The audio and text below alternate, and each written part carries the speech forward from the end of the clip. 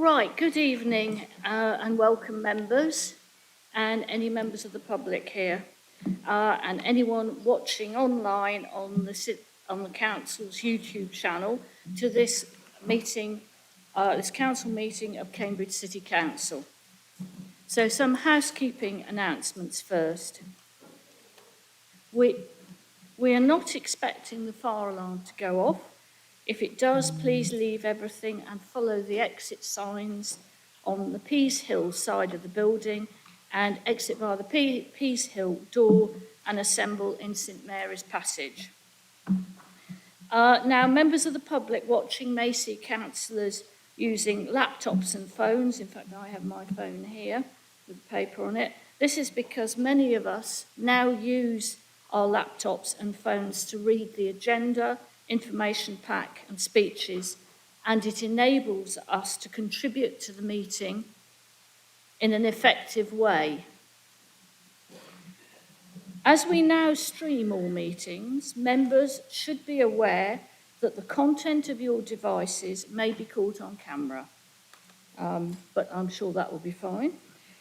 We do have a very full agenda tonight and a large number of public questions received. I know we'll have a strong debate, but I ask that councillors are succinct and don't repeat each other.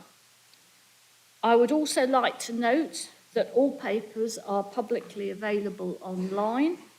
That includes all the public questions, and I'd urge those online to look at the public questions as well as the agenda papers. I'm going to assume that all the public questions and agenda papers have been read, and particularly, as I've said, the public questions.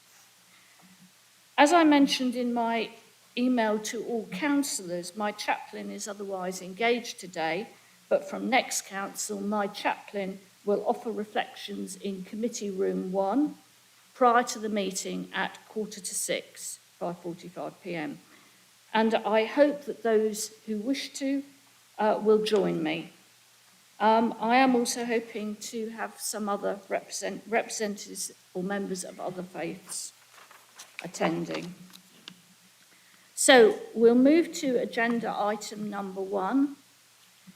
May I approve as a correct record the minutes of the meeting of the Council held on the 25th of May 2023.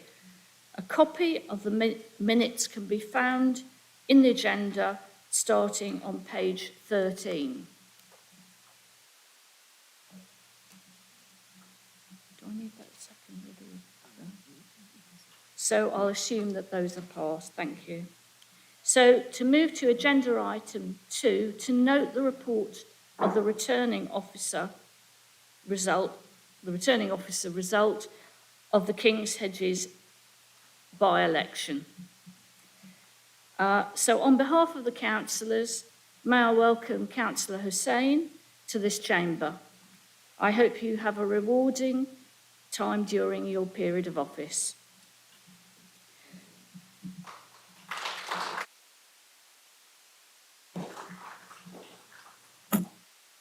So apologies. Apologies have been received from Councillors Sam Davis, Richard Swift and Baiju Titala Varki. I've also received apologies for late arrival from Councillor Levine. Are there any further apologies? From Eva Divkovic as well. Eva Divkovic. And I don't think we have anybody attending online. So no one's attending online, councillors anyway. Now, as we have a full agenda, I will just say that I've had a busy and enjoyable 8 weeks in post as mayor. That includes meeting people, volunteering, people who are volunteering or working with charities, the Red Hen Project 25th anniversary event, meeting students and staff from Anglia Ruskin University, Cambridge University, and some schools. And I've also been at COPE, which is the Cambridge Older Persons Association. That's just a few of the many things I've been fortunate enough to attend and to do.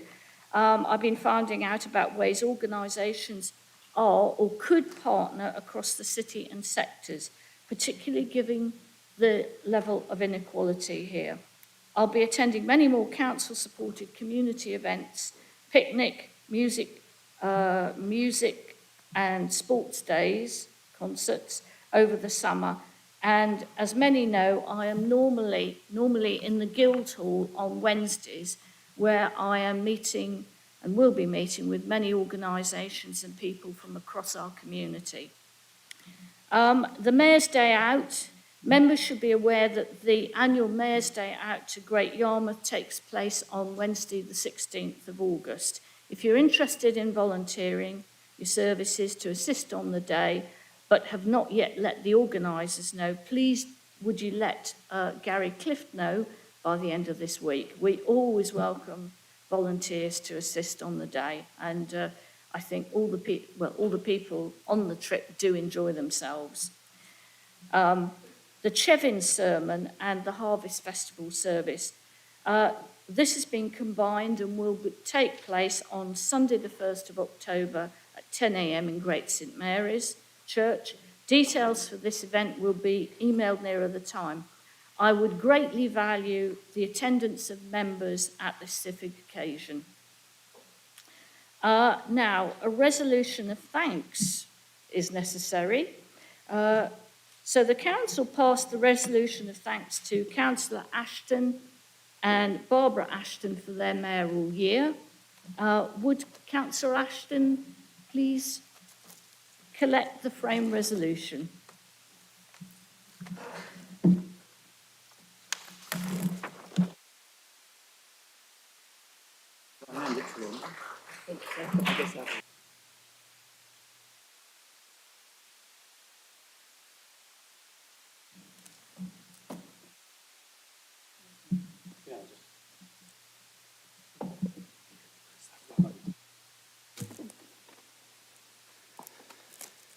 Just to say a big thank you from Barbara and myself for all your support during the year. It was hectic and frantic, but an amazing year to see what this city can do in the way of its volunteers.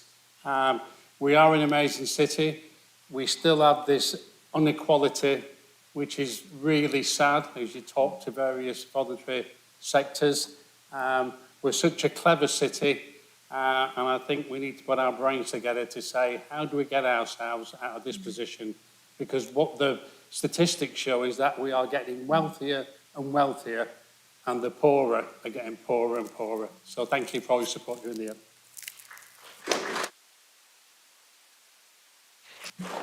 Thank you. I'm just going to say thank you, Councillor Ashton, for all your hard work.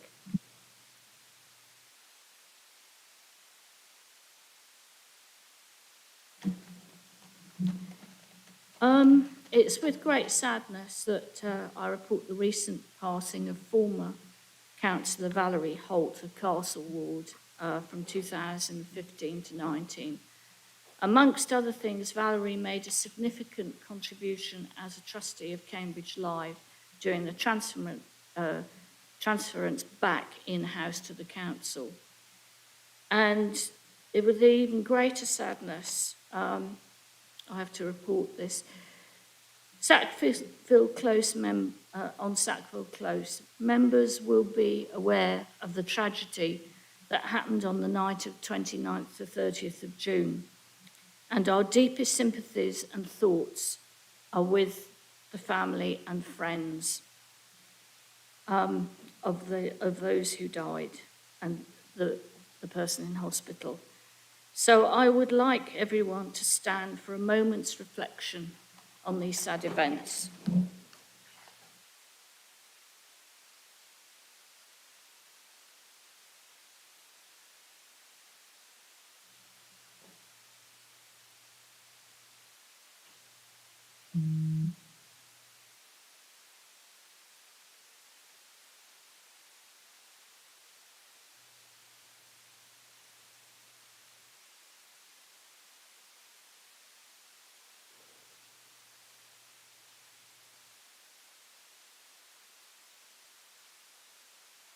Thank you.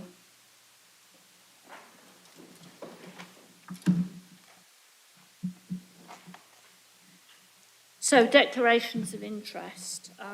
I would like members to declare now any interests in the items on the agenda before us today.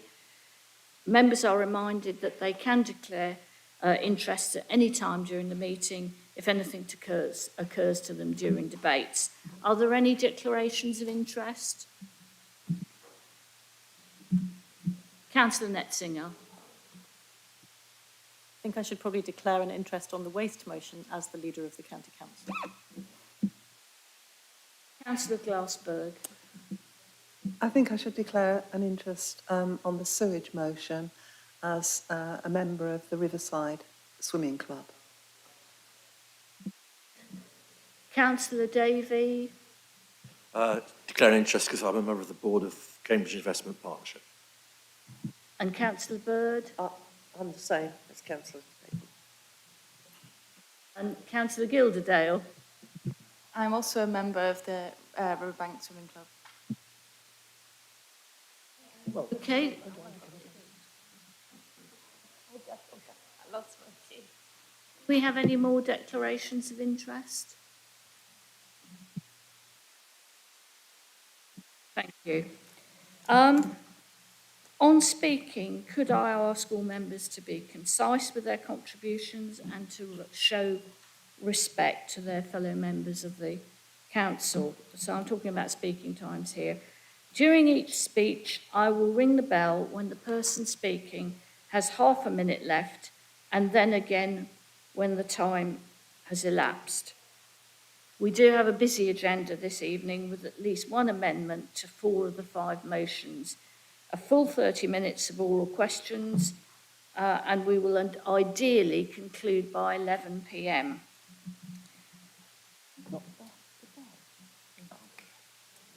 So we've just got to get the bell, but I'll continue. We now turn to public questions, public question time.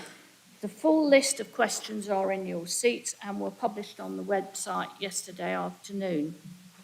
Now, there are some things I want to say about this.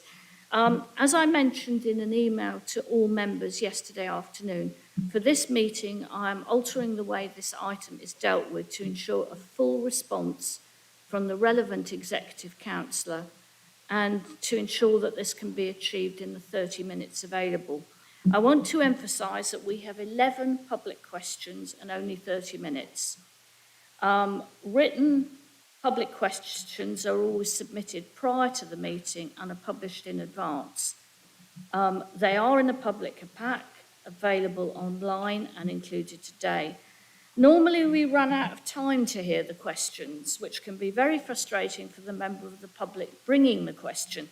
For this meeting, therefore, so that I've altered the process so that the public question does not have to read out their question. This means that all the questions will be brought to council and have to be answered by the executive councillor responsible for the topic. I do want people to feel that they can put questions in council, and I want to thank all those who have submitted questions today and hope that they will continue to do so in the future, including those representing groups as well as individuals. I've taken this decision from an administrative perspective and to try and expand the democratic process. So, as I've just said, all questions will be taken as read in the information pack. I will take question 1 and 3 to be answered by the executive councillor, and then all other public questions taken en bloc and answered by the executive councillor. Immediately following this agenda item, so that's the remaining questions, the council will debate motion 8E, which is from Councillor Thornborough, and this has 2 amendments.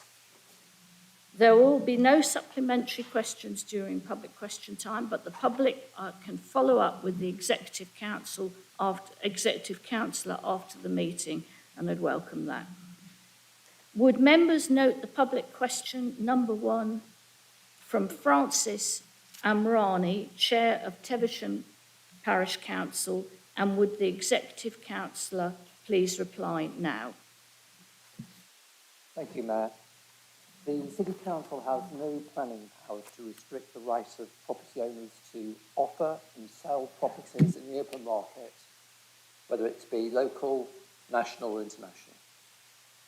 We do bear in mind that some prospective buyers from overseas are UK passport holders, and they have the same rights to buy properties as those residing in the UK and cannot be discriminated against. To discourage owners leaving their properties vacant, the council limits the council tax exemption on unoccupied and largely unfurnished properties to 1 month. The City Council nominates people with a local qualifying housing need for tenancies in the affordable housing elements of all new developments in the city.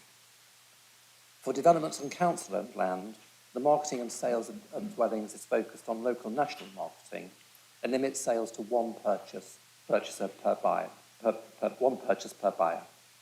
This acts as an effective barrier to major investments who prefer to buy buildings en bloc. Thank you. Thank you, Councillor Smith. So would members note public question number 3 from Sarah McManus, and would the Executive Councillor please reply now? Thank you, Mayor. Like all schemes, design, development and discussions with planning officers lead to changes, and the proposal is now 84 homes. This is still a significant gain on the existing 33 homes, of which 22 are rented. The new scheme, once finished, will deliver a minimum of 22 council rented homes at a maximum of 60% of the marked rent or local housing allowance, whichever is lower. The original report noted that if there are issues around grants, we might need to consider a mixed tenure scheme of affordable housing and market housing for sale. Although there are not currently concerns around grant, the best approach to tenure, mix and rent levels is still under review. Any verification from the approved recommendations or delegations will be considered by the Housing Scrutiny Committee in September 23. Whatever the decision on the tenure, the Council remains committed to targeting 20% net gain to biodiversity across this new development. Thank you very much. Thank you, Councillor Bird.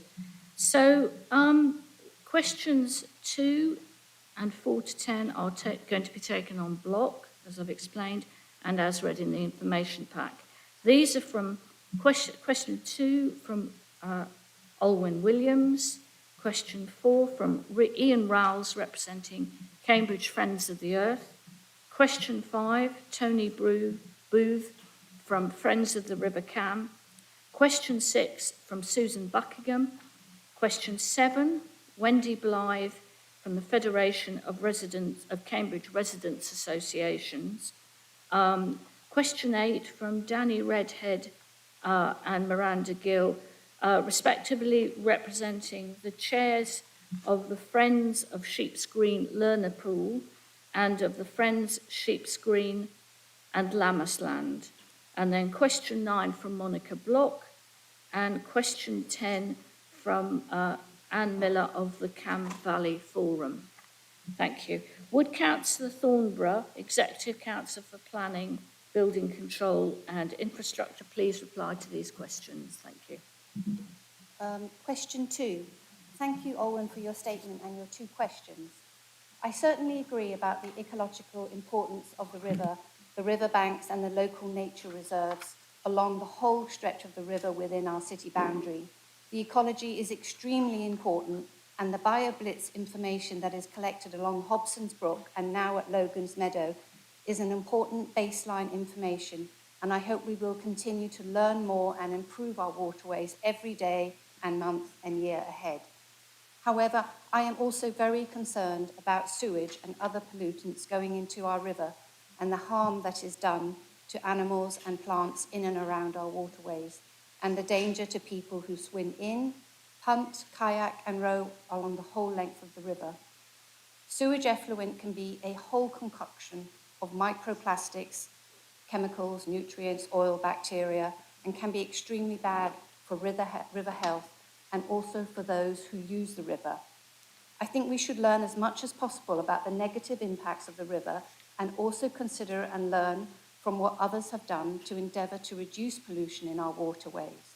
If there is information that the levels of sewage in our water that could be harming our ecology and people who swim in it or use it, and there are ways to get water companies to clean up, then we must consider what we can do to improve things. Having a badly polluted river flowing past ancient willows is surely not acceptable. The motion I am proposing to this council is important because we need to reduce the levels of pollution. We believe that asking DEFRA for a stretch along the River Cam within Cambridge city boundaries to be designated as a bathing water site is one way to achieve this, but we do not want to create diversion. Rather, we want to focus on how we can collaborate to find solutions, how we can get together at local levels to look at how to deal with the pollution problems for the whole catchment, and to look at how we can work together on all possible solutions. Question 4. Thank you, Ian, for your points that you have raised and your 3 questions. I think that we can and should call out the water company dealing with sewage and wastewater treatment for some of the pollution of our river and streams where there is evidence. If bathing water designation for a section of our riverbeds leads to securing funds and investment to clean up the river, then consideration should be considered to supporting such a local initiative. We don't want to wait another 30 years for the source of the pollution to be reduced or removed. Yes, I agree that no part of the river can be considered clean until all the river is, and with this regard, we are interested in the feasibility study being done at South Cambridgeshire District Council for a designation within the river catchment just beyond our boundary. But that does not mean we step away from measures that could help in our city. I'd also note that giving a stretch of the river a bathing water designation does not mean many people will swim there. When a section of the river wharf used for swimming in Ilkley was designated, the council saw little change in the number of bathers and river users. Question 5. Thank you, Tony, for your points and question. The use of a designated bathing water area is one path to improvement that is being considered outside our city, and it is right that we in this chamber also consider it for the waterways in our city. I do not agree that pushing for designation will reduce the pressure on water companies, nor that a designation will have no impact. I don't see the link between knowing where there is sewage outfall and designation, or why that should slow things down. Indeed, our view is that designation and the raised awareness of the poor quality of the water in the city will be one factor in putting pressure on water companies and other polluters to improve things. I also don't accept that there is a conflict of interest in supporting improvements to Anglian Water's facilities and calling for cleaner water in the Cam. The revulsion we feel towards untreated water in our rivers with sanitary waste along the riverbanks and chalk streams has motivated and mobilised public opinion. It has united environmental groups around the common cause and goal, and I think all councillors will acknowledge this, as well as the water companies themselves. Finally, this isn't just about water companies. We need an integrated and collaborative approach to water management, as called for here, built into the emerging local plan. Question 6. Thank you, Sue, for all your points and your question. I am not confident that the source of the sewage pollution can be reduced or eliminated to achieve good or excellent level, but it is important that we consider all options to get there. The water companies have let us down, but that is not a reason to do nothing or just accept that people should go swimming in a heavily polluted river. We believe that designation will help to provide evidence We need to support action against polluters, including water companies. We need to know the sources of pollution so that we can decide how best to protect the local ecology, as well as make the water safe for people. This will not be overnight, but designation could be part of our wider plan to improve water quality. Question 7. Thank you, Wendy, for putting forward your points and 3 questions. The motion is put forward to consider the sewage pollution in our river and streams, and also how a bathing water designation will provide evidence gathering about the levels of pollution and help us as we find ways to reduce it. We both know just how heavily used our river is. There is a history of river swimming and river use for recreation from at least the 16th century, but I can easily imagine Saxon swimmers too. I know from personal observation that during the opening up of in the summer after the first pandemic shutdown, the river use increased greatly. The joy of many people being out in the river was very clear. Indeed, the river does not belong to a few people, but it is a precious place for all of us who choose to use it.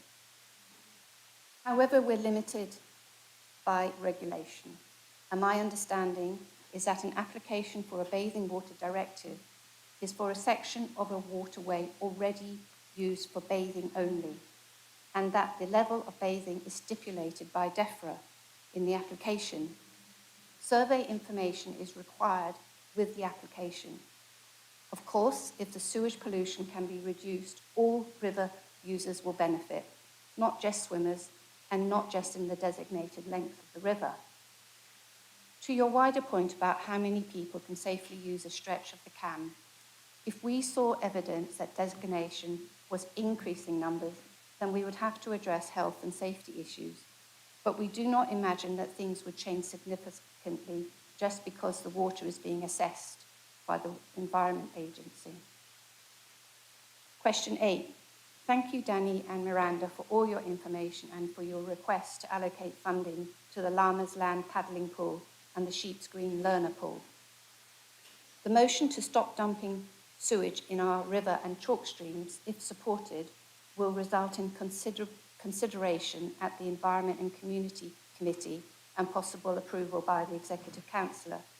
If designation goes forward, my understanding is that the cost to the Council will be to continue to support existing facilities, plus notify the public each year on the results of the water testing and the implications for bathers.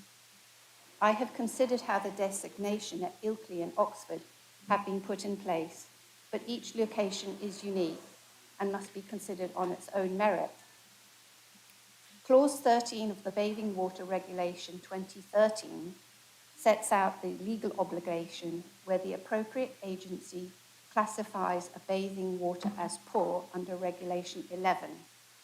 I can provide a link to this legislation and to other links about guidance on how to comply with legislation. Now, your points about funding for the 2 pools that you refer to are not dependent on the designation for bathing water going ahead or not. Supporting swimming lessons for children is important, and there are quite a few learning pools across the city. It would be a separate exercise to carry out a feasibility study for the requirements and costs to improve these learner pools and others around Cambridge. This is important, and the Executive Councillor for Communities has confirmed that this is a priority and that the Council will be looking into this later this year or next. Question 9. Thank you, Monica, for the points you've raised and questions asked. We would not support changes to access, public toilets, changing facilities, parking, lifeguards, first aid service, kiosks and shops in the vicinity of any location currently used for swimming in the city. If a DBA application is made, the application requires that there are toilet facilities within 500 metres of the proposed site, but only asks that information is provided about the other facilities. in the vicinity of the proposed swimming location. If a DBA application is, also for the application, the zone must be used by an average of at least 100 existing bathers a day during the bathing season, which is the 15th of May to the 30th of September. This has to be surveyed before an application is made. Depending on the area of the river which is chosen, we may find that we do not meet the criteria. Question 10. Thank you, Anne, for the points that you raised and your question. I do feel that the Cam Valley Forum arguments for a designation are compelling, and will continue to watch Ilkley and Oxford to see how their designations proceed. I think the debate, discussion, and voting on the motion that I have submitted, along with the 2 amendments, will be interesting. I'd like to finish by saying that the idea that designation means that part of the river that is bordered by an area rich in plant and animal variety with local nature reserves will suddenly turn into an overflow for Parkside Pool is simply not the case, and the apparent willingness to tolerate a sewage-laden river flowing past the homes of water bowls seems to me to be rather self-defeating. As a council, we want natural chalk streams and a river that is not damaged by human action, and we believe that improving monitoring and awareness that a bathing water designation brings will help significantly as part of a wider range of measures. It will not solve the problem alone, but without it, we will have a harder job, which is why we brought this motion today. Thank you. Thank you, Councillor Thornborough. If anybody, now I do want to say there was quite a lot of is there a point of order, Councillor Smart? I want to declare an interest. Oh, okay. So I'm not a member of anything, but it just occurred to me I have swum in the river. I probably will swim in the river again. And one of my family rows on the river. She's rowing tonight, in fact, as are many other people in the town bumps. Thank you, Councillor Smart. I think that can be taken as read. What I would like to say to certainly the public, for anybody online, and thank you for the questions that have been submitted, that if you do want to follow up any of this with Councillor Thornborough, please do so, please write to her. There have been some quite complicated, well, you may not think complicated, but important points raised and, important points made. So, please do feel free to do that. We will now move to agenda item 8E. So, under Council Procedure Rules 421, I'm changing the agenda order to move to agenda item 8E, notice of the motion from Councillor Thornborough. The mover and seconder will have 10 minutes between them.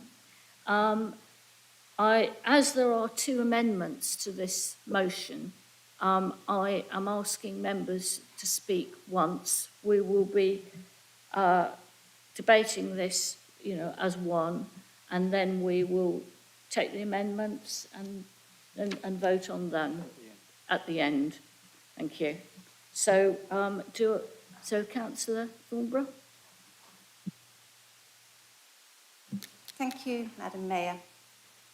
The motion before us is the latest step in a long and difficult effort to deal with a crisis in our region around water and the quality of our rivers and chalk stream. I first became involved during the hot, dry summer of 2019 when the local groups, including the Wildlife Trust, the Wild Trout Trust, Cam Valley Forum and the Federation of Cambridge Residents Association, helped to make this council aware of the dire state of our precious River Cam. Since then, we've looked in detail at our water supply, and it is now acknowledged that we cannot continue to use more water than we receive. This focus has resulted in a multi-region, multi-agency effort to understand the problems and find solutions. But just having enough water is not enough. We need healthy, clean rivers and streams, and yet we have appalling levels of pollution from multiple sources, and we do not seem to have a concerted plan to deal with it. Tess Wardley from the Rivers Trust points out that we know that agriculture is a major contributor to poor river health. Planning and development are putting pressure on water supply and quality. Chemicals from a range of sources are poisoning our rivers, and physical modifications prevent river ecosystems from functioning effectively. However, a tunnel village vision approach focusing only on sewage, these wider issues can get ignored while the ecology status of our river continues to deteriorate. We agree. We're not proposing that today's motion is the only thing we need to do, but at the same time, we can't deal with all these things, all these issues at once. So for today, we are concerned with the one main issue of pollution and the one that causes particular distress, sewage entering the water supply. Last September, South Cambridgeshire District Council called for measures to stop water companies dumping raw sewage in our chalk streams. Last July, we passed a motion regarding rivers, safe swimming and sewage. We want to ensure that our chalk streams and sites of special scientific interest are enhanced and protected under what is called the environmental destination of any water management plan. We want our Chief Executive to write to the Environment Agency, Cambridge Water and Anglian Water to press them to take action. And significantly, and most significantly, we want the Council to support any formal application to DEFRA to designate a stretch of the Cam within our boundaries as bathing water, acknowledging that there are many popular sites for swimming, paddling and other water-based activities. Surfers Against Sewage have called for 200 designated bathing waters in the UK by 2030. Can Cambridge be one of these? Designation is a way of bringing public attention to the water quality of an area and puts polluters on notice. If a site is designated, the Environment Agency will monitor water quality during the bathing season from 15th of May to the 30th of September, and it will classify the bathing water as excellent, good, sufficient or poor. Signs will be put up in the area to inform the public.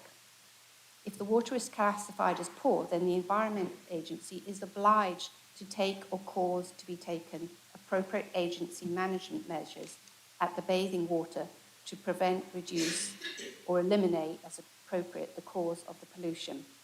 An important way of putting pressure on polluters like water companies. Designation can help to improve our waterways. It can hold waterways to account as we campaign to stop them dumping untreated sewage in our rivers. It will help identify the polluters that are impacting our rivers and streams and will provide bathers and river users with additional information to help them to assess the risks in the river. It does not seek to change the number of bathers or river users. It does not seek to change any amenities in the area. Only stretches of water that are already used for bathing and other water activities can be designated, and there are restrictions. For example, there must be toilets within 500 metres, and designation requires the consent of the landowner where the swimming takes place. The data to support designation is gathered by a will be gathered by a local organisation, and it is yet to be seen if we fulfil the criteria. But I believe the aspiration to make the application and get the testing done so that there is evidence about pollution is important, and that we can get a stretch of the CAM designated, that we should support this application. I hope that the debate in this chamber will show that we can all work together to support local action, that we can collaborate with fellow councillors in adjoining districts, and that even when our tools are limited, we can still use our voice to speak out powerfully on this important issue. We need to do more, and we will, but I hope that we can support this important step. Thank you.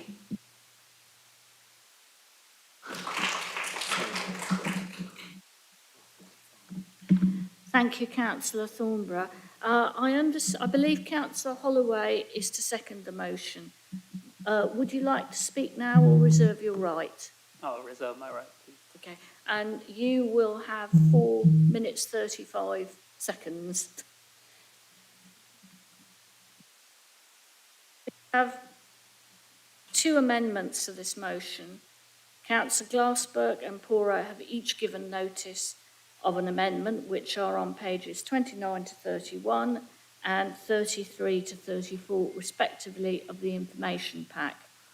These will be taken in one debate, but voted on separately at the end. Councillors Bennett and Bick are seconding the respective amendments, is that correct? Thank you. It's Councillor Nethsinger will second, Chair. Thank you. So Councillor Netzinger and Bennett are seconding. Thank you, Councillor Pora. Each amendment has 10 minutes for the proposer and seconder.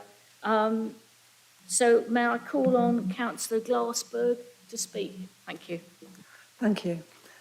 Yes, first of all, I'd just like to say something about the process that seems to have been followed here, because there are people here who came wanting to ask their public questions, and they submitted them in time, meeting all the rules, so it doesn't seem right that the process has now been changed and they're not able to ask those questions. I think that this shows a democratic deficit, and I also think that the motion uses language like will that suggests that any consultation will just be a tick box exercise and that this is a fait accompli. The impression is strengthened by the silencing of public questions, and because there's a small group of residents who favour this plan and they are already consulting on it. Both ourselves and the Lib Dems have lodged amendments which would require a more structured response, and we hope that one will be accepted. But I think that there will still be concerns among the public about the way that this has been handled. And I think that the only safe course of action would really be to withdraw the motion, even at this late stage.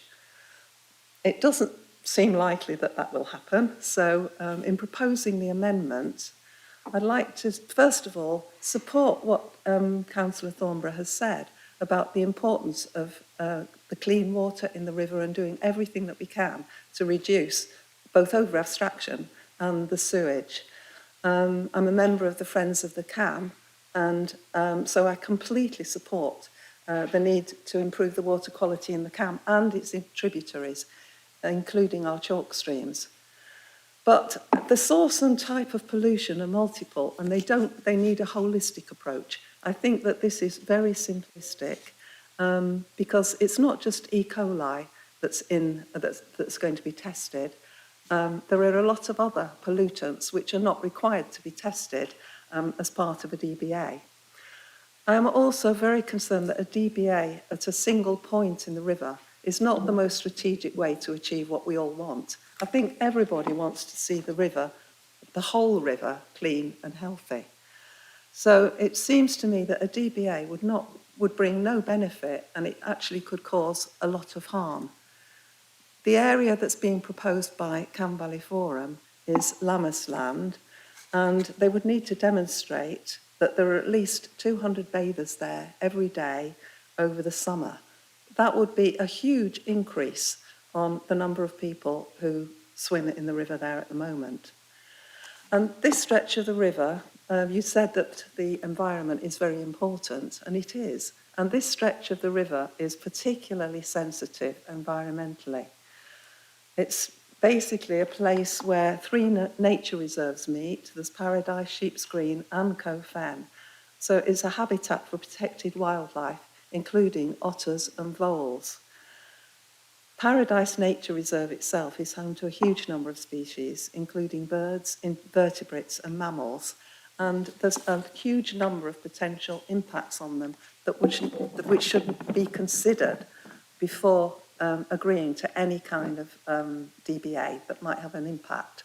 So questions that I think should be answered before you consider supporting a DBA here are things like how many extra swimmers and their companions are likely to be attracted here. You said there wouldn't be more people, but I think that most of us would recognise that there probably would be. And I think we'd need to think what would be the impact on the adjoining area. And then also, the area itself could be quite dangerous as potentially submerged branches, tree roots in the river. Would they require removal, which would impact on invertebrates and fish? There's also the potential burning of dead wood for fires.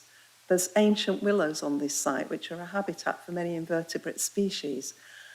I'm afraid that some of this is already happening with people burning wood, as is happening in Grantchester Meadows as well.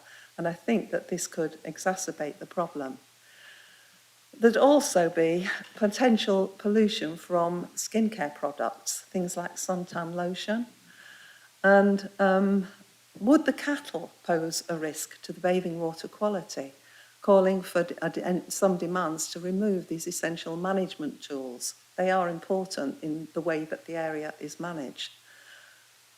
Would the Rosh itself become more of a swimming facility rather than a fish pass and a place for children to explore? And there are also, as well as the other pollutants in the river, Viles disease would remain a high risk, calling for pest control with potential impact on water voles, which are legally protected. I enjoy swimming in the river. I'm a member of the Riverbank Swimming Club, and I enjoy swimming there. But I'm an adult, I'm aware of the risks, and I swim there very carefully. I would never, ever put my head in the water or drink the water. And I think that the danger of a designated bathing area is that the people who would go to that may not be so aware. There would be children probably using it, as already jump in the river there, and they get ill. And we know that that actually happens. And I think that for the council to be proposing something that could lead to more of that is just not acceptable. So I also understand that the city's biodiversity officer has not yet been asked to comment. And given the huge impact that this would have on this protected green space, I think that a full ecological impact assessment should be undertaken before councillors decide to approve this proposal. So I hope that you will support our amendment, which is asking for that. Thank you.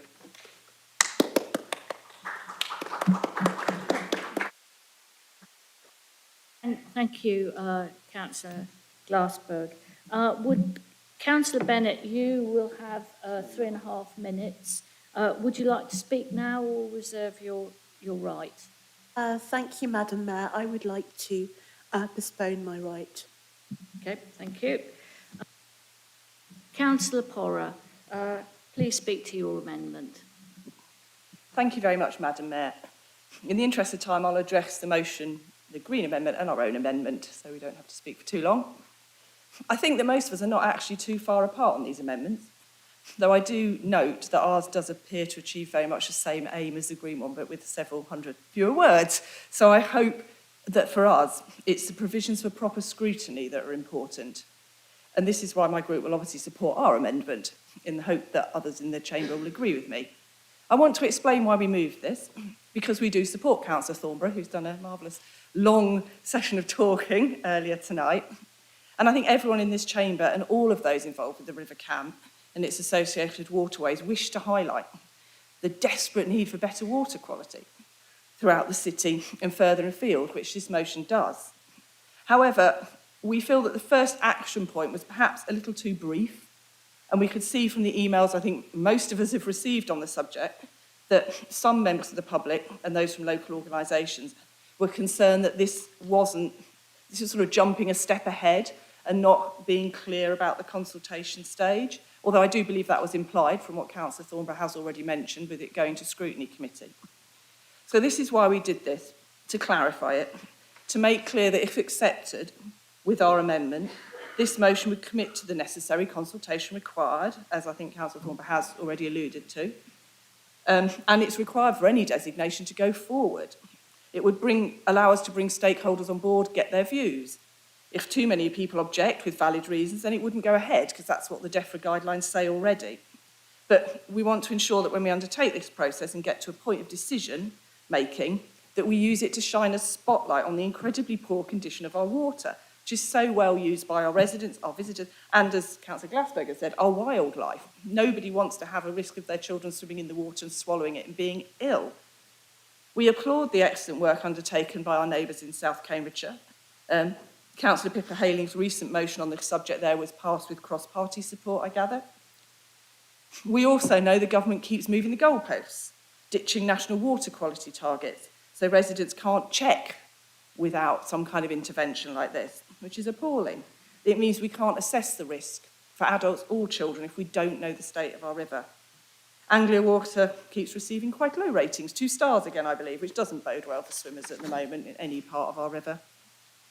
The government have also raised the bar, as I think various speakers have alluded to, for the numbers for the bathing status. I think they're realising people are using it to drive change in a positive way, and this will affect the progress of this designation if we do go towards it.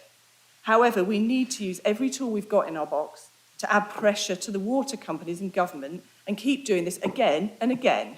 And if investigations into a bathing designation help with this, as well as all the other measures in this motion, let's keep the pressure up. We're pleased to see that Anglia Water is actually supporting the bathing designation being taken forward. I understand that this helps them argue for money to improve Hasingfield sewage works, which discharges upstream of us, which I believe is responsible for quite a lot of the things coming downstream. This amendment retains the commitment to work together, and I am concerned that the Green Independent one doesn't seem to do that. I, of course, hope this council, irrespective of the result tonight, will continue to work with South Cambs to push for Hasingfield sewage works to be upgraded anyway, irrespective of the bathing status. Anglia Water have been working closely with Cam Valley, and they are actually funding, I believe, the citizen monitoring and are openly publishing results, which again is welcome and showing that this process has value, whatever the result. We want future community engagement on this, as per the process, and we note that this isn't proposing a new bathing area, and in fact, from some of the evidence suggests it might reduce bathers when they realise just how, unfortunately, unclean our water is. But we know that people are already in the Cam all over, whether they're rowing, swimming, or, I don't know, splashing about in the water when it's hot, but we don't know the water quality well enough to be reassured that people are safe. I hope that members can support our amendment, because I think it doesn't take anything away from this motion, but does try and address the concerns raised by the public questions and a lot of the emails we've received, to be clear that this will need to go through scrutiny. It will be a robust thing. It will go to the Environment and Community Scrutiny Committee, which is where these kind of things need to be debated, because actually full council is quite a difficult way of doing it, as we've found. We have limited time for public questions. The debate is more about the motion rather than the process, and we want to allow residents and local groups to air their views. So I hope you will support our amendment. I will briefly move on, Madam Mayor, if I may, to talk about the Green and Independent Group amendment. I have real concerns about this amendment, I'm afraid, because although it has a lot of words, it actually removes the key points of both Councillor Thornborough's and our amendment. So it actually takes out any commitment to put this through scrutiny committee, if you read it carefully, as I'm sure you have. And it, in effect, says, once we've considered some things, let's move forward. Whereas actually both Councillor Thornborough and our own amended motion commit the council to putting this to a scrutiny committee, and I think that's vital. And I'm sure that probably wasn't the intention to remove that, but that is what it would do, in my opinion. It also removes the reference to collaboration with Anglia Water and with other organisations. Again, it's critical to our mission to clean up the Cam. We need to continue working with Anglian Water, whether we like it or not, but without their buy-in, how are things going to change? They are the water authority and the sewage authority. The fact that they are already on board with this attempt to designate, I think, is a positive. It's a good start. So let's not lose out by taking that out and submitting an amendment that actually removes it completely. I think the conditions listed by the Green Independent Group's amendment are already implied in our amendment, and I think in Councillor Thornborough, so I feel that ours does strengthen that. Scrutiny committees are the proper place for this kind of debate. It allows more time for residents, it allows more time for local organisations, members and officers to investigate, discuss and draw the conclusions. So we won't be voting for, we'll be voting against, I should say, the Green Amendment, and we very much urge members to support ours because I hope it adds to Councillor Thornborough's motion and accepts what residents have been telling us and doesn't detract anything. Thank you very much, Madam Mayor. I hope I'm within my 10 minutes. Thank you, Councillor Porra. Councillor, Can I move to councillor, well, you wanted to say something, is this, apologies, right, we now move to, councillor Netzinger. Would you like to reply or reserve your right to reply? Okay, and you have 3 minutes 28. Is there any debate?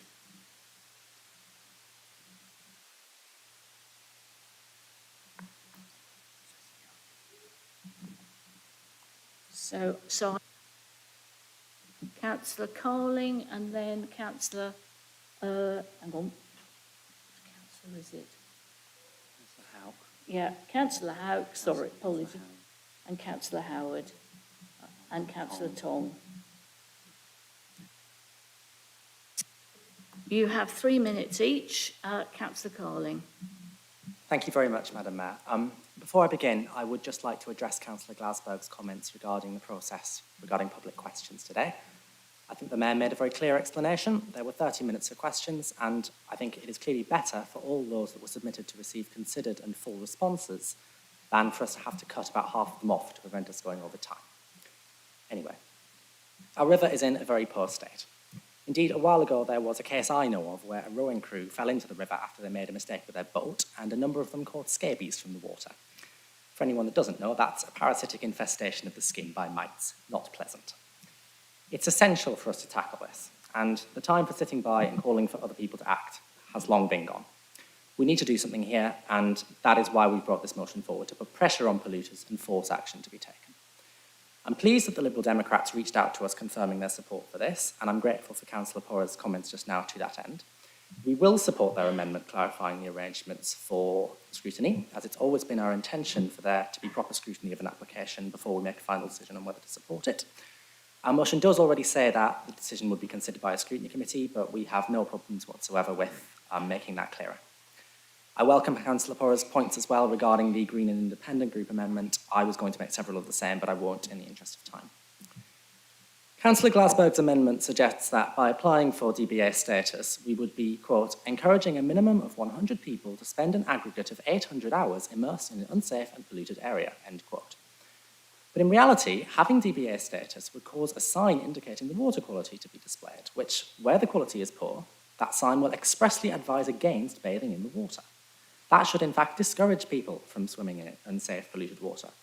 I'm glad that Councillor Glasberg is aware of the risks of swimming in safe water for our own sake, but we want to make sure everyone else is aware too. Concerns have also been expressed in Councillor Glasberg's amendment that, quote, only testing for E. coli would be required if designated status is granted, and not for other chemicals and contaminants, end quote. That's not correct. Testing would also occur for various intestinal micrococci. There's no need to precisely measure lots of other substances found in sewage, apart from those two groups of bacteria, because between them, those two measurements provide an accurate indication of the level of sewage in the water. We want to stop sewage being dumped in our river, all of it, and I'm sorry that the Green and Independent Group appear not to agree with our proposals for taking action on doing so.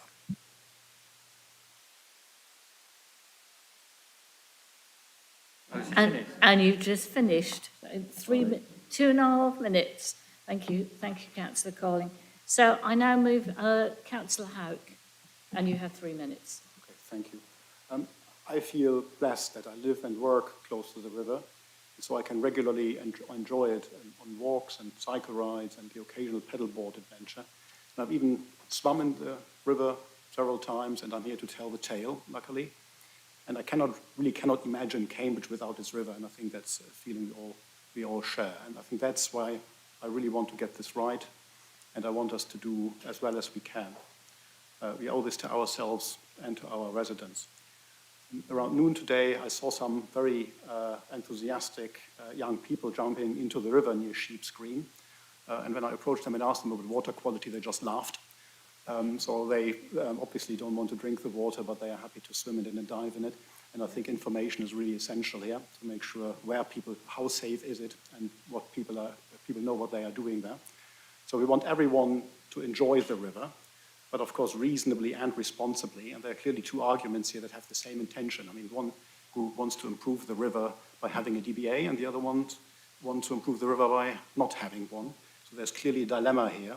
So let's give this issue the time and attention it deserves and get a report of the scrutiny committee, discuss it, debate it there, and then come to an informed decision rather than making populist decisions here.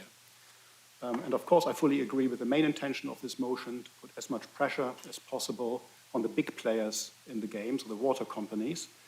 But I would also like to take this opportunity here to champion the role of small organizations, local organizations, charities, even volunteers in the area, that they play in protecting our environment and wildlife.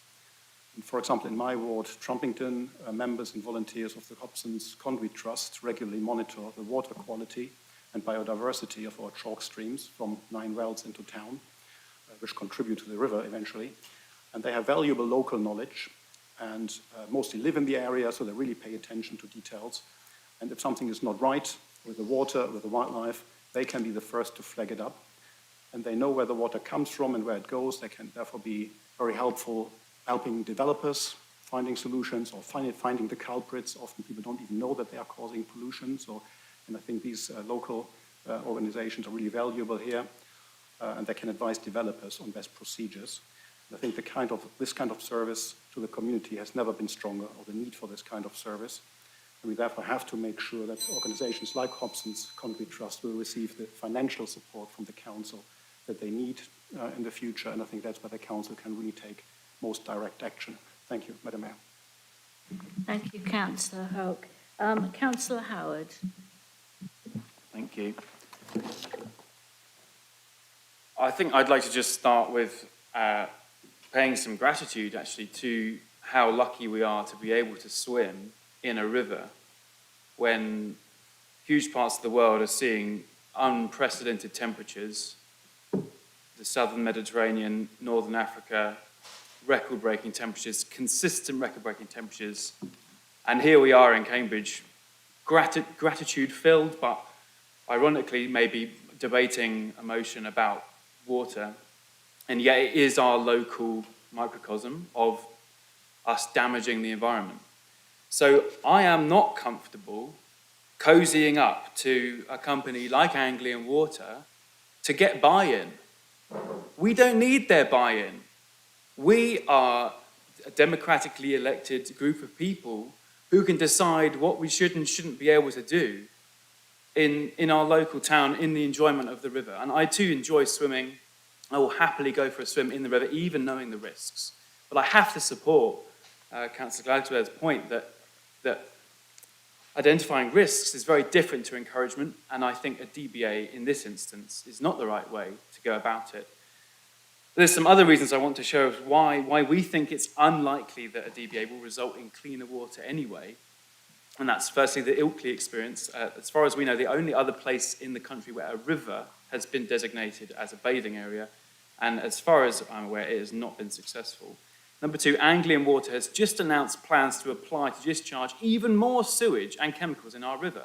It has also admitted that it has continued to breach its existing limits.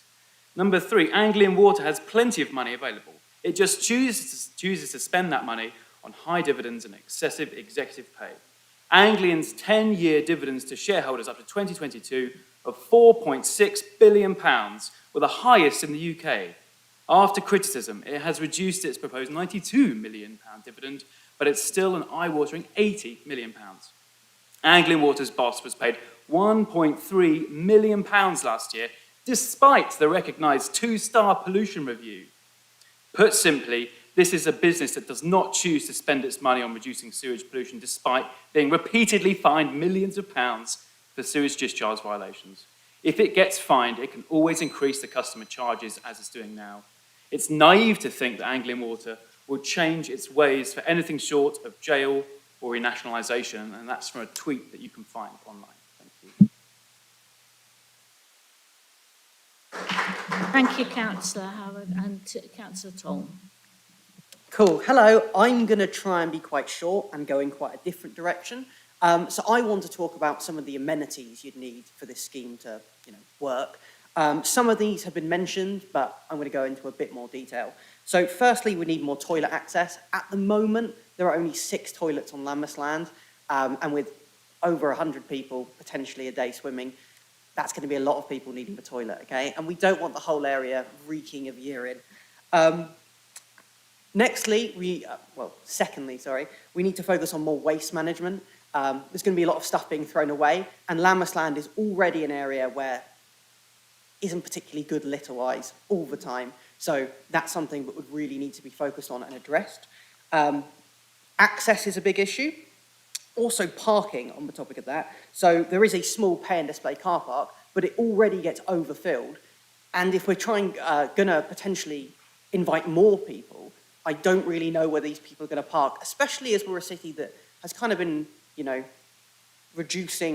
to reduce its reliance on cars and car parking. We'd potentially need more catering, as well as changing facilities and showers, so people could actually, suitably use a designated bathing area.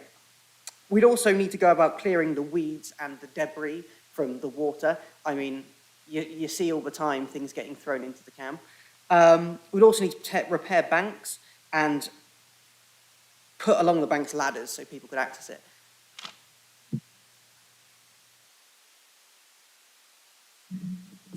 Thank you. So, Councillor Smart, you wanted to... Thank you, Madam Mayor. I'll be brief, Madam Mayor.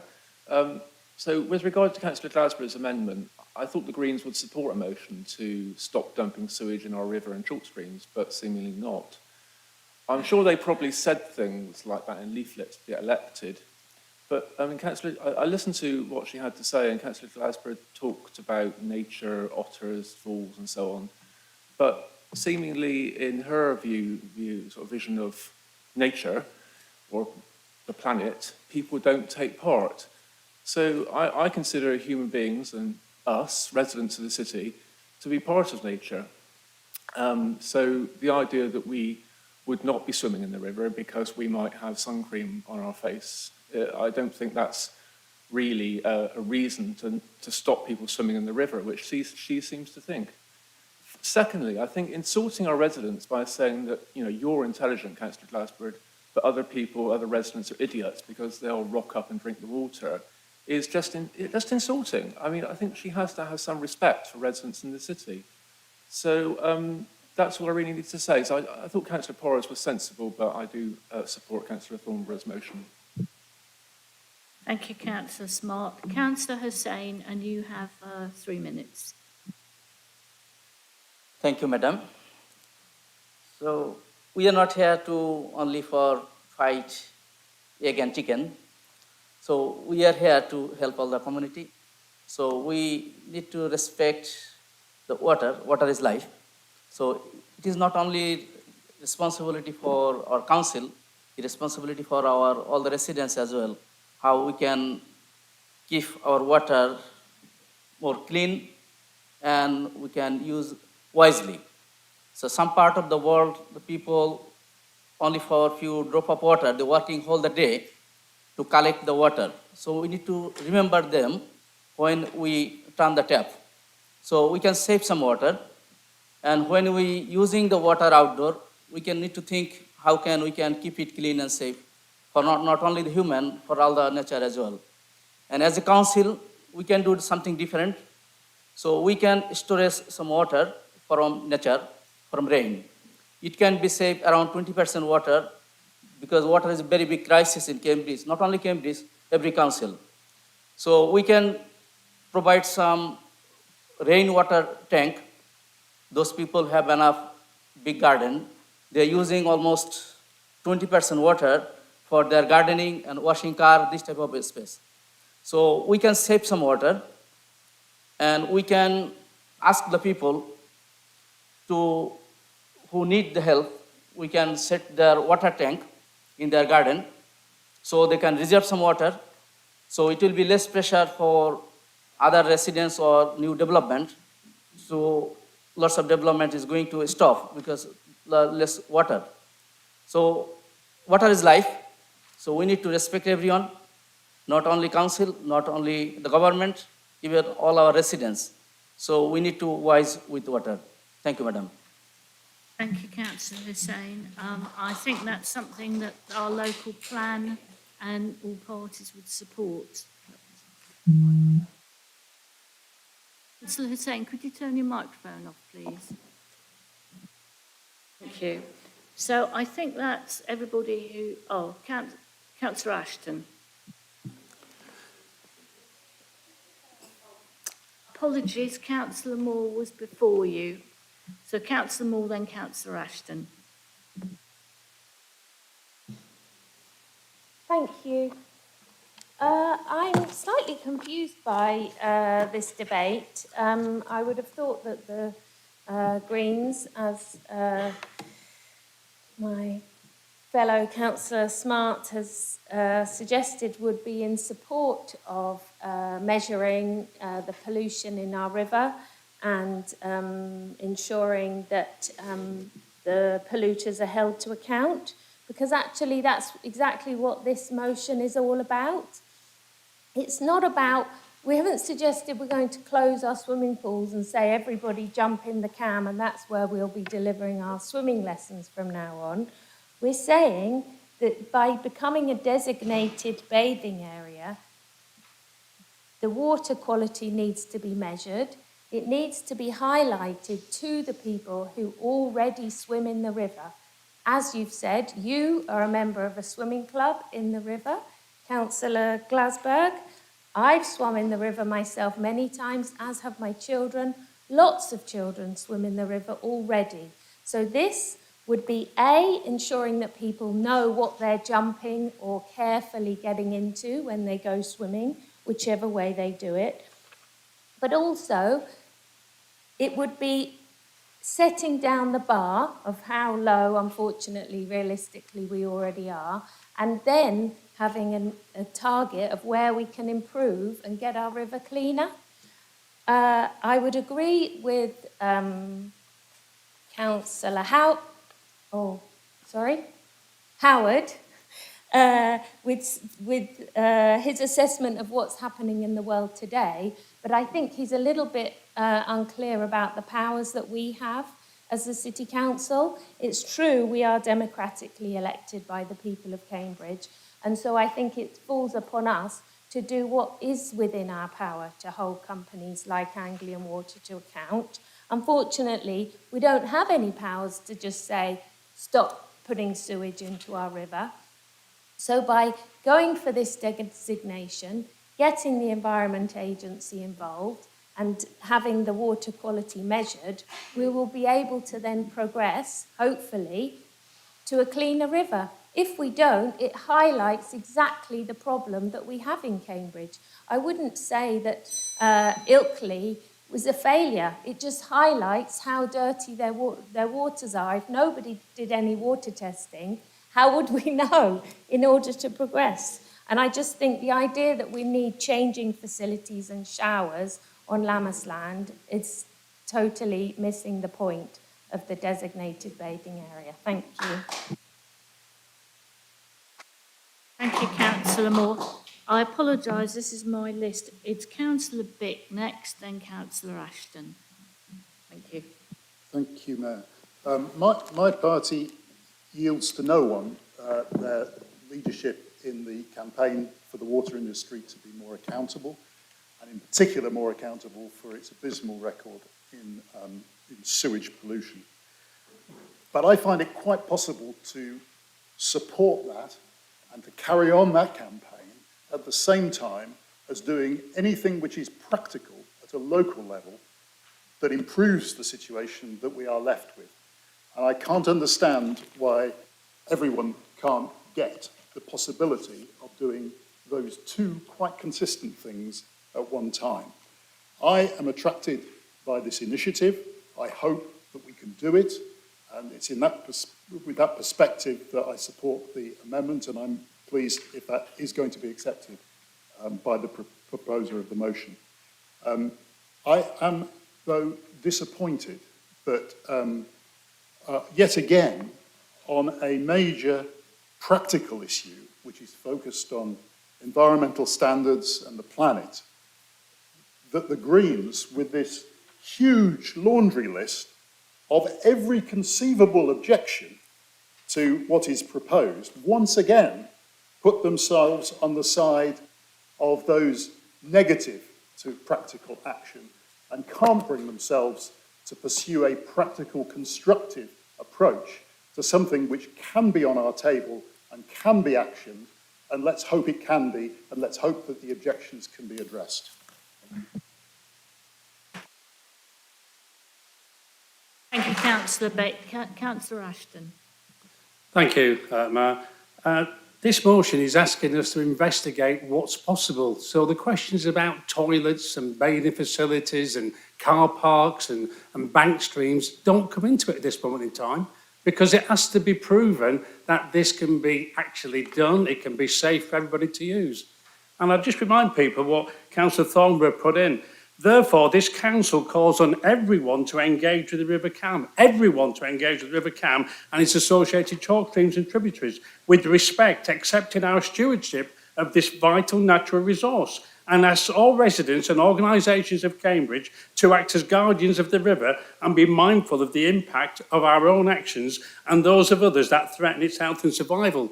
So what we're doing is we're actually saying, let's get together, let's find the best way, if there is a way possible, to make this happen. And at this moment in time, there's no question about how many cars are parking there, what are you going to do, how many toilets are needed. It's just an investigation, and we're looking at best ways and making sure we're looking at all the actions we can take. Thank you, Councillor Ashton. Councillor Gilderdale. Thank you. I just wanted to add a perspective of young people to this debate, because as someone who's grown up in Cambridge, I've spent almost all of my summers swimming in the river. And, you know, it's a big thing when you finish your GCSEs, you go and you jump in the river. When you finish your A-levels, you jump in the river. And that is not going to stop, because young people can go onto Grantchester Meadows or go down Sheep's Green and jump in the river and have an amazing time. And it's really important that we as a city can make sure that we can do as much as we can to make sure that that river is safe for the young people in the city. 2 years ago, King's College said they were going to stop world swimming in the river. And there was a huge outcry because so many people absolutely depend on that river. It's so important for people's mental health, for people's ability to access outdoor spaces. You go on a cycle ride and you end up down in Grantchester. And at the time, we all spoke out and said, no, this is absolutely essential for the city. It's such an important thing for us to be able to do. And I think it's ridiculous that we're having a conversation here where we're saying we need to make sure the river is safer and that this debate is happening. I think I really support the motion. Thank you, Councillor Gilderdale. Councillor Nesta. Thank you very much, Madam Mayor. I just wanted to remind everybody that swimming in the river is not something new. By Sheep's Green, you have posters with old photographs that I believe they go back up to the early 1900s of people enjoying the river, jumping, including in the winter with ice. So I just wanted to call to make sure that we approve this motion, not just for us, but for the future of our children. Thank you. Thank you, Councillor Nesta. We have I think that's everybody who wants to speak. So I will turn to Councillor Holloway to respond. And you've got, to second. And you have 4 minutes, 35 seconds. Okay, thank you. I think, so one of the major arguments is that Anglian Water should be cleaning up the river anyway. Of course, we all agree with that. We all agree, but then the question is, what should we be doing in the meantime? Should we just wait for that to happen, keep calling for it to happen and wait, because we don't have the power to necessarily make them do that, or do we take what practical steps we can? So, Councillor Howard, I absolutely agree it's ridiculous that Anglian Water and other water companies are taking on billions in debt and they're giving out billions to shareholders, and all the while failing in their basic duties. Of course I agree, we all agree with that. But I think, as Councillor Moore said, you overestimate perhaps your own and all of our power, sadly. And as a local authority, we do also have a responsibility to do what we can as elected members to clean up the river, because we know that residents care about this. We know that they care about it both for themselves and for the wildlife that enjoys and lives in the river as well. And so I don't think this is a distraction from the campaign for cleaning up our rivers, making them free of sewage, for nationalisation, for stopping payouts to shareholders. That can still go on and will still go on, and as others have pointed out, is also in some elements part of the motion. But we should also be taking the practical steps we can now. I think the other major argument that's been made is against the idea of more people coming to Sheep's Green or wherever the designation might be. So people have been swimming at Sheep's Green and in the River Cam for over 400 years, in fact. So I don't think this is going to change. People are swimming there already. They have been swimming there for many years. They will continue to swim there. The bathing water designation is about recognising where people are already swimming and then taking steps to manage that, to try to make it more healthy for people and try to make it more healthy for the plants and animals that live there. You can see that in the method that is used for analysing the number of swimmers and seeing whether that is appropriate. Now, I know that's just changed, but the number that is in the Green Amendment, the 800 swimmer hours, is total nonsense, I'm afraid. So you may roll your eyes, but the way it's calculated is that you have 2 days on which you're trying to look for the numbers of swimmers. You've got 4 hours on each of those 2 days where you're looking for swimmers. Yes, there has to be 100 swimmers, but they don't all have to swim for an hour each. They probably swim for about 5 minutes each. So we're actually talking about more like a maximum of 10 person hours, 80, I suppose, rather than 800. 800 is assuming that over those 2 days you would have each person swimming for an hour for all the times that you're looking at them. And that's also irrelevant because you've got those times when you're actually assessing what's happening in terms of how many people there are swimming, but people are swimming at other times too. So that number, I'm afraid, that's in that amendment is irrelevant. What we are actually hoping to do and what Camp Valley Forum already started work on is to see how many swimmers are already using this area. Let's make it safe for them. I think we all agree that we need to make the river safer, we need to make it cleaner for animals, for plants, and for people. I think one of the other arguments that's been made is that, the sort of new infrastructure would, again, be required and that you perhaps need a bigger car park because you have more people coming. A lot of the arguments hinge basically on the idea that more people would come. Now, we don't know for sure, and that is something we should continue to monitor if we did bring this in. But putting up a big sign saying bathing water quality is poor and saying bathing not advised is not likely to encourage more people to swim there, I don't think. Even if they did, I think a few more people coming from elsewhere to swim would be not unwelcome anyway. Let's all enjoy a wonderful, clean river. Thank you. Right,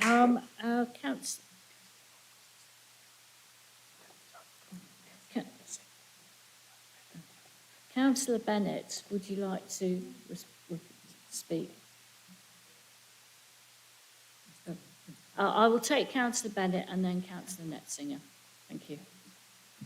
Thank you. And Councillor Bennett, just to remind you, you've got 3.5 minutes. Councillor Netzinger, you've got 3. Oh, hang on, no, 3.28. Or 3 minutes and 28 seconds. Thank you, Madam Chair. I can't possibly cover everything you said in 3.5 minutes, so I'm just going to pick out a couple of things. The first one is to the public speakers who gave up their time to prepare excellent questions and came here tonight. I am really sorry your voices have not been heard. And I will help you if you wish to make a formal complaint about this. The second one is that just because we have been doing stuff for years, it doesn't mean it's still okay to do it. Even, I'm not the youngest person in the council, but stuff that sort of, I would have done in my 20s and 30s without thinking about, I would not do now because I now understand the impact on the planet. So, for example, going into a river close to wildlife without showering first to ensure I'm not importing toxins is not something I would do. I will also mention about the numbers. They are taken straight from the DBA guidance. I have also seen a large amount of email correspondence about computing the numbers from my Ilkley colleagues, which does support that my interpretation is correct. I will also mention that it's quite likely that the goalposts will move. I now want to answer a Lib Dem question about why I did not mention scrutiny in my amendment, and that is because I understand that the CVF application is already going forward and needs to meet a 5-year window, and that there is no time for such scrutiny to take place, and this is just actually,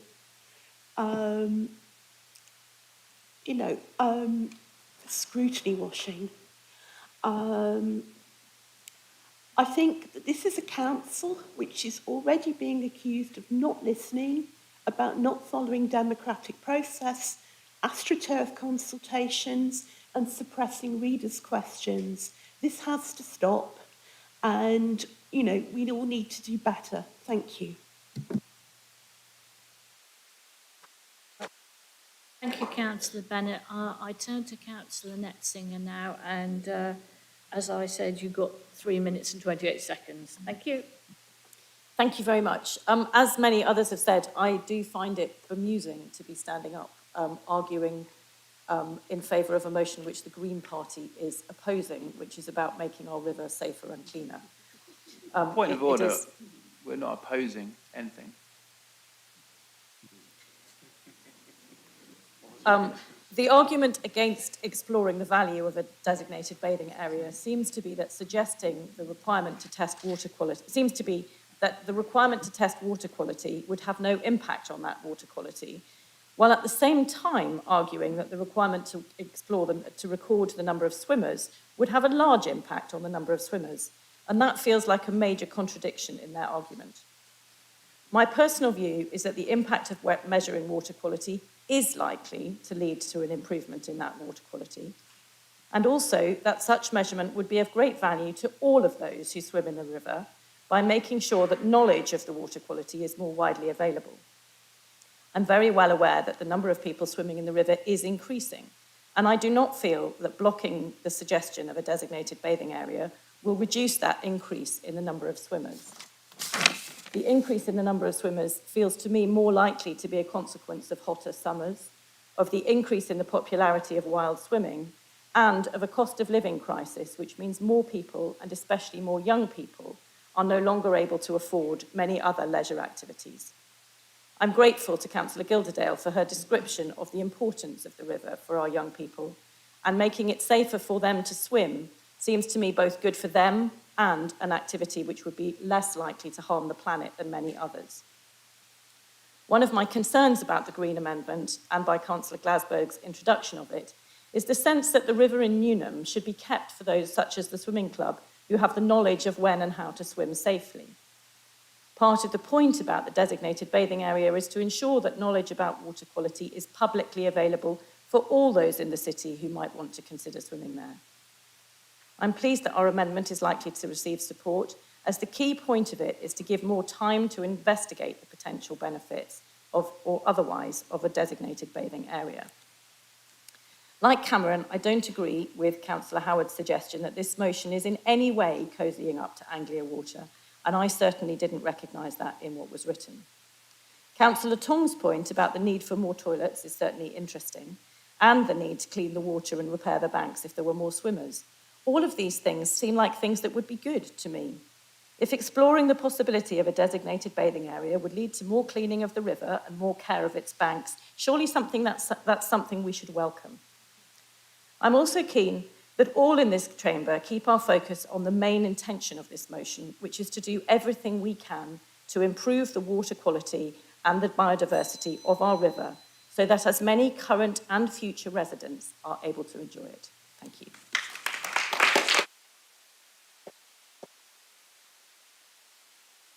Thank you, everybody. Thank you, members. I will now go to the vote on the amendment from Councillor Glassberg.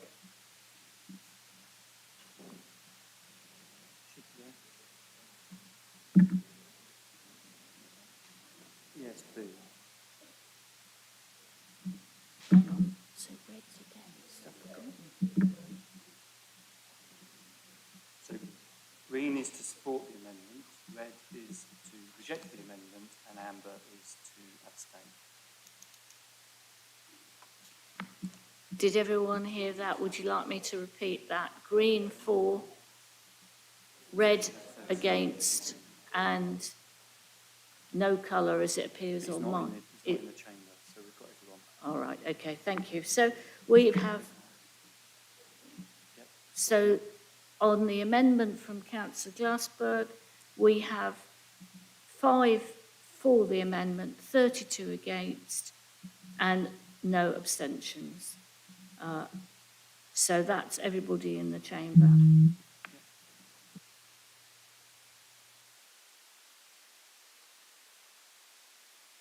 So I will now go to the vote on the amendment from Councillor Porra.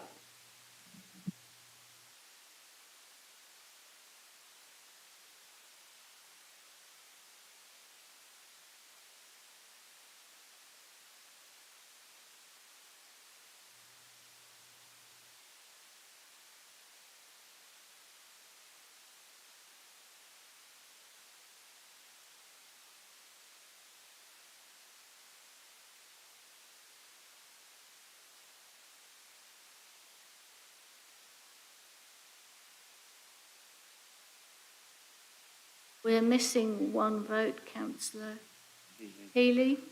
Councillor Healy?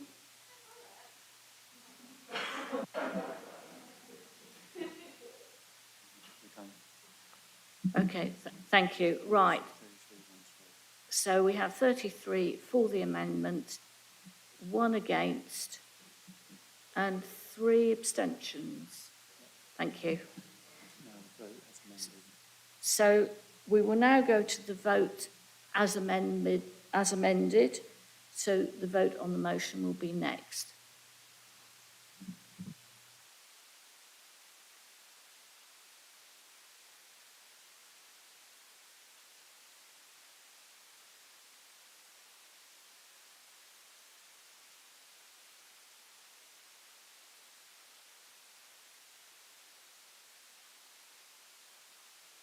As amended by Councillor Porra.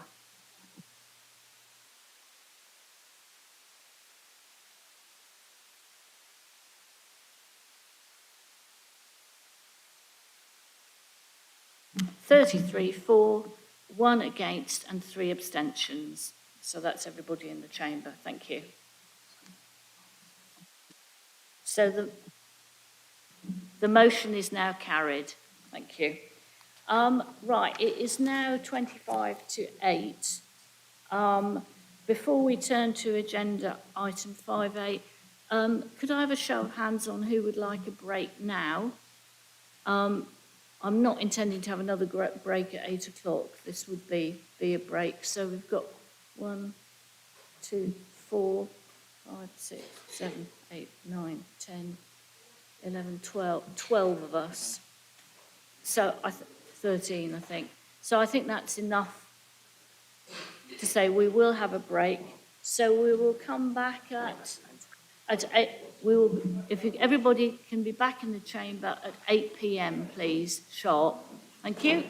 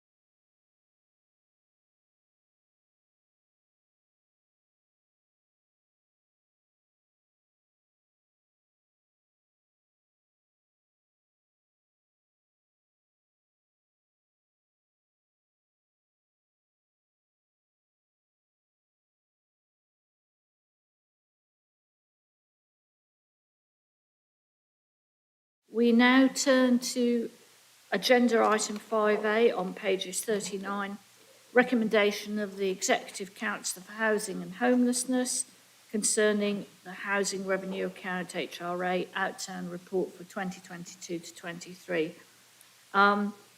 So 5 minutes. Does Councillor Bird wish to introduce the item? Yes, please, Mayor. Thank you. Okay, before we begin, I'd like to echo my sentiments of the Mayor and to say how deeply I feel for those affected by the fire at Sackville Close and how sad I am at the tragic loss. We are looking at how we can make sure that this sort of fire never happens again. We will put advice on battery safeties in the Cambridge Matters and Open Door magazine and look at other ways to inform residents about this important issue. Let me now turn to the Housing Revenue Account Outturn Report for 22-23, which has been endorsed by the Housing Scrutiny Committee, which also recommends approval of carry forward requests to fund rephased net capital spending. This report is one of the ways we ensure that Cambridge residents know what we're being responsible and accountable for the way we manage council houses, as we deliver our promise to provide great homes for our tenants and build homes for Cambridge needs. It also provides a chance for me to share some of the highs and the lows of being responsible for this vital area that affects the lives of so many people. There are lots of highs. We improve homes, providing insulation that reduce energy bills, finding somewhere for people to live, and of course we're building new homes in line with our targets. Also, our audits are doing really well. We've done 823 in the last 14 months. But there are lows too. Getting back on track after COVID lockdown has been hard work for the dedicated teams in housing. It's taken longer to re-let properties, get repairs done, deal with damp, mould and condensation issues, or replace old boilers. Let me start with things that cheer me up when I open my computer in the morning. Just this week, the new homes on Camkin Road were handed over, 75 of them, and a community centre to replace that was there. The first block at the Meadows now has tenants in, and the new community centre's open and fully active, and we're already working on the second block. And there's more. We're building on Coval Road, Fen Road, and making progress with Ellsborough Close, and East Road Garages site, Fanshawe Road, and many others are detailed in the report. You see, we like to build and not moan. We're also working hard to deliver on zero net commitment by making sure council homes are more energy efficient and can be lived in for years to come. We've started to insulate nearly 300 older houses that have solid walls, with support from Social Housing Decarbonisation Fund. So they have an energy performance certificate, Class C, and be a lot cheaper for the people living there. We've set a target to have all our properties EPC by 2035. Our net zero retrofit pilot plans to take 50 homes in Ross Street, Coldham's Grove, and massively reduce the energy consumption, carbon emissions, and to do it without asking people to move out during the work. We think we can show the way towards better, energy efficient, livable homes that help as we face the climate emergency. It's not all good, of course. We face a number of issues when it comes to council homes, and I want to assure you that my team are working hard to address them all. The time taken to re-let council properties when they are void increased significantly we have a target of 28 days, but the average went up to 65 days, and we had around 150 properties on the books. This happened because it was harder to re-let properties during lockdown periods, along with handover with new build properties. There was also an issue because we couldn't get access to properties during the lockdown to do assessments and repairs. So when tenants moved out, there was more work to be done and to get them ready to be re-let. Councillor Bird, you've had 5 minutes. Oh, right. Okay. Thank you, Mayor. Well, I'll say the last bit is, and so I commend this report to the council. Thank you. Thank you. So is there any debate? So, Councillor Martinelli. Discussed at the Housing Scrutiny Committee, and our concerns were outlined at that meeting. So given the size of this evening's agenda, we will be brief. However, in essence, predating the pandemic and for a number of years, going back to Councillor Countwell as our housing spokes, our group has been concerned about structural underspend in the repairs and maintenance budget. We warned this would lead to degradation of the council's housing stock and proposed many amendments over the year focusing on improving the situation. These were all obviously voted down. We now very clearly see that the quality of voids being returned to the council is not up to scratch, and therefore these underspends have turned into overspends, and we feel this does not represent a financially sensible approach. But most importantly, this results in a poor experience for residents in council housing. This is very clearly reflected in the council's own housing complaints report this year, which shows that housing and maintenance complaints are up over 40% compared to last year, and this is only going in one direction. I do not consider these plaints to be moans, and I think it is disappointing that in this context the council still fails to offer out-of-hours repairs. It still fails to put together an access policy to improve the situation. We will therefore, as a group, abstain on this item.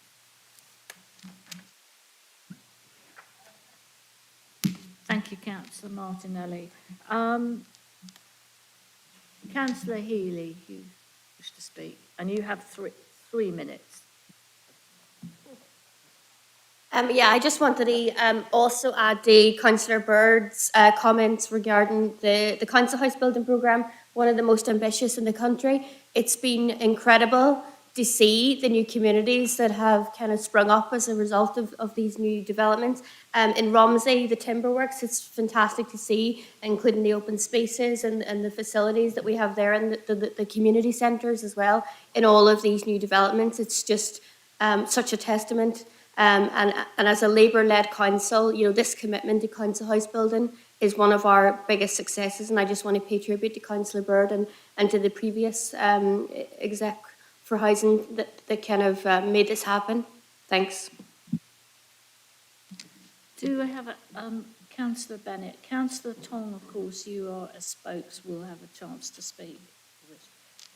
Councillor Bennett, and you have 3 minutes. Thank you. I'm not going to need 3 minutes. Last summer, Councillor Bird and I went to Colville Road to visit the new accommodation for people with disabilities. I just want to mention one thing I'd like to take you away from that. One of the most common reasons for people ending up in hospital and long-term care when they're older is a fall in the home. And the most common place for a fall in the home is a fall in the shower. What normally happens is the person will grab the shower column to stay upright, and they will fall over, and taking the shower column with them and being sprayed quite often by scalding water. A former colleague who is now an NHS administrator tells me that quite often when elderly people go into hospital with falls, they don't come out or they don't return home. They end up in care. So it is incredibly important that in the new Colville properties that we have a shower column which is reinforced. So if you do get dizzy in the shower and grab it, it won't come down on you, it won't scald you, it won't leave you in hospital. and it won't allow you to fall. So I'm actually going to say something nice. May not happen again this meeting. So thank you to Hill and thank you to Councillor Bird. Thank you, Councillor Bennett. Right, so I now have Councillor Thornborough, Councillor Holloway and Councillor Tong. So, and Councillor Simon Smith. So, Councillor Thornborough, and you Yes, have I 3 think minutes. the new council homes are amazing. They're now to passive house standards, and the envy of many, many local councils, and also people in the private sector who want to live in homes which are as energy efficient with low bills as possible. But the other thing about our council homes is that they're much more than just sustainable in use. They are embedded in the communities, and they have a mix of tenure. They often have older people living there in small starter homes and family homes, and they're pretty good for biodiversity. And there are places for people with disabilities, and the point raised by Councillor Bennett is an interesting one. I think we just need to make sure that the wall behind the showers are built to enable the right fixings to be used, so that doesn't happen. So that can be added to the specifications. Thank you. Thank you, Councillor Thornborough. Councillor Holloway. Thank you. Just coming back on a couple of Councillor Martinelli's points. It's right to point out the high number of complaints for housing this year, but those were mainly due to a new gas maintenance contractor, the officers tell us. So I don't think it's fair to necessarily link that to underspend. On the question of sort of underspend and turning it to overspend, as you say, on the voids, I mean, that clearly is a significant issue, and I think it's right to raise that. I think we all agreed that is a big issue when we discussed it in housing scrutiny. I think good work is being done on that, and clearly voids became more complex during the pandemic and are still ongoingly causing problems, but I think that there are some improvements there now that the officers, are more able to access those homes. However, I think there is an important question to be considered. Should we employ more staff, because bringing in subcontractors is part of the reason for the overspend. So I do think it's a relevant point to be considered, as I said, in housing scrutiny. Thanks. So, Councillor Tong. Okay, thank you. Councillor Simon Smith. Thank you, Matt. I'd just like to make the point about the increase in complaints around the social housing sector. There's been an increase nationally in this, and that's due to the government making campaigns to encourage tenants to make complaints, and that's had a lot of attention given to it by local and national media. So we've seen an increase in complaints, but the Housing Ombudsman in January 23 said it reported a 139% increase in complaints, and that puts the 42.5% increase in complaints the council received in context. And that doesn't mean that we're complacent about complaints. In fact, actually, complaints are important because they demonstrate that the person who's making that complaint really, really cares about what the council is doing and wants them to do it better. So we should receive and welcome complaints because they help us understand what needs to be done, what needs to be improved for the benefit of everybody. So that it's not a bad mark to have a complaint. We should see it as something that's quite valuable to us. And I think that was moaning. And I think it's wrong not to celebrate the success of this group in building these new homes. It's a fantastic achievement, and it's the envy of everybody in the country.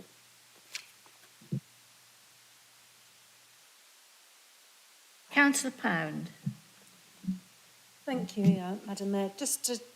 One of the other points that I wanted to make is that we have introduced auditing And that is making a huge difference now, because it means that properties are being checked up on, any problems caught, hopefully before people even need to make complaints. It also means that voids can be turned around much faster. So it's an initiative that we've taken, and by checking up and regularly auditing properties, it means that this is something that, and in fact the officers have said quite clearly at housing scrutiny, it is very much, the situation is very much improving. Councillor Porrer. Very much, Madam Mayor. I'll be very brief. Yeah, I agree. We definitely welcome the auditing, something I think we supported cross-party. It's a really good initiative. And Councillor Martinelli mentioned, though, we do feel we need an access policy as well to make sure that we are complying with everything. Passive house standard, obviously, we welcome the new builds at these higher standards. It's something our group has pushed for repeatedly and had several rejected amendments, but that's great that we've got there eventually in a lot of our properties. And I think the high number of complaints, my understanding was most of them were relating to responsive repairs rather than the gas fitting per se. I haven't got the report in front of me, but that was my reading of it. So again, I think for us, we welcome the new build. We've always supported that. We recognise that we've made great efforts in Cambridge to get more housing, and it's nice to see it being built. I was at Campkin Road recently. But we do need to make sure that our existing property has the investment in it, that we keep the money going to there. And I've raised myself as housing spokes last year, and I know Councillor Martinelli has, that we can't keep moving money towards new builds and letting our older stock deteriorate because of the environmental impacts for the climate, but also for our tenants in terms of warmth, heat, and saving on their bills. Thank you. Councillor Ashton. Thank you, Mayor. It's amazing. This is the party opposite who got rid of our in-house housing maintenance team, which we were very proud of. We could turn around our repairs. They got rid of it because they could do it more efficiently and effectively. And yet for those councillors here long enough, we were plagued by people saying, where's our fence? And when we went back, we said to them, you've had a fence put in. It's there, it's been put in. We're told it's been repaired. And when we went out to see it, no fence had been put in at all. But we've been charged for the fence. So again, we're fighting on two fronts. We want to get our new houses built and try and get a system now where we're improving our repairs. And as has been pointed out now, we're doing our best to catch up on making sure we have an efficient, effective repair maintenance team where we know the work is being done properly and to 100% standard. Thank you. If there are no more speakers, did you want, Councillor Tong, and you have 5 minutes. Sorry, it's going to be a quick point. I just wanted to second the sentiment that I think it's important to keep in mind the necessity of reinvesting in our old housing stock, especially because Abbey is a ward which has such dire housing in certain areas with such bad problems with condensation and mould.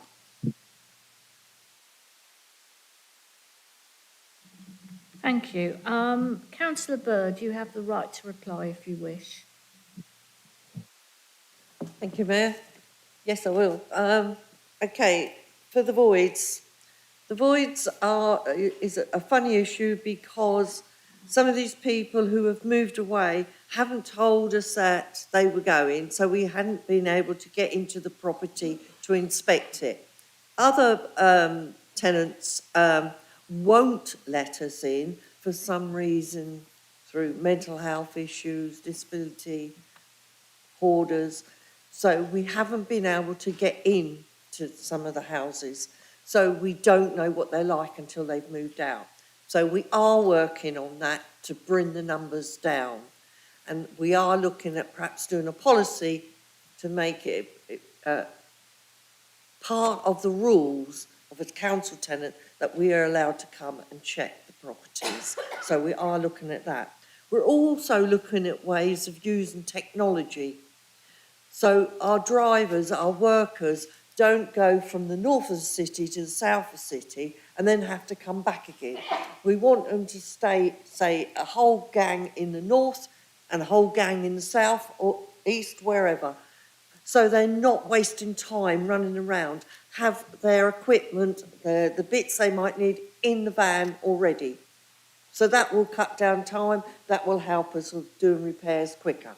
The other thing is, like Councillor Smith said, with the condensation and damp and stuff was a lot. when it was in the papers and everything, everybody was looking at property, having a see. As soon as they saw a little bit damp, we were asking us to come and have a look. So that's where we got a lot of complaints from, because we weren't getting there quick enough. We've got new surveyors now, and we're looking at employing more people. So things are getting better. And COVID did cause all this problem. Every council's had the same problem. My car's been in the menders for 18 months and I'm still waiting for this electrical bit to go in my car, but I can't have my car back until it's done. So all areas of works are having this problem with getting bits. So we are working as hard as we can. And thank you everybody else. We will be keeping an eye on our older properties. That's something I really want to do. I want everybody to have a decent home. And if Councillor Dong would like me to come over to Abbey to have a look at some of the properties, I'm quite happy to do that with officers, any time, any councillors. Okay, thank you, Mayor. Thank you. I will now go to the vote. The recommendation is on page 39. So, yeah, we could go to the vote, please.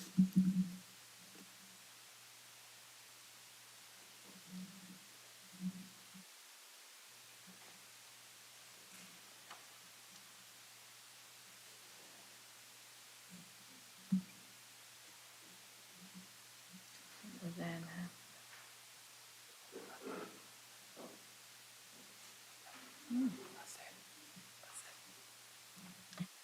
Okay, so we have 25 in favour, 1 against and 12 abstentions. So the vote is carried. Thank you. Right, we now turn to agenda item 5B, which is on page 63 of the agenda. So the recommendation of the Executive Council for Finance and Resources, Greater Cambridge Impact Fund. Now, officers have advised one appendix to the attached report should be considered in exempt session if members wish to discuss the detail in that particular part of the report. So if a member wishes to discuss that particular appendix, please let me know so that we can consider excluding the members of the public from the meeting, because the public interest test is outweighed on the grounds that if they were present, there would be disclosure to them of information defined as exempt from publication by virtue of paragraph 3 of part 1 of schedule 12A of the Local Government Act 1972. So if anybody is intending to discuss the item, of that particular appendix, perhaps raise your hand. So it looks as though it's not going to be discussed, so we will continue to stream. Thank you. So, does Councillor Simon Smith wish to introduce the item? And you have 5 minutes for the introduction. Yes, Thank you. thank you, Mayor. But before I start, I noticed that the new Conservative councillor voted against the housing report. I think that's quite interesting because it was the Conservative government that started the sale of council houses, pretty much wrecked all local authority housing accounts as a result, denuded the stock, decreased the ability of councils to find homes for people who are homeless or in desperate housing need. And as a result of that, about 50% of construction of homes in this country has been stopped for 50 years. And now we have a housing crisis. And now we have over £20 billion a year spent on housing benefit as a result of all of that disastrous policy. And still it continues, and we can't build council houses fast enough to replace the ones that have been sold off, although we're slightly ahead of the numbers in Cambridge. That's all I wanted to say before I started on this. So, Greater Cambridge Impact Fund. The Greater Cambridge Impact Fund is, by sharp contrast, something that's extremely positive and innovative in our fight to create better equality, greater equality in this city. What it does is it follows a path that's been laid by other parts of the country, in Bristol and in Liverpool in particular, and with the work that's been carried out has been a feasibility study undertaken. It's drawn experiences from other places. It's involved a range of people, and experts, local charities, social enterprises, and potential investors and philanthropists. And what it does is it seeks to address the causes of inequality, bring together investors with organisations in the third sector that have got innovative solutions to these intractable problems. It's a very, very attractive proposition. And so what the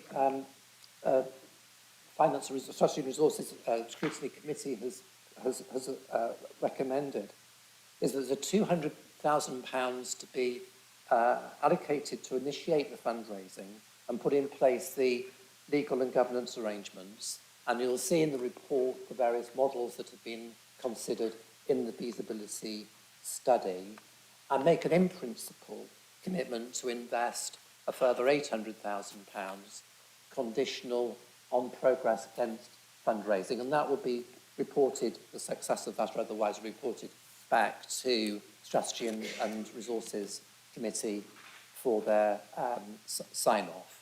So I commend this report. You'll see in the pink papers the breadth of the scope of the opportunities that are in front of us. This is for real. There are precedents for investment for social returns rather than financial returns. As a person who seeded the Cambridge Community Foundation many, many years ago, I was at that stage where we are now, which is initiation. It was about trying to establish credibility that it would work. But there were precedents around the country. Unfortunately, people in this community had the confidence in the proposition, and they got behind it. And now the county, because it's for Cambridgeshire, have the benefit of drawing on the funds that fund can attract from government and from donors. So I commend this, and I hope you support it. Thank you. Councillor Bick. Thanks, Mayor. And on this item, I speak as spokesperson for my group. We would like to welcome this very positive initiative in the same way that Councillor Smith has done. We carried in our manifesto in 2022 a commitment to create a remarkably similar kind of social investment fund. We called it Cambridge Cohesion Fund because we saw it as a means of addressing some of the issues of fast growth in this city, in which wealthy businesses and entrepreneurs sit alongside those who are at risk of being left out of the city's new prosperity altogether. It's all about extending opportunity and building community capacity. Students of the matter would be hard-pressed to see this initiative before us today as anything other than the same thing that we proposed, and we're now very pleased to see it on the table for action. In the spirit of encouraging the success of this venture, I have a number of points and questions. Firstly, I read that the list of potential funders is dominated, initial potential funders is dominated by existing public sector organisations. That may be appropriate and necessary to kick off, but funding needs to move very quickly from this and avoid it colouring the image for other investors. It's our view that the whole point of this venture is to attract private and business money from organisations and individuals who get the case to put something back into the city that has helped them be so successful and to tackle some of the specific challenges to the fabric of our community that arise out of that. Any words of agreement and consensus on that from Councillor Smith would be greatly welcome. Secondly, it was confirmed at committee that the focus of the fund would be project investment set against outcome criteria. not the ongoing running of services. And from our point of view, that is very welcome. My fear about a different answer is that the fund would quickly build up a larger and larger dependency on it, which if at any point funding couldn't continue to support, would need to either end or be passed off to one of the councils who may at that time not be able to take it. We're lucky to have a vibrant community, a vibrant voluntary sector in Cambridge, but I sense that it is largely focused today on ongoing services and seeking grant money to continue them. And the city and county councils give them grants or commissions to deliver. But this initiative, if they're to be involved, as I hope they will be, may require some development of the sector to deliver finite projects with achievable goals, which then become self-sustaining. And I hope this is something that can be built into the way the fund works. And thirdly, governance of the fund is a really important issue. I get the value of the fund being an entity that is independent of the council, but it would seem unhelpful and even counterproductive if it operated without taking account of what this council already does and what it's seeking to do. Under the right conditions, this council can also share democratic legitimacy with the work of the fund. So as this moves beyond the development board stage, can we please consider the options? What is the role of our officers and what is the role of councillors, remembering that political power has a habit of shifting in the democratic environment? Now, I hope for responses to those points from Councillor Smith. In addition, would he undertake a bit better than the word may in the third paragraph on page 66, in terms of bringing back to the Strategy and Resources Committee updates at key stages and in advance of key decisions? May do that isn't really what I would have expected. I think at the point there are key stages reached and key decisions to be made, it should say will. It will be brought to the committee. Anyway, we will be supporting the recommendations on this and wishing it success as it goes forward. Thank you, Councillor Bick. Now, is there anybody who else would like to? Right, so Councillor Bennett, and you are, of course, the spokes as well. So you have 5 minutes. Thank you, Madam Mayor. I won't need 5 minutes, I hope. I'm not going to repeat everything I said at Strategy and Resources, but I do want to put some things on record which I think are important. Firstly, the initial budget of 200,000 is exceptionally low for a venture of this nature, and the reason that it can be so low is that a number of individuals and organisations around the city have given pro bono advice and support, and I hope that my colleagues around the chamber will take a moment to consider and thank them and recognise the very great contribution they have made. The second point I would make is that we should not underestimate the extreme difficulty of a venture like this. It's a common delusion in the public sector that there is a wall of corporate money awaiting you. In practice, many of the corporate organisations who are interested in charitable giving have their own programmes, their own clients, their own collections. My former employer's association, the Youth Hostel Association, goes back over 40 years. You should not assume that it's going to be easy to make those connections and pick up that funding. It doesn't mean we shouldn't try, but we should only be voting for this, as indeed I did at Strategy and Resources, in the clear knowledge that we will not get this money back, and we have no guarantee that we will be getting any return for it. I very much hope we can. I think there are a number of positive factors that point to good prospects, but there are no certainties. Thank you. Thank you, Councillor Bennett. If there's nobody else, would Councillor Simon Smith, you have the right to reply if you wish. Thank you very much. I'll concentrate my remarks on responses to the comments that Councillor Vickers made, and I welcome his support for this. So the initial funds coming from the existing public sector, again, I think this is a well-trodden path. This is about demonstrating confidence. It's basically getting the ball rolling. We can't say too much at this point about the interested parties, but they exist and they do give us a degree of confidence. And it will take many months for that interest to crystallise into specific investments. I agree that the focus needs to be on projects and outcome criteria, not to substitute council funding for services. That's not the point, and that would not attract the investors' interest. It's supplementary, complementary, but it's effective, it has impact. So that's really important, and I agree with what you've said. The point about if there's a default and it falls back onto the council and it becomes a cost to the council, then that has to be very much something that we avoid by investing in the fundraising, and that's part and parcel of what this fund will be about.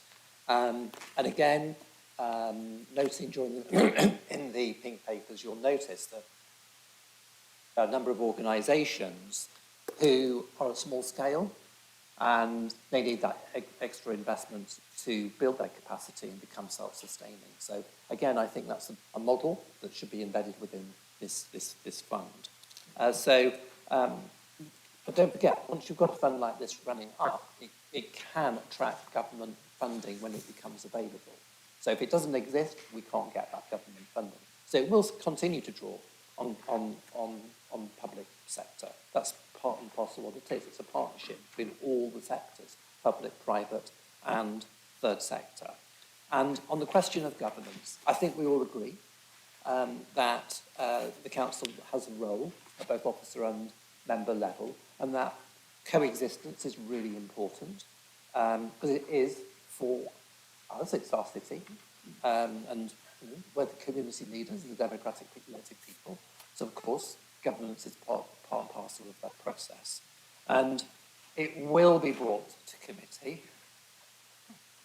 There was never any doubt in my mind that that would be the case, and we did debate that at the committee, and that's exactly what will happen.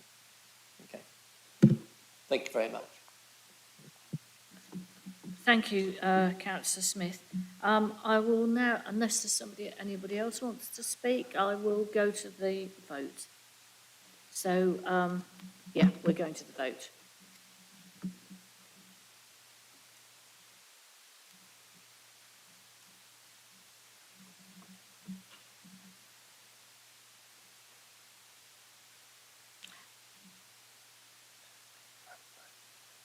So we've got two people who haven't voted yet. Councillor Ashton. Okay, so I think that's everybody.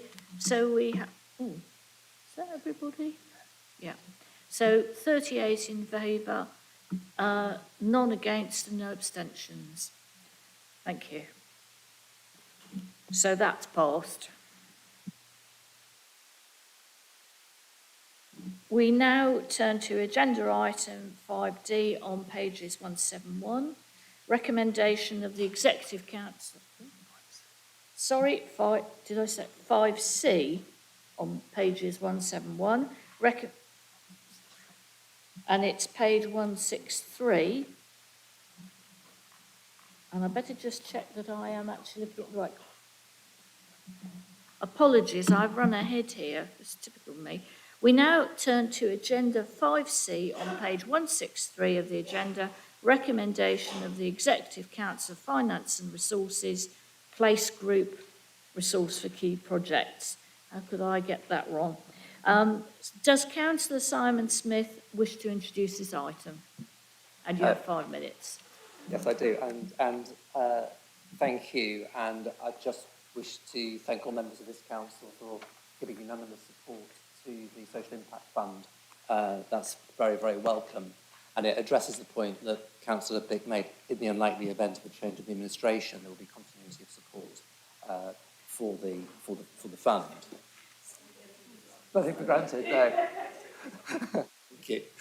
So, just going to turn now to the Place Group Resources for Key Projects report. This is essentially about putting in place the resources to bring forward a whole programme of key projects. These relate to the asset management and decarbonisation, the corporate space strategy, which relates to the Guildhall and Mandela and 171 Harbury Road. It also deals with the Market Square refurbishment and the General Fund redevelopment programme, which is effectively positive estate management over a number of sites and buildings that we have that can generate increased revenue and capital receipts and some housing schemes as well. We need additional staff to do this and resources for studies and reports.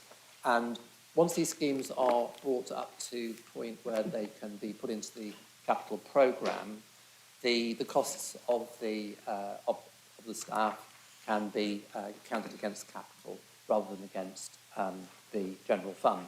So again, this is a really the form of pump priming funding to bring forward these investments that we have in the capital programme. Thank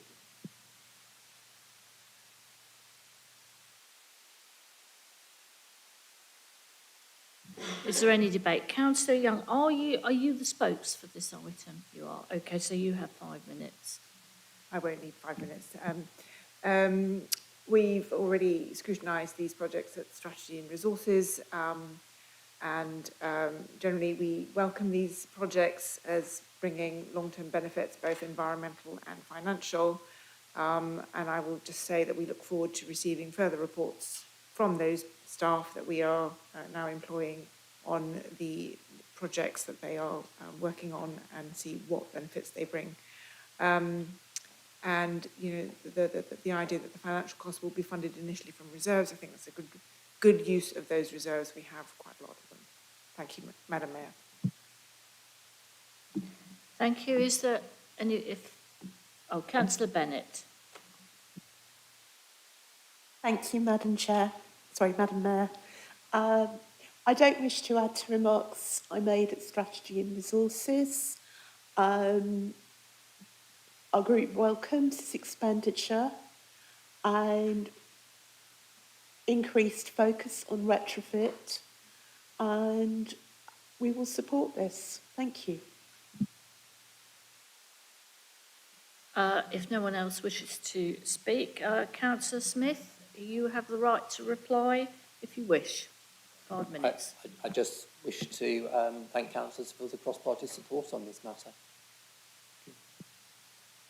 Thank you, Councillor Smith. So I will now go to the vote.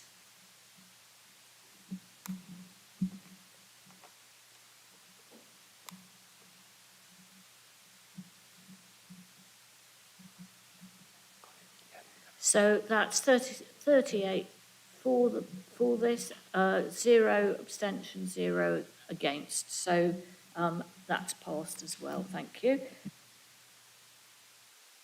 So we now move to agenda item 5D on pages 171, recommendation of the Executive Councillor for Finance and Resources, Annual Treasury Management Outturn Report, 2022-23.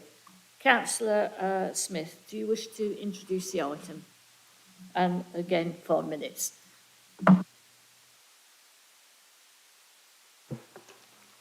Thank you, Mayor. So this report, it summarises the actual income and expenditure compared with the final budget for 22-23 and outlines the budget variances. It requests carry forward underspends. I think you've jumped ahead one item. Sorry, We're in the Treasury Management Outturn report. beg your pardon. Thank you for pointing that out. There's quite a few today. Just hold on. Apologies, I think I've obviously upset Councillor Smith by jumping ahead myself. Oh, so, Anyway, I almost did. Councillor Smith. Can I carry on? Thank you. I thought I'd gone back. Okay, thank you. So it requests additional £80,000 to the Climate Change Fund, and that's to progress the feasibility study for the city heat network, which is incredibly important. Councillor Smith, I think you are talking about the one. We're on the annual Treasury Management Outturn report. I thought you were going to take it in a different order. Sorry. No, so I thought you were going to let me carry on. Yeah. Okay. So you are on the annual Treasury Management Outturn I'll get report. onto that one then. So page 171. Thank you very much. Well, this is a very technical report for technical and regulatory purposes. It's as dull as dishwater. And it is incredibly important. So what it does is it summarises the capital financing activity during the course of the year.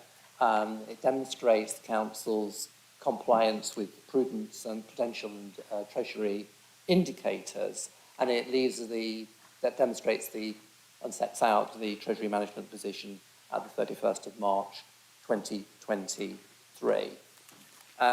It also gives us a summary of the capital expenditure against the general fund and the housing revenue account capital fund, and demonstrate and shows how that was funded. As a statement against the minimum revenue provision, which is very, very minimal because of our limited need to borrow money and set that minimum revenue provision aside for it, which relieves the pressure on the general fund.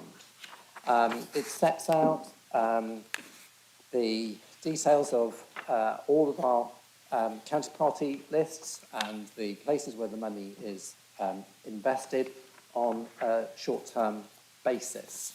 During the course of the year, earnings were or interest generated was about £1 million in excess of that forecast because of rising interest rates. And it does say in this report that the terminal rate on interest rates, the base rate, would be about 5%, well, it's forecast to go to 5.25%, and we can look forward to high rates of return on the Treasury funds during the course of the next year, although there's going to be substantial drawdown as we go through the acquisition of various sites. So that is it, the report in a nutshell, and if anybody's got any questions, then I'm happy to answer them.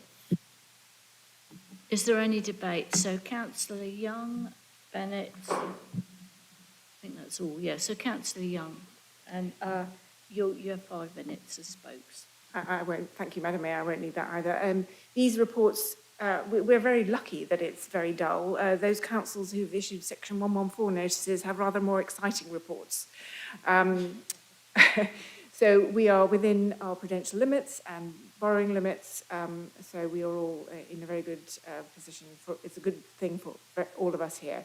I have nothing more to say. Thank you. Councillor Bennett. I don't need to take long either, Madam Mayor.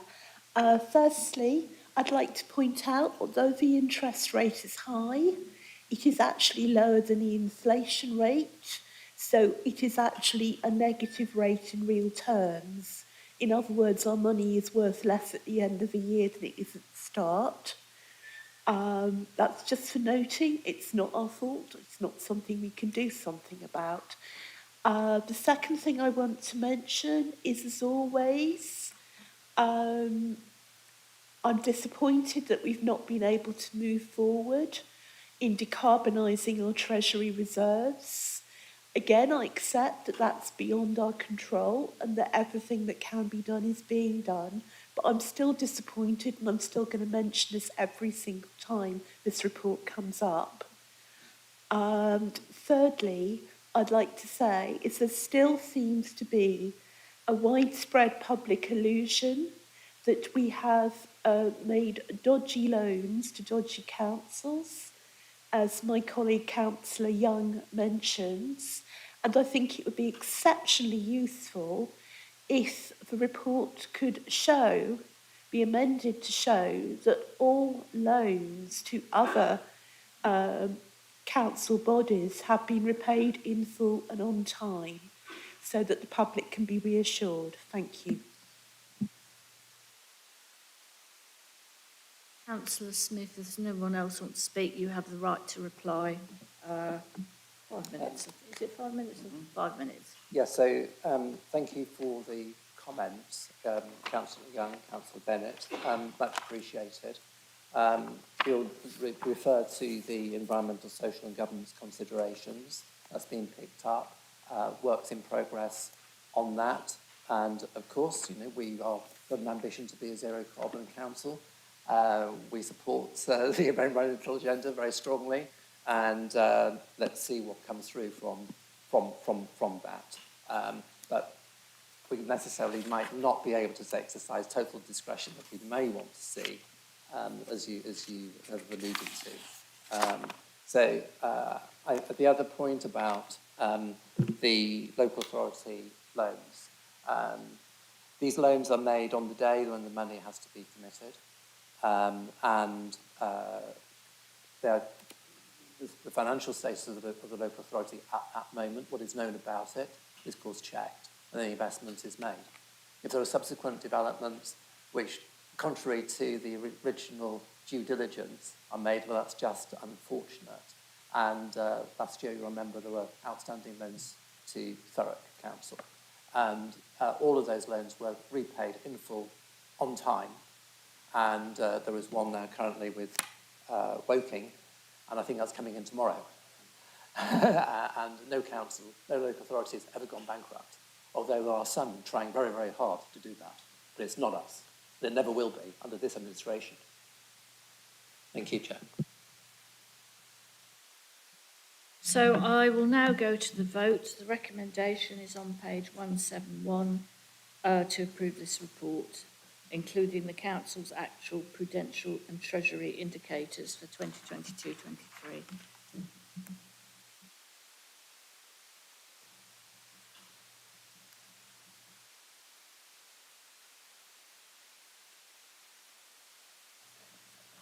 So we have 37 for and 1 against and no abstentions. So the recommendation is passed.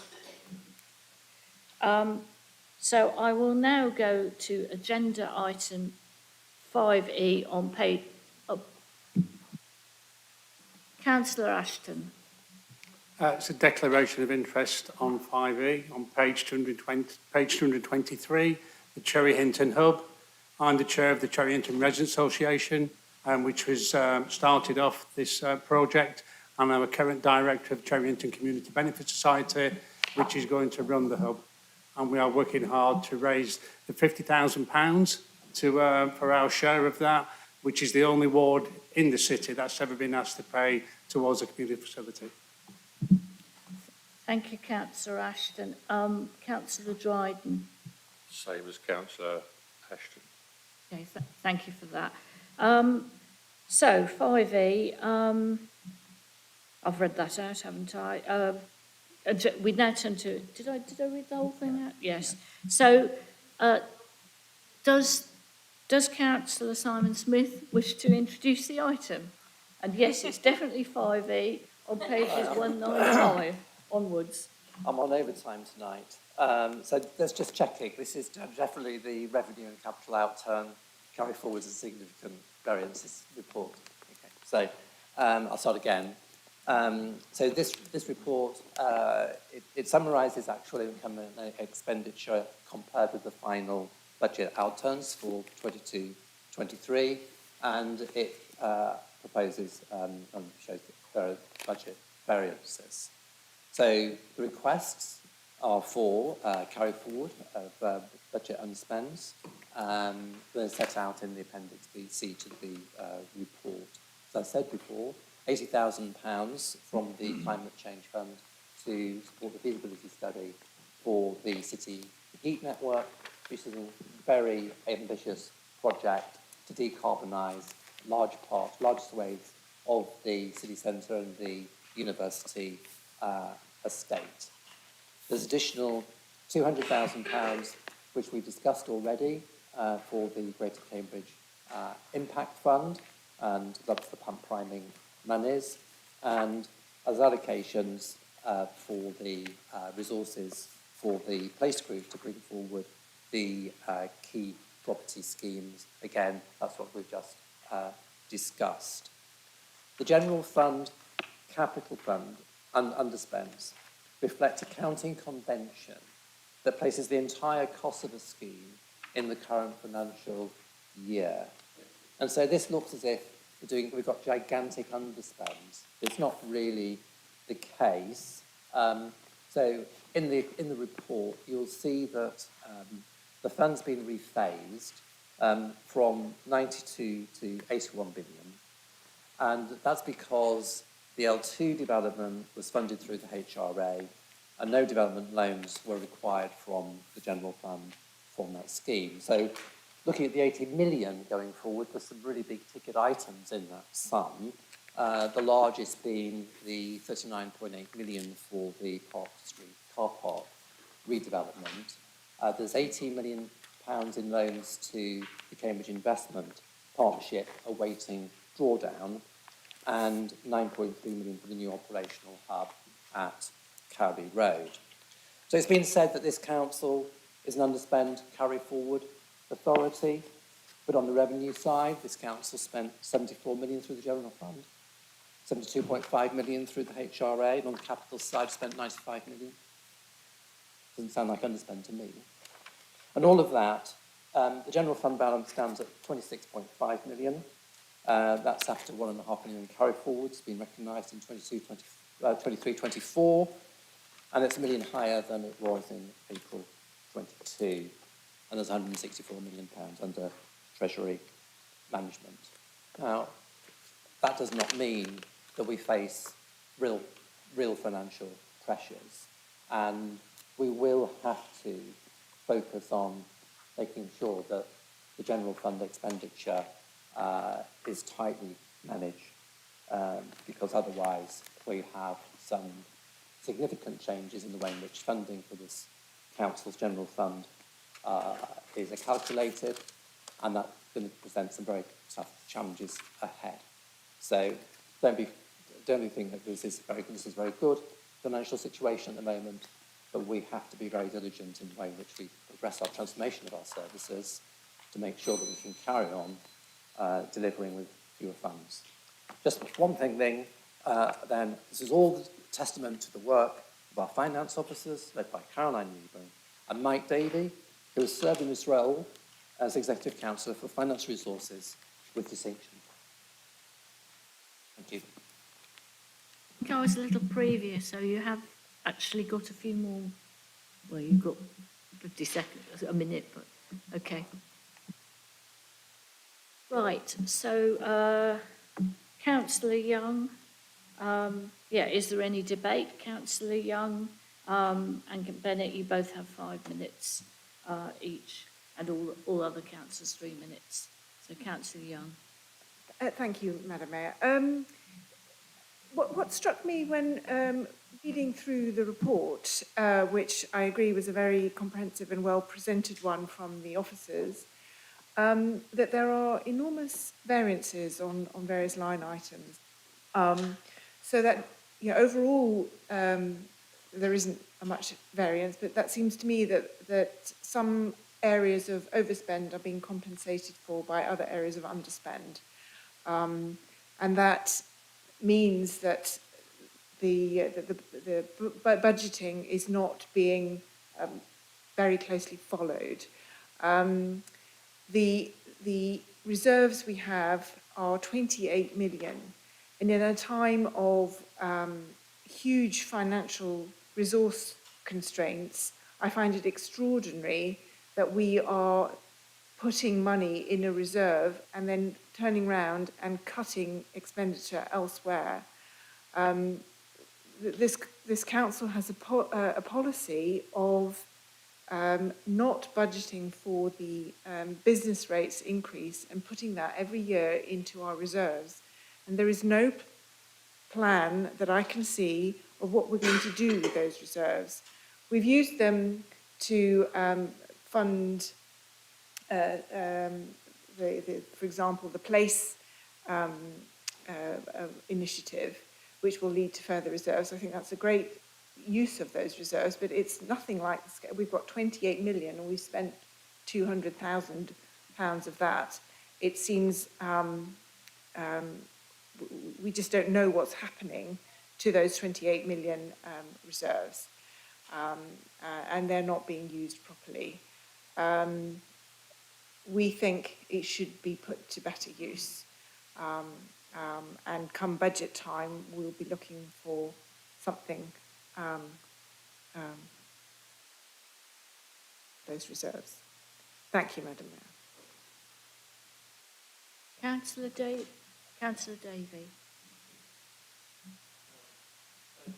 Flashing. Thank you very much. It's just in response to Councillor Young's point. I think it's probably important to say, and I think Councillor Young knows this, that there are plans of what we're going to do with the reserves, namely to refurbish the Guildhall, which was approved last year, and we need to have money to do that, to refurbish the Market Square, and to take forward some of the proposals that have been made. And that has been shared both in this council chamber and elsewhere. Once a proposal's been made, clearly we have to have the money there to actually take things forward. So it's been identified that the reserves will be used for that, which is of course why Councillor Smith was able to take forward the proposals, because obviously we're doing preparations in relation to the very things that we've spoken about. So there have been discussions about this before on a number of occasions, and about the use of the reserves, and at one stage it was about whether we'd have an actually dedicated reserve or not, but we decided, I think rightly at this stage, not to do that. But I have to just correct you, there have been discussions on this before. Thank you, Chair. Thank you, Madam Mayor.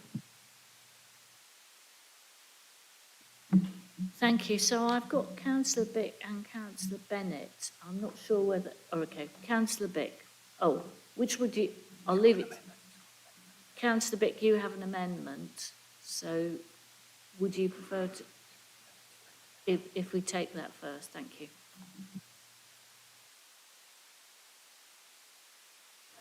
Thank you, Madam Mayor, thank you. Sorry, Councillor Bennett, I was going to say Councillor Bick speaks first, then Councillor Bennett. Apologies if it wasn't clear. Madam Mayor, I'm going to speak quickly, so I haven't got much time. I'd like to move the amendment to the recommendations, which can be found on page 15 and 16 of the information pack. It adds to the recommendations, it doesn't detract from them. In discussing this report at Strategy and Resources, it seemed that there was a significant matter which does need drawing out and examining a bit further. And it seemed that there was agreement on that then, but it's not actually reflected in the report. The matter is the fact that more than half of the money bid for and won from the government to enable insulation of homes in the private sector is destined to be handed back to the government unspent.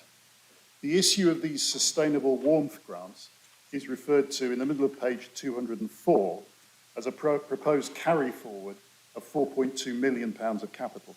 As the narrative says, unspent money must be returned to the government. The dates for the return for one part of this money have now already passed at the end of April, and for the other part at the end of September. Officers already confirm that most of this will be handed back. To put numbers on it, our successful bid for these grant monies targeted 55 properties in the city, but officers now expect that only 9 properties will have participated. Whichever way we look at it, this is a really disappointing outcome. Debates in the council have repeatedly reached complete agreement across the chamber about the enormously high priority of insulating domestic homes, both for the reasons of climate change and for residents' cost of living. We have also had to admit that funding support for the private sector homes will need to come from the government, though we are well placed to act as a channel for such money to where it's needed. The fact that there are new government funding streams on their way to us is in principle welcome, but it doesn't make it okay to pass the money back from earlier streams.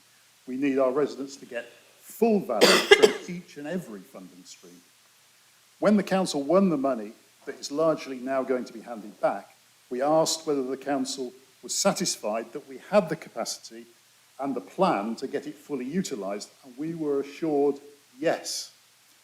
There are clearly questions about the way the government designs designs these grant offers, though it was this council that expected to deliver 55 in knowledge of the rules. As has been said, there is a new funding opportunity and there is likely to be more in the future, and it's therefore important that we both give detailed and informed feedback to the government about aspects of this offer which has impeded our success, and make all feasible preparations to be as agile and as entrepreneurial as possible to invest what we bid for. Not only this, but also learn about other constraints and call for actions to address them.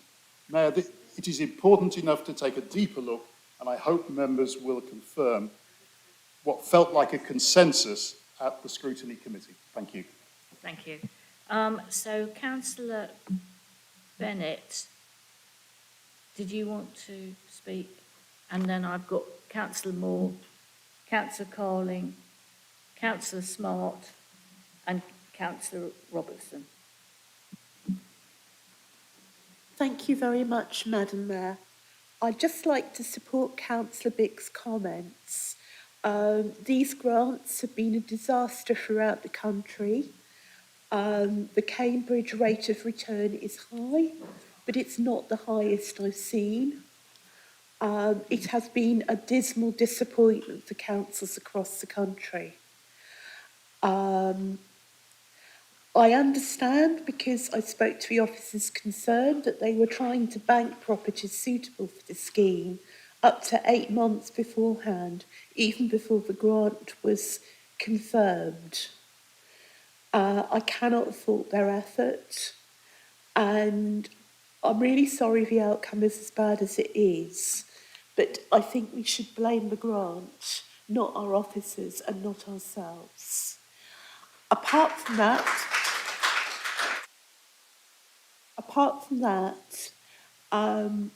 I do actually support Councillor Bick's amendment, because I think we should all be making as much noise about how dreadful these grants are as we can. I'd urge you to vote for it. Thank you. Thank you, Councillor Bennett. So now we have Councillor Moore. Thank you. Well, I'd agree with both Councillor Bick and Councillor Bennett that the fund has been a disaster and has resulted in a disappointing outcome. But I would agree more with Councillor Bennett that it's absolutely not the fault of our hard-working officers. Councillor Bick suggested that local authorities should be a channel for such money, and our council, Cambridge City Council, has been a channel for the scheme across Cambridgeshire. This money that Councillor Bick is talking about is not just for the city of Cambridge, it's for the whole of the county, and we have been supporting our county and other district partners to facilitate this. But unfortunately, the scheme was doomed to fail from the start. We had a motion last year or the year before, the Great Homes Upgrade, calling on government to make it possible to retrofit homes more easily. And unfortunately, the evidence is that it's actually getting harder. Politically, it would be very simple to just accept Councillor Bick's amendment. But although, as councillors, we're here to scrutinise the council and to ensure that it's doing the best for our residents, I also feel when we have the full confidence of our council officers, who are experts working tirelessly to put this work into action, we should actually let them get on with it, because it wasn't just a one-off. We're now on the next scheme, which is even worse. Yeah. The reason it was not able to fulfil what we wanted was the very short time frame given. was the very tight eligibility standards for the people eligible. And then lastly, as we know, there's a real shortage of skills and traders in this arena. And you can't just, they're not just all queuing up to do this work. We're working hard as a council to build that trade and those skills, not just in Cambridge, but in the county, to work with our partners. So I would I would ask people to not support this amendment, because we know the reasons why this scheme was not as successful as we would like, and we want to ensure that officers have the time to put into the next scheme, which is actually, they're getting even more pressure from government to make it even harder. Thank you. Councillor Carley. Sorry, that wasn't very good.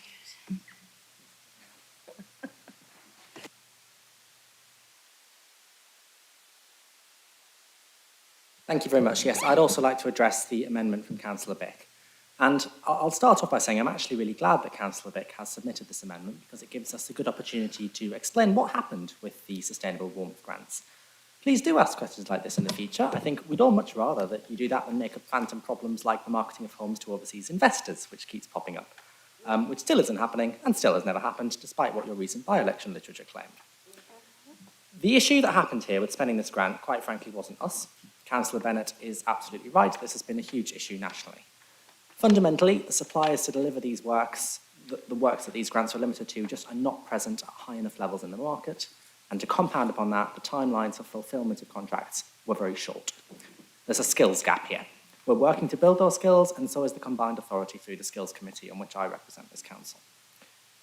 Retrofitting existing homes is absolutely a core priority for all of us, but when the government put out a funding source that it's extremely hard to spend, we can't spend it, although we tried very hard, and I would like to commend our officers for that too.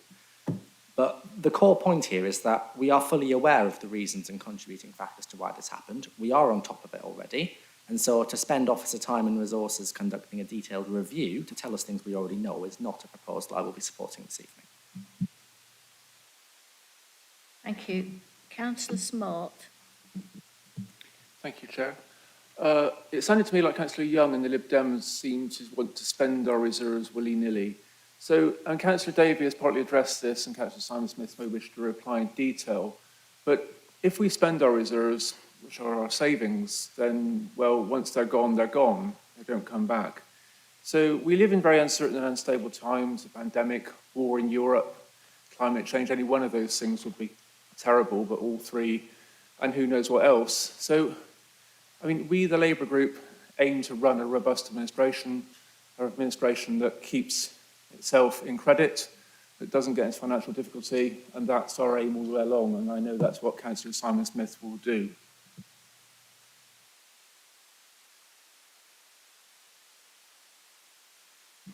Thank you.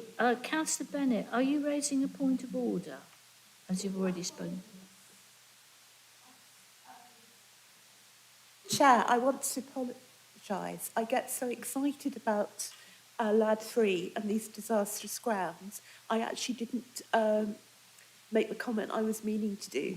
If that has to go, that's fine. Well, okay, it's not a point of order then. So can we go on to Councillor Robertson? Most of what I wanted to say has already been stated by my colleagues. This is all down to the fact we've got a very short-termist government with no concept of long-term at all, no concept of the real needs of the country to provide for insulation for the future, to cut our energy bills and cut our energy usage generally. So our new Conservative councillor should take back to his colleagues that they've got a rubbish government, and the sooner we have a general election, the better.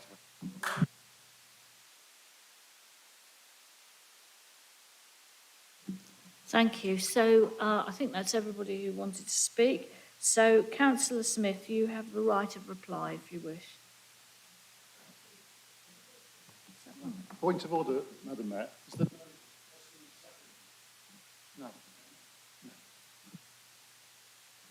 I've taken advice, not in this instance. So, Thank you. I just wanted to address the comment about reserves.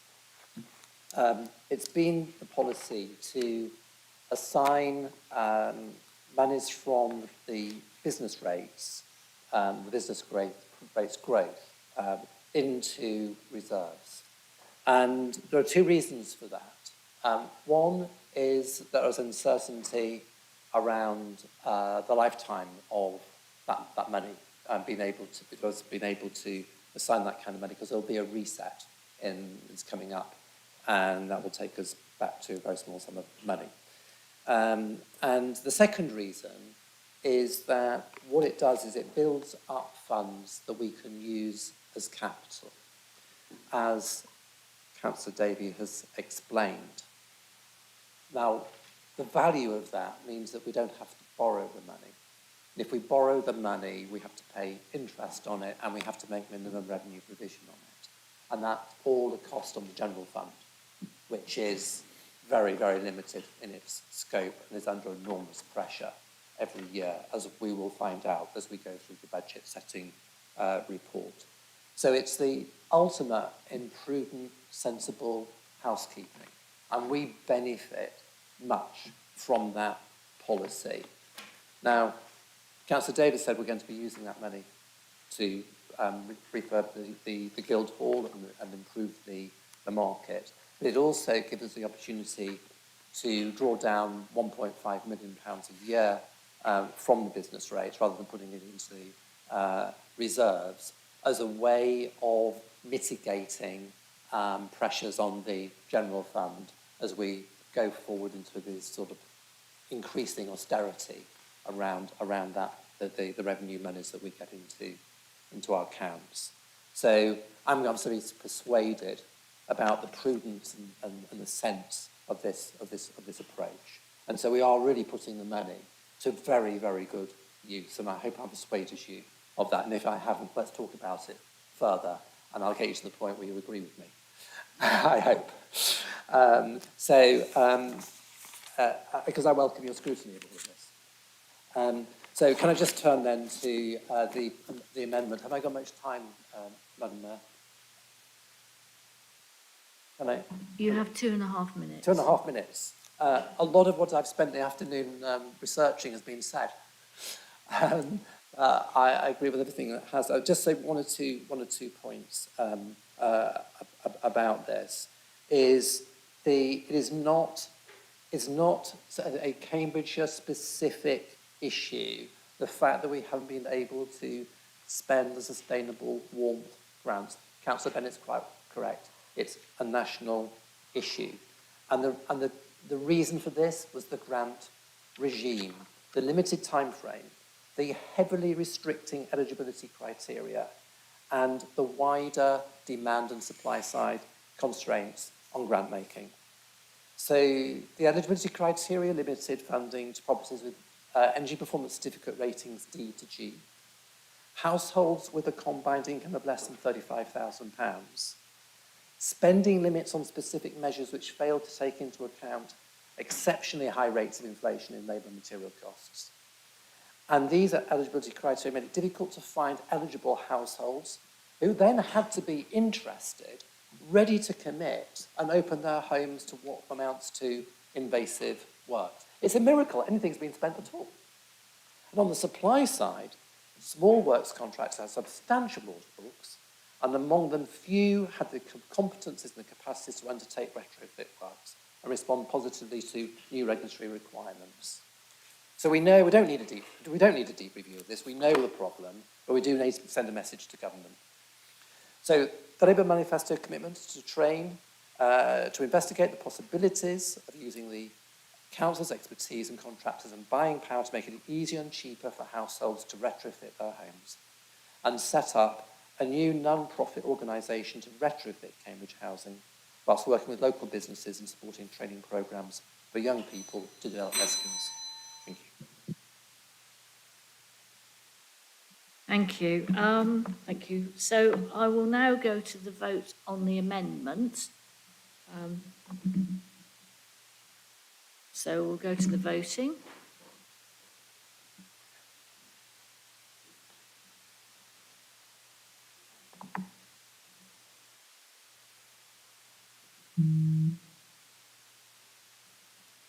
So I think we're there, aren't we? Councillor Davey, have you voted? Okay, it won't be the leg. Okay, so we have 14 for the amendment, 24 against and no abstentions. So unfortunately, the amendment falls. So I will now go to the vote on the motion.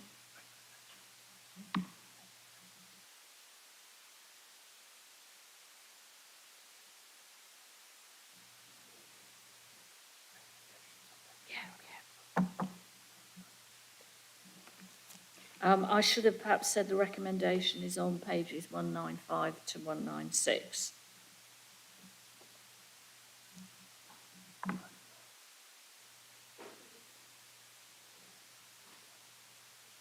Is that everybody? Councillor Todd Jones, have you voted?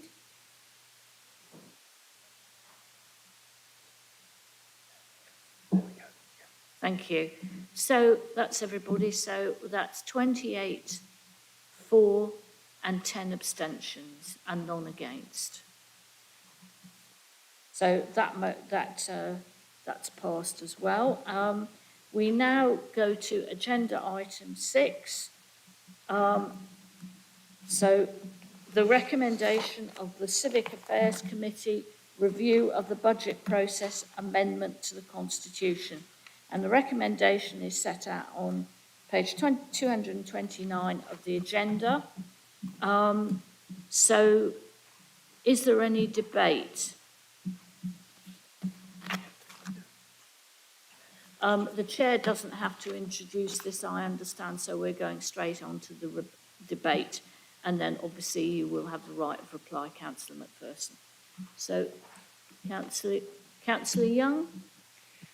Thank you, Madam Mayor. Yeah, this has come out of cross-party discussions and an amendment to a change process last year. We continue to have governance discussions and no doubt we will continue to review the process.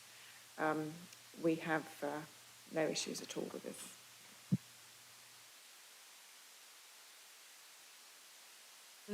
Councillor Bennett. I'm not going to take long, don't worry. I know you're all tired. I'm not desperately interested in accountancy.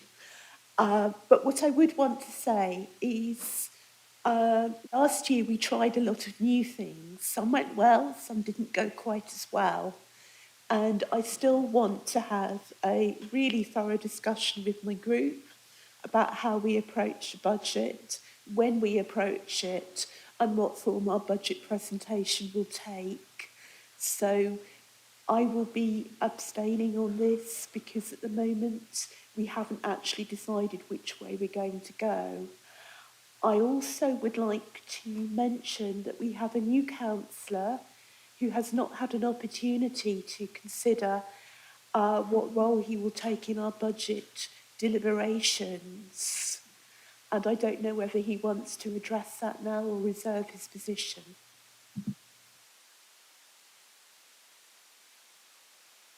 So, is there anybody else want to speak? No? Right, so Councillor Macpherson, you have the right to reply if you wish. You'll be absolutely delighted to hear that I will only speak for 4 hours. I have absolutely nothing. I have absolutely nothing to add to this report except to thank the officers, Caroline and Tom and their teams, for putting these reports together, and indeed all the rest of the reports that we've got here today. Phenomenal amount of work. If our new councillor wishes to speak about the budget process, then I would be absolutely delighted to entertain him on that. Thank you, Councillor Macpherson. So I will now go to the vote. The recommendation is on page 229.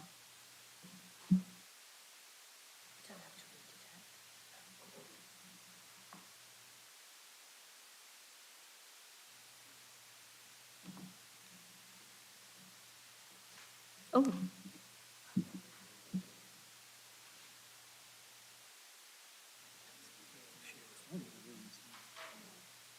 So we are missing councillor. Okay, we'll just have to take that. Right, so we have, the recommendation 33, 4 and 4 abstentions.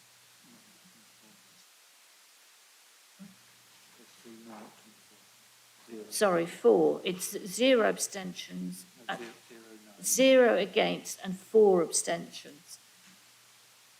So the recommendation is passed. Thank you. We now turn to... Possible to have a brief comfort break, please? Not more than 5 minutes. Okay, we'll have a maximum 5-minute break. Thank you. So I'll see everybody back in the chamber at 20... 25 to.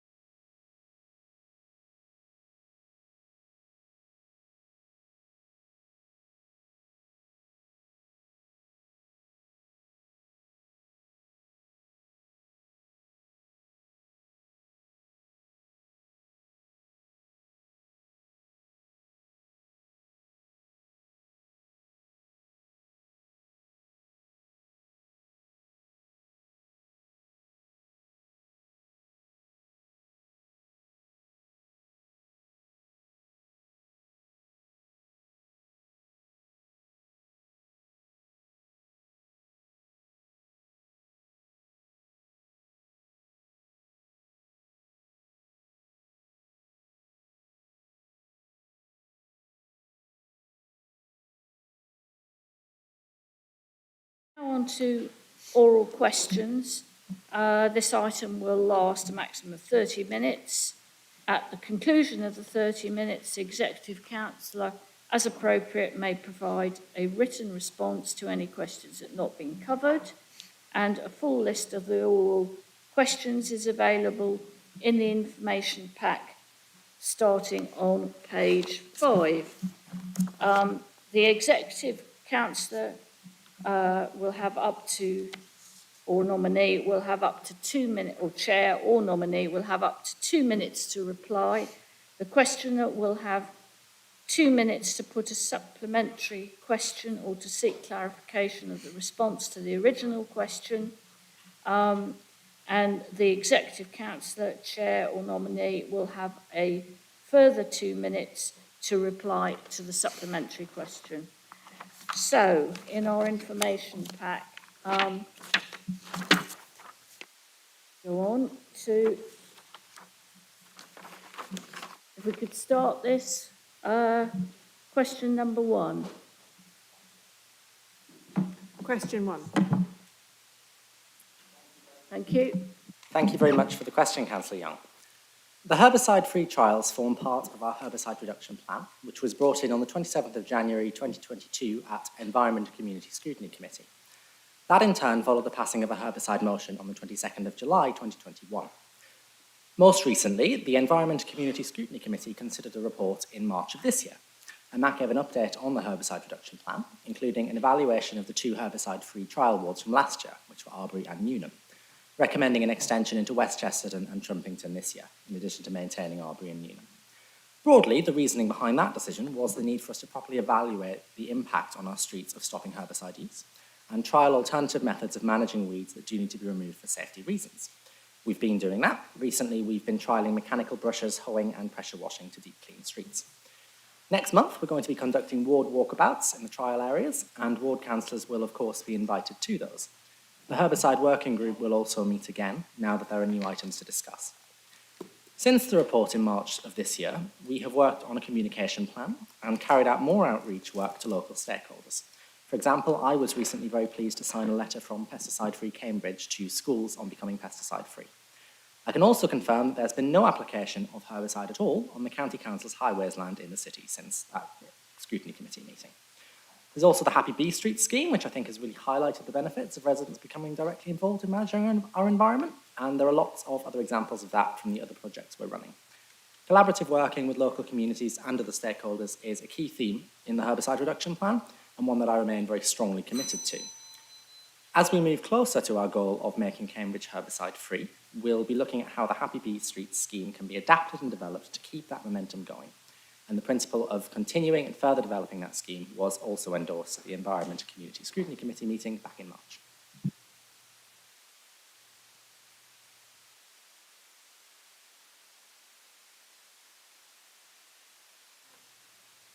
Councillor Young, do you have a supplementary? Yes. So as I understand it, the trial is continuing. Are you committing to a herbicide-free city or not? There's lots of various schemes you mentioned, but I'm not quite clear about where you're headed and what you think the timeline will be. Thank you very much. I very much want to see the city become herbicide free, and I'm happy to declare that at every occasion I'm asked. There are lots of specific issues and things that we need to work through, which is why we can't get this done immediately. As I kind of just said before, we need to make sure that alternative methods for removing those weeds that are safety hazards for people need to be robust, need to address the problem without creating other kind of safety or other implications that we haven't thought of. So that's why there is this need for a trial. The reason it was extended this year, I went into that, rather than us going herbicide-free across the city already, I went into that, and also it was to do with the exceptional heat last summer that meant that a lot of the things we needed to test for, we couldn't properly test for. But we are making very significant progress. As I said, we have no application of herbicides at all on county highways assets in the city. That accounted previously for quite a large proportion of the herbicide use. So we are getting there, and we are making huge strides, and yes, my ambition is for the city to be herbicide-free.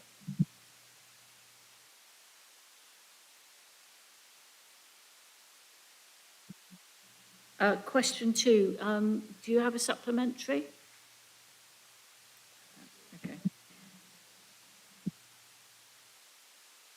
So question number 3, Councillor Holloway. Oh, Question sorry. 2. I'm running ahead again. So question number 2, Councillor Wade. Question 2. Thank you.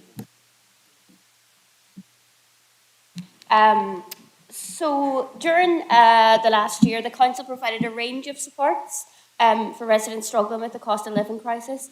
This included 11 cost of living support pop-ups, warm and welcoming spaces at our 5 council-run community centres. We awarded grants to 43 warm spaces run by voluntary and community sector organisations, and we distributed 500 hot water bottles, 130 blankets, and 89 air fryers. Other initiatives included £20,000 in vouchers for those struggling with energy costs, and also funding to Cambridge Sustainable Food. So most of this activity was funded through £179,000 in funding from the integrated care system for Cambridgeshire and Peterborough, so that's the local kind of health system, to address heating and health issues. We've also secured further funding from the ICS for this coming winter. And our cost of living crisis working group met recently to review the lessons learned from the support provided last year and to explore what support could be provided by the council and partners over this coming autumn and winter. The feedback that we've received from residents attending the warm and welcoming spaces was that most people value the support and sense of community connection that they got from coming to these centres rather than specifically needing somewhere warm to be. So with this feedback in mind, rather than running dedicated warm sessions, the council will be keeping its community centres open all year round and promoting them to residents so that they can access them when they need it. We're also considering how we can work with our partner organisations to respond to ongoing needs, and we're exploring opportunities for further pop-up events. We're also using data from our low-income family tracker system to develop targeted campaigns for low-income residents who may benefit from extra support, housing advice and energy efficiency measures. So finally, all of this has been made possible as a result of our local voluntary and community sector organisations, and I just really wanted to pay tribute to them and pay tribute Councillor to the... Healy, you've had your 2 minutes, I'm afraid. So, Councillor Wade, do you have a supplementary? No, thank you. So we can go on to question number 3, Councillor Holloway. Question 3, please. Councillor Bird. Thank you, Mayor. We continue to see a high level of homelessness in Cambridge and to provide a wide range of services to people experiencing homelessness to help them into settled accommodation as quickly as possible.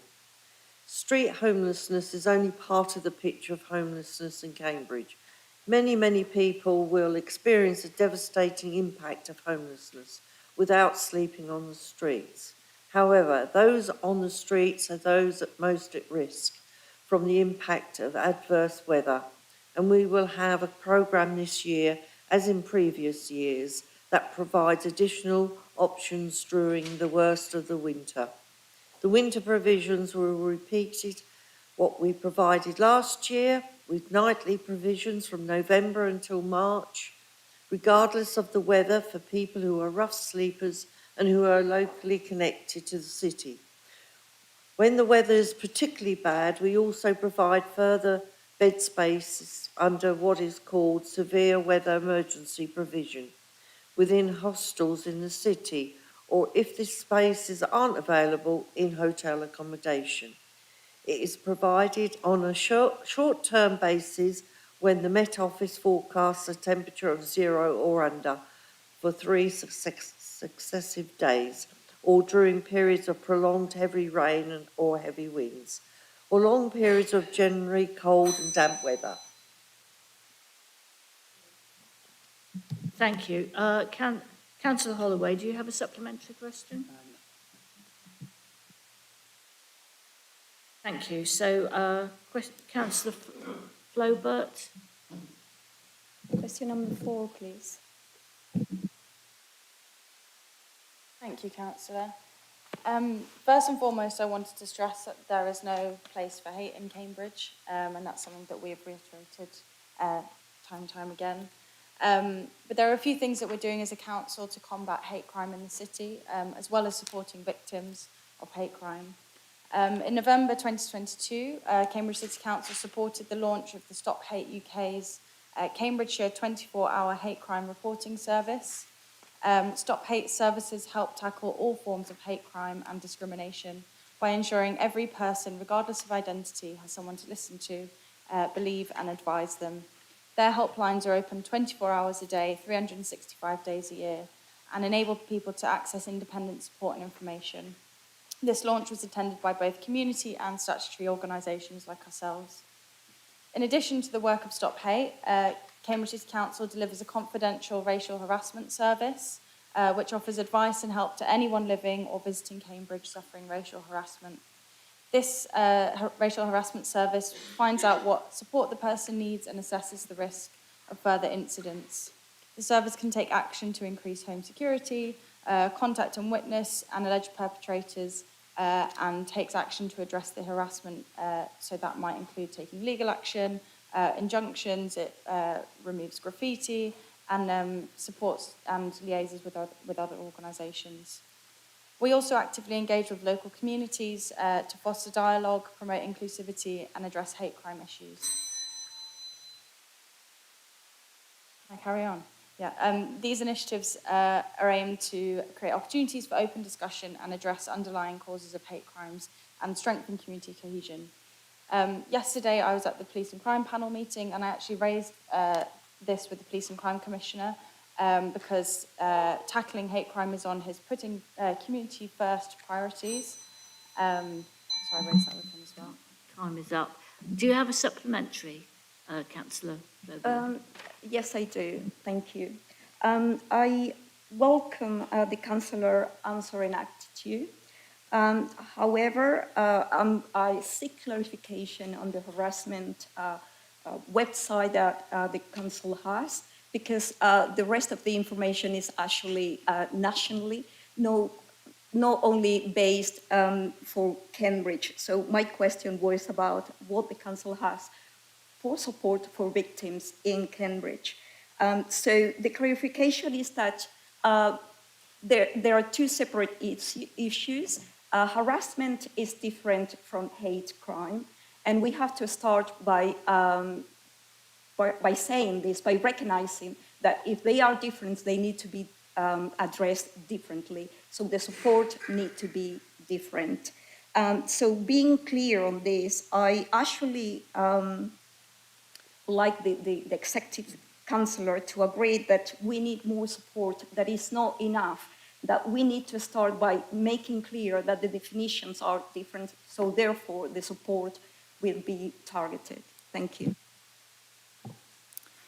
Yeah, thank you for your feedback on that. I think it's important that we understand all types of harassment and abuse that happen in the city, and of course this is something we can take back. It's something that I'll have to work with Councillor Healy on as Executive Council of Communities, and we can look into that further. I know that the racial harassment service is locally, it's run by the council, it's our council service, so it's not just directing people away to other services, and the Stop Hate has a Stop Hate Cambridgeshire branch. So we do have local support, and we are very well connected to the types of support that we have for various people in the city. So I do want to reassure you that the support that we provide is locally based, but that's definitely something we can take away. Thank you. So, Councillor Hussain, and you don't read out your question, just the question number. Hi, please. Can I start by welcoming Councillor Hussain following your recent by-election victory? I hope you have a successful and enjoyable term as a City Councillor in Cambridge, and I look forward to working with you on matters as they relate both to King's Hedges and the residents of the city. In response to your question, if I can start by referring to the State of the City 2023 report, which was published about a fortnight ago. I know you have much to read, but I would suggest this is invaluable reading and is recommended. That report showed that only 3 other cities in the UK record more days of poor air quality than Cambridge. And the 2 wards with the highest air pollution exposure were my own, Petersfield, and yours in King's Hedges. It's therefore clear we have to do something to tackle both climate change and congestion in the city. With reference to your question, you mentioned Arbury Road. As I understand it, there are absolutely no plans to close Arbury Road. The closure of Mill Road was undertaken in March following an extensive consultation where 72% of respondents supported restricting motor vehicles crossing the bridge. I welcome that closure. As for other road closures brought in following COVID, I think it'd be wrong for me to comment here, so forgive me, but I would need to look into the individual schemes that you refer to in your question. Coming on to the STZ, as you'll be aware, the GCP carried out a major consultation involving nearly 23,000 people, precisely so it could listen to what residents, businesses, charities and faith groups are saying. It's clear that there are major concerns around the design of the STZ, and that's why the board have now asked officers to look again at the scheme and recommend alternative ways forward, which might include things like reduced hours, reduced charge, or 3 days.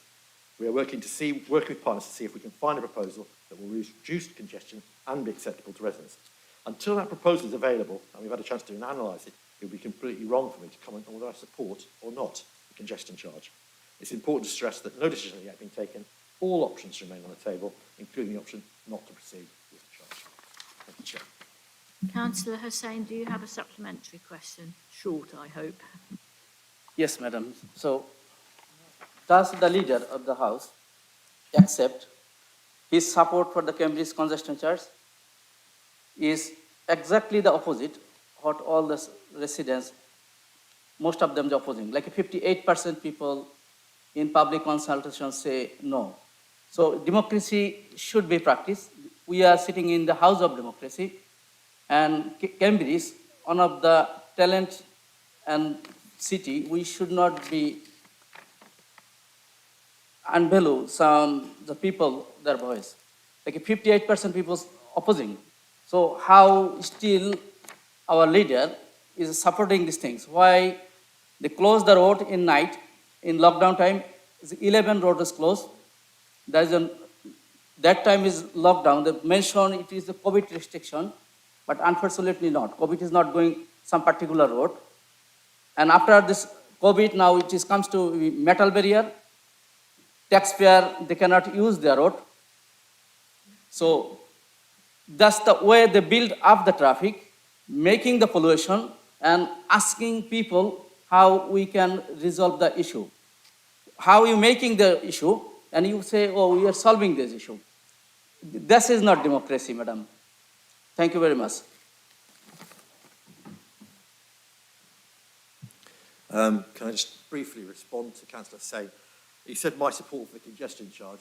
I just said before in my initial answer, I couldn't respond to your question about congestion charge because I don't know what it's yet is proposed. So it'd be wrong for me to support anything that I don't know what it is. So therefore, please don't assert that I support congestion charge without knowing what it is. Second thing to say is that it's the City Council who can advise what takes place with regards to GCP proposals, but we don't make that decision. That's the County Council that will ultimately make that decision. I accept following a recommendation from the GCP board, but remember, it's not us that makes that recommendation. So it's important, I think, to make sure that it's clear what we can and can't do as a City Council. And the final thing to say is the road closures, again, were not our decision. They were made by the County Council. Thank you, Madam Mayor. Can I just remind people that if you look at me, it's easier to hear because it goes through the microphone better. Apologies, Madam Mayor, I was looking at the question. I'd always do that. Forgive me. So, Councillor McPherson. We've got one before me, Madam Mayor. Apology, I keep doing this. I'm sorry about this. Councillor Pounds. Thank you, Madam Mayor. Question 6, please. Thanks, Councillor Pounds. So yeah, the Street Arts Festival, named Out of the Ordinary, is a brand new event, which we're organising for the first time. It's really quite an exciting initiative. It's been developed by our cultural services team. So the aim is to provide a free cultural offering. It's primarily for our own residents in Cambridge, but also for people visiting the city as well. And it's being co-funded in partnership with Cambridge Bid. The event is set to feature lots of different things, including small street shows and walkabout acts across the city centre during the August Bank Holiday weekend. More information, including the shows, times and locations, will be released next week, so do look out for that.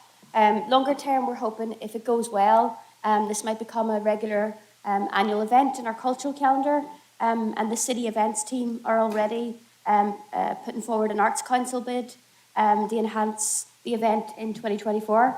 So there'll be additional kind of offerings, and these will also include particular workshops and events in Arbury, King's Hedges, Chesterton and Abbey, working with local and international artists to showcase the city. So do check it out. There'll be more information next week, and I hope everyone can enjoy it during the August Bank Holiday weekend. Thanks. Thank you. Do you have a supplementary? Yes, I'd just like to ask, first of all, just to say what a fantastic thing this is. I think it's going to be really great, and I'm looking forward to it very much. Just to say that it would be nice to have some events south of the river. Are there any plans for those?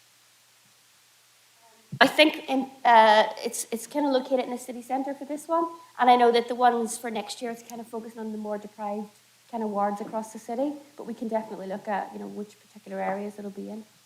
Thanks. Thank you. Councillor McPherson this time. Thank you, Madam Mayor. Question 7, if I may. Thank you, Councillor McPherson. First and foremost, I'd like to convey our thoughts and sympathies to those affected by the tragic incidents at Sackville Close. I'd also like to thank the emergency services for their rapid actions to halt the fire, and our council officers for their continuing work to support the impacted community. Clearly, we need to do more work, and we need to be working alongside multiple agencies to ensure that tragedies like this don't happen again. Since the fire, we've already been working very closely with the fire service, who are experts in this area, to promote the fire service's advice. It's important that we promote the same messages that they're using while helping our community to work out how to implement that in their homes and locally. So there are a few ways that we're promoting those messages. For the very local community in King's Hedges, we're planning an information event with partners, including the fire service, to offer reassurances and fire safety advice, and we can share details with councillors as soon as that date is agreed. For the tenants and leaseholders, we'll be using our existing communications like our magazine Open Door and Cambridge Matters to ensure that advice given by the fire services reaches as many people as possible, and we'll also be working with residents to look at how we can increase access to safe storage and charging for bikes and mobility scooters.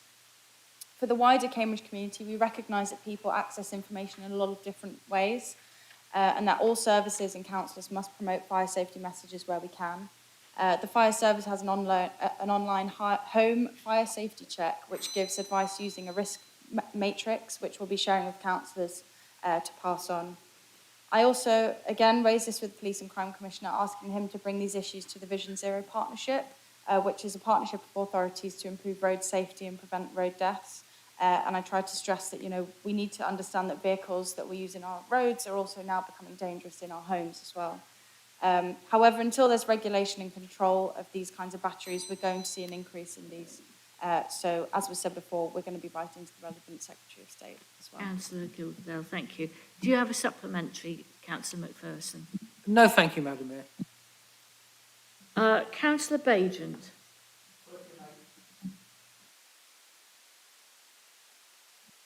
Thank you. We support further rail investment and improvements, acknowledging what has currently been achieved and built on. It is vital that we get this right. A modern transport system needs to work for people in their daily lives.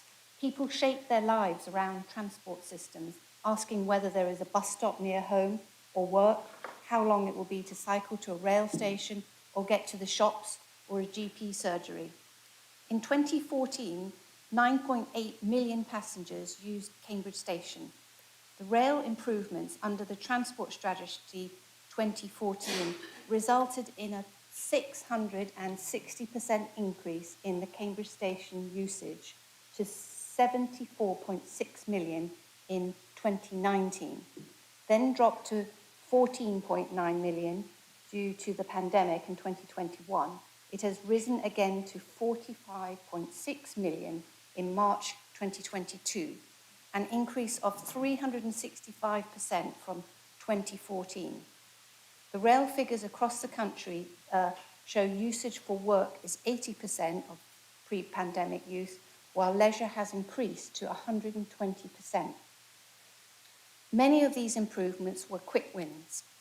We support more quick wins and are requesting, we will be working with the combined authority and also speaking out wherever we can. The Mayor at the combined authority has been coordinating some projects and highlighting the concerns about the ticket office. Other things we want to do is when the Cambridge station opens, we want to make sure every train stops there. The Cambridge to King's Lynn line is only 1 hour beyond Ely. We'd like it to be 2 an hour. Cambridge to Cambridge North really should be 6 an hour. When Waterbeach comes in, every train should stop there, and many more.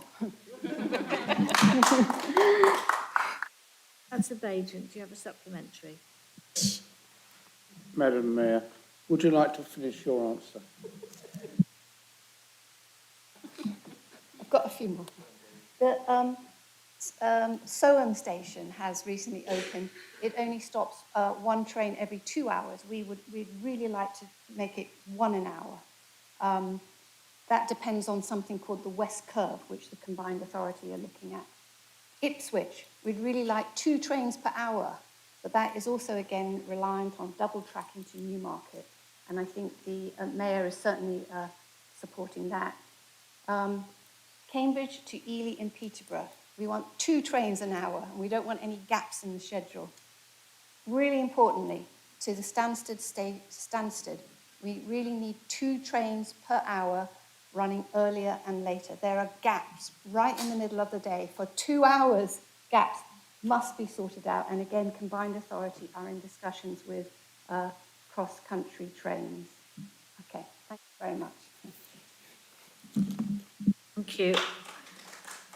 I think we have just time for one more. Councillor Bennett. Question 9.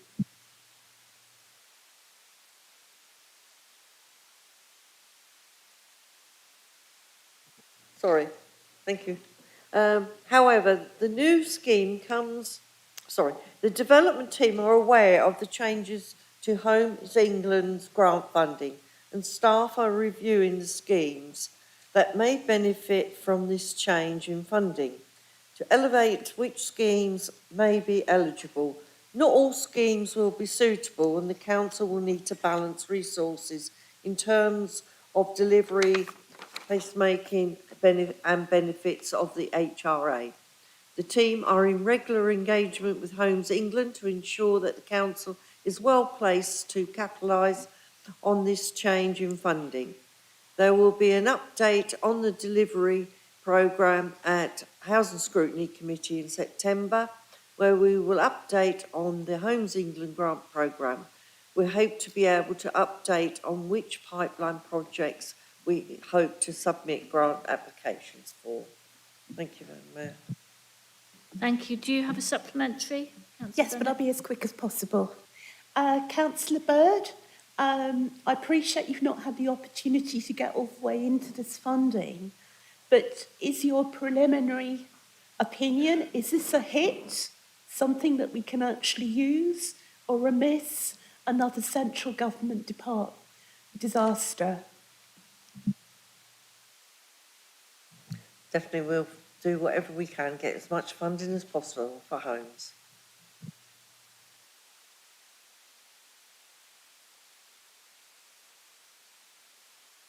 Thank you, everybody. We now turn to agenda item 8, motions to the council, with agenda item 8A. The mover and seconder have up to 10 minutes between them. The proposer and seconder of the amendment have up to 10 minutes between them. All other contributions are up to 3 minutes per councillor. So I now call on Councillor Flober to speak to the motion. Madam Mayor.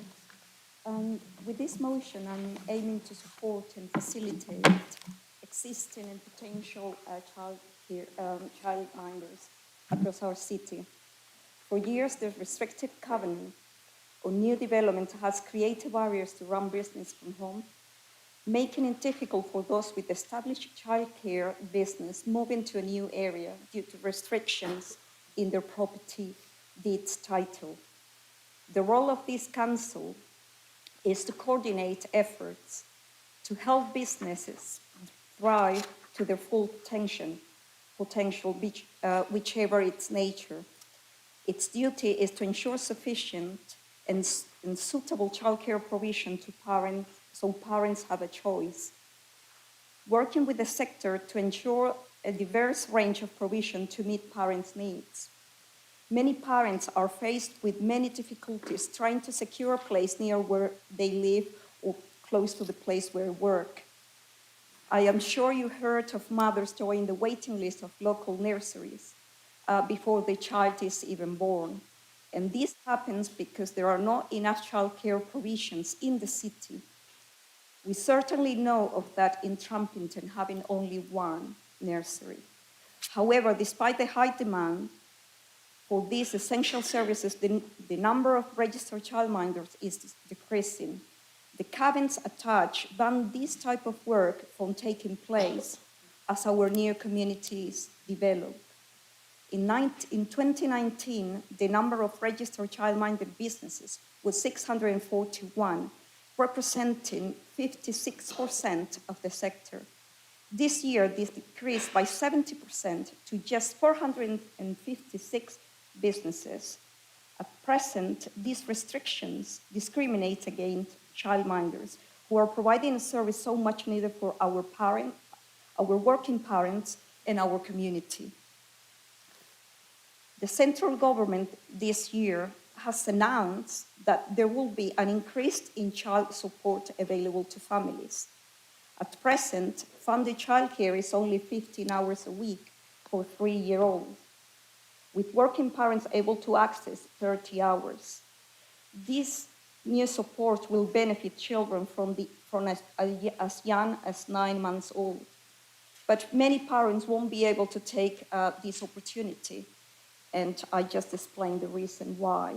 But if I go back to give my own experience, I actually when I had my youngest child, I tried to go back to work earlier, and it was impossible for me to do so because I couldn't find a child care. It was impossible.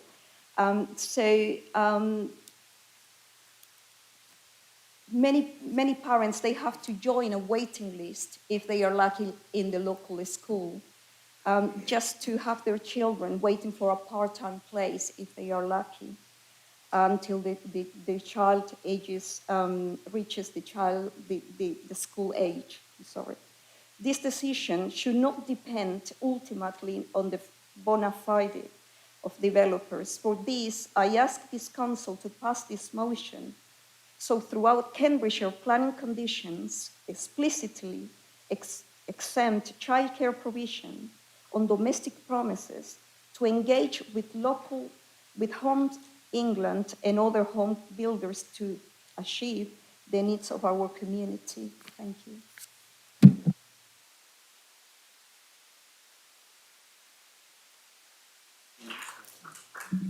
Thank you. I'm not sure who is seconding this. Thank you, Councillor Payne. And you have 6 minutes. Can I reserve my right until the end, Madam Mayor? Sorry, yes, of course you may. So do we have...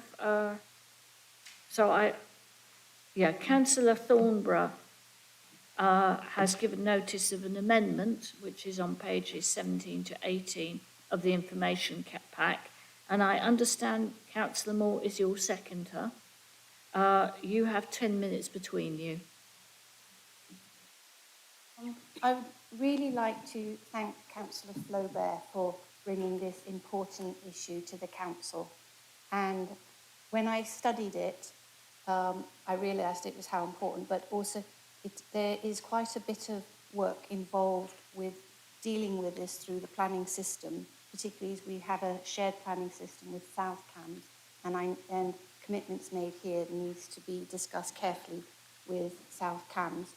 So I have amended it, but I had tried to contact you because I felt ideally it would have been a supported amendment, because I think what you have done is really valuable, and I want to explain why I've done the amendment, and I hope that you will see that I really want to support you, and I hope the amendment does that, but just extends it a bit. So the Cambridgeshire County Council brought a resolution about this in quite recently in May, and that reflects particularly some of the issues about the lack of childminding facilities and other amenities in new developments in the wider Cambridgeshire area.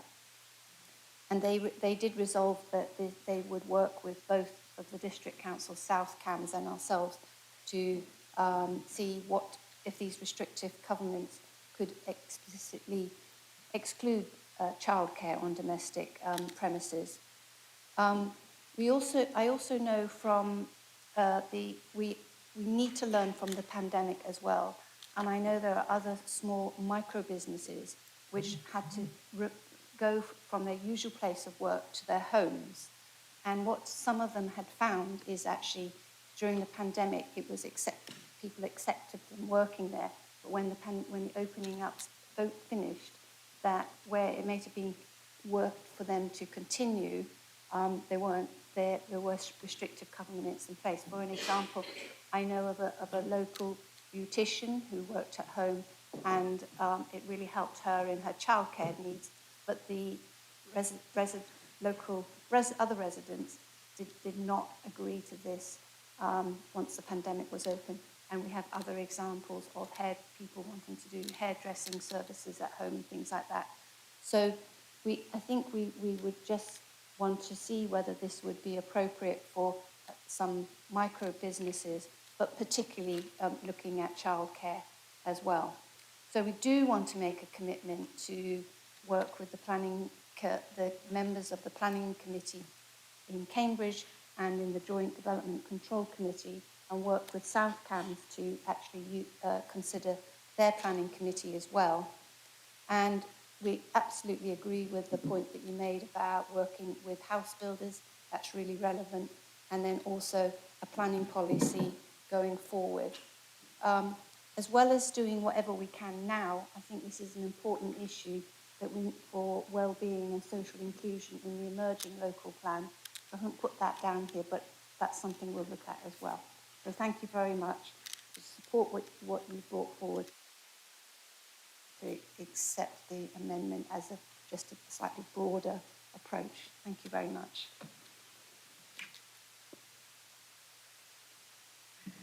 Thank you, Councillor Thornborough. Councillor Moore is your seconder. Would Councillor Moore like to speak now or reserve your right? And you have 6.5 minutes. I think I'll just go now. High quality childcare is a public good which should be affordable and, if not free, and readily available to all families that need it. The benefits of childminding are often that it's more local, often more affordable, can offer more flexible hours, and obviously the children are in smaller groups, which for some children it suits them more than a nursery environment. I wholeheartedly support Councillor Flaubert's motion, and I'm very happy to support this amendment just to include those other small businesses that work from home, which is a very broad range. People like music teachers, complementary therapists, like osteopaths. There's a whole range, and so I hope that you'll support both the amendment and the amended motion. Thank you. So is there any debate? Councillor Bennett.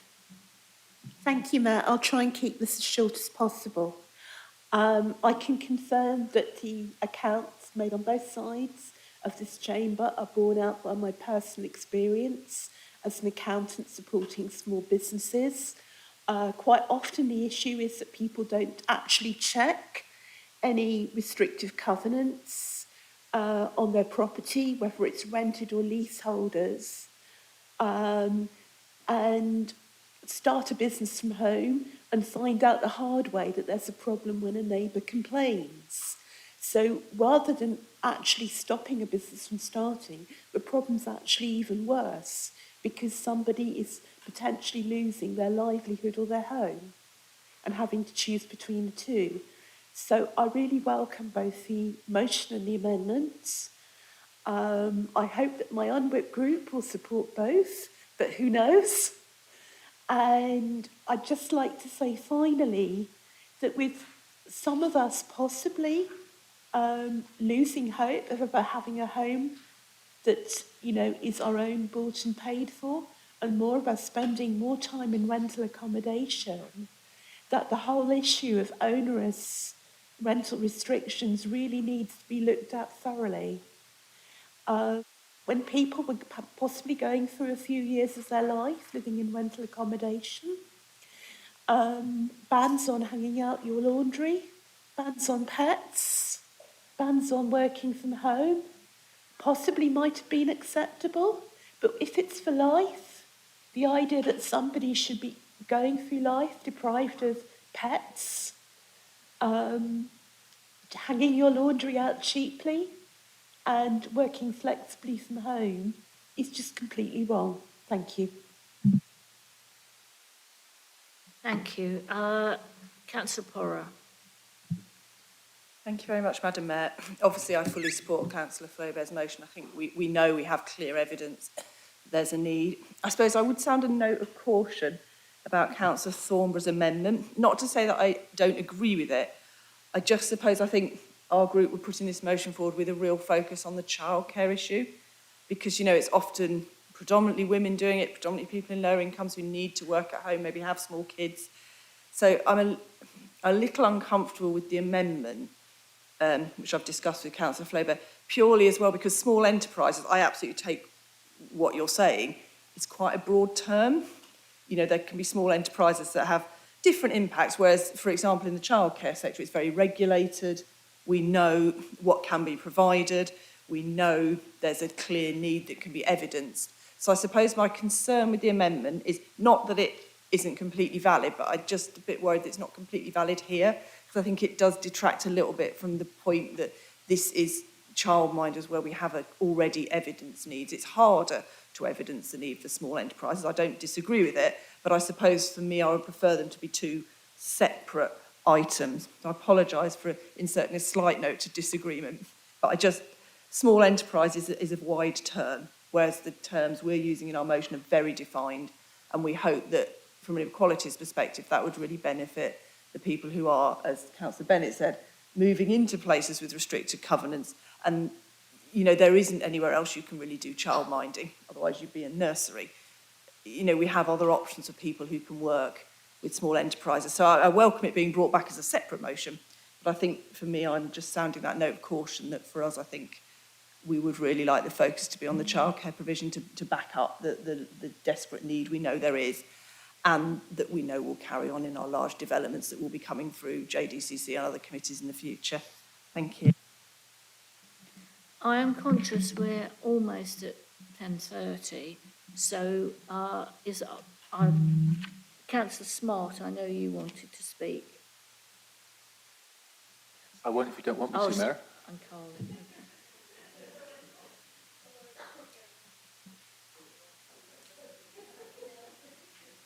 Okay. Councillor Smart. I'll be brief, eh? It's bedtime soon. So I was going to say, I mean, as a parent myself, I've always taken the approach that it's absolutely up to the parents to make a decision about how they want to look after their children. That's all their business. And Councillor Flaubert has talked about her experience, but there are other experiences. You know, my experience was to take a couple of decades off work and look after the children myself at home as main carer, and to use nursery school provision, which I consider to be superior to childminder provision. I used both. I did a coaching course for a couple of weeks and used a childminder. The cost of a childminder for me, I disagree with Councillor Moore on this. To use a childminder would have cost my salary. although we did start with twins, of course, so it was double the cost. So we couldn't have afforded that, really. But just basically what I'm saying is, there's professional provision like nursery schools. I consider that to be better because kids can all play together, sing songs together, and all of that, And I think a childminder is great to look after children, and working parents need that provision.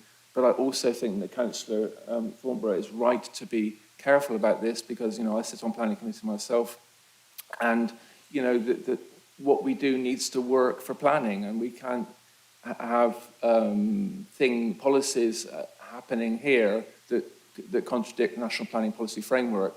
So it needs to be something that works both for us, for our residents, for South Cambs residents, and the local plan and national planning policy framework. It's getting late. I'll stop there. Councillor Carling and then Councillor Davey. Thank you. I just want to make the extremely brief point that including some other small enterprises in this may help some small business owners who do have children if they're able to run their businesses from home rather than having to move to a separate premises. So actually, I believe that the amendment actually does help people who have children with their childcare, so I would support it. But I understand the point Councillor Poy's making. To be aware, we have 3 motions to complete. It is now 10:25. Councillor Davey. Okay, thank you. So Councillor Payne. Thank you, Madam. I'll be brief. 6 minutes. My thanks to Councillor Flaubert for bringing this motion to us today, which clearly we all do support, if just in a slightly different form, but also to colleagues at the County Council and also at South Cambridgeshire Council, which has been mentioned, where this motion in almost the same form but without the reference to other small businesses was already passed, in both cases unanimously. I warmly support this, and I wanted to second this motion as a representative of a ward where we see a huge amount of new house building in Eddington and Darwin Green. But also, interestingly, we have the lowest number of registered childminders in the entire city, with just 1 registered in Castle Ward, which is, I don't know who they are. I don't know whether Councillor Smith or Councillor Nessadoon. But also for a demographic where childcare has potential to be quite an issue. Many of our new residents coming to live with us represent young professionals or people moving from perhaps overseas to come and work amongst the university. And so as they settle with us, childcare is one of their number 1 priorities and hurdles they need to come as they settle in. I think we're all probably very familiar with the evidence about the importance of the early years in a child's development, both in terms of their education, but also the need to provide a stable, comfortable, consistent form of care around the wider family. And for parents and carers today, with the rising cost of living, it means that finding the right place for your child is becoming increasingly challenging. We have so much that we need to do to invest in our children, and I'm incredibly proud actually that the Lib Dem manifesto in 2019 offered to actually double the free childcare entitlement from 15 hours up to 30 and for 48 weeks rather than 38, and to extend that to all children aged 2, 3 and 4. We're the only party to propose a costed solution to that, and I'm incredibly proud to stand here and say that. Our motion has focused on childminders specifically as a sector which, and I think it sounds like we all agree, there is a specific need for across the county, and where I think they bring huge value to new developments, to our residents and for the families themselves providing that childcare. The reason I'm worried about the amendment is because I'm concerned about the prospect of extending that to all small enterprises without some form of safeguarding and checks around that. I understand that when the planning department considers new developments, it has to consider what harm might be caused.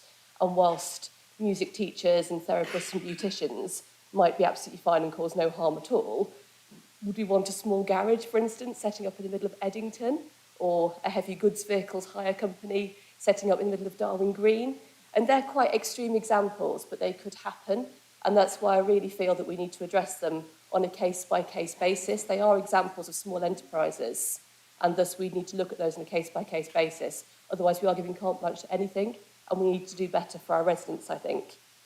When this motion went to South Cambs, that part wasn't included within the motion, so I don't quite know what impact that then has on the wider service. We believe ultimately the needs of our communities for registered childminders, and indeed the needs of the childminders themselves, are ones which we need to enable, we need to fulfil, to help encourage our communities to survive and flourish. I'd really encourage this chamber to support the motion unamended, so we can move forward with this, And then in future, as the council sees fit, look at other small enterprise cases on a careful case-by-case basis so we can consider and scrutinise the impact of that properly. Thank you, Madam Mayor. So we are approaching 10:30. I'm just before you have your right of reply. I just want to say that when a meeting lasts to 10:30, the Mayor will announce that if the meeting is not finished by then, a vote will be taken at 11 p.m. Whether to close the meeting or whether to, if it's a reasonable request given the workload, and we have several more motions to get through, urge members to assist, whether to close the meeting. I'm urging members to assist in completing the remaining business by 11, but I will ask at 11 if the meeting should close or continue. So at 11 I will be calling your attention to this. Right, I'm going to ask Councillor Thornborough to reply, and Councillor Flaubert, you have the right to reply, 3 minutes each. I think you misunderstand, Councillor Payne. The first, I have amended the A to where we will explore the use of planning conditions. I am not committing to ensuring that we can put planning conditions in place, and we will look at a variety of small enterprises. We are not committing to all small enterprises, but we need to see what the need is and the evidence. Particularly, there is evidence for more than just childcare. That's very clear. But there are other small businesses that might be appropriate to exclude from restrictive covenants. It is not going to be across the board. We know that some things are completely inappropriate, but we know that there are some other small businesses which would really benefit from being excluded as well. The B and C have not been changed, so it's only extending the exploration of planning conditions to include small enterprises, but it will not be across the board. Thank you. Councillor Flaubert, you have the right to reply. It's going to be very brief, Madam Mayor, because everything has been said why it's important to support this motion. But I would like to reply to Councillor Smart. I am aware of the limits that we have in the planning committee, but we need a platform to work with builders, house builders going forward. And while it might not be workable on a small development in established areas, for our complete new builds like Darwin Green and Trumpington, it could be very, very helpful. And also, I think you are wrong, childminders are a lot cheaper than nursery. But obviously, parents, they have the choice and they can choose, and that's what we're looking for, that there are more choices for working parents and those like me who wanted to work earlier. And also, just to say that having a local, more childminders locally actually goes with our active travel objectives, because people, they don't have to travel to get to the child care provisions. It's close to home. Thank you. So I will now go to the vote on the amendments.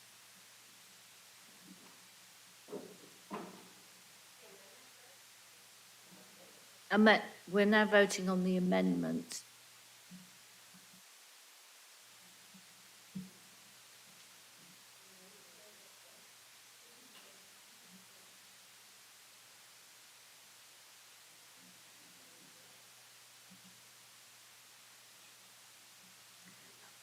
Councillor Robertson, yeah, it often needs quite a hard press.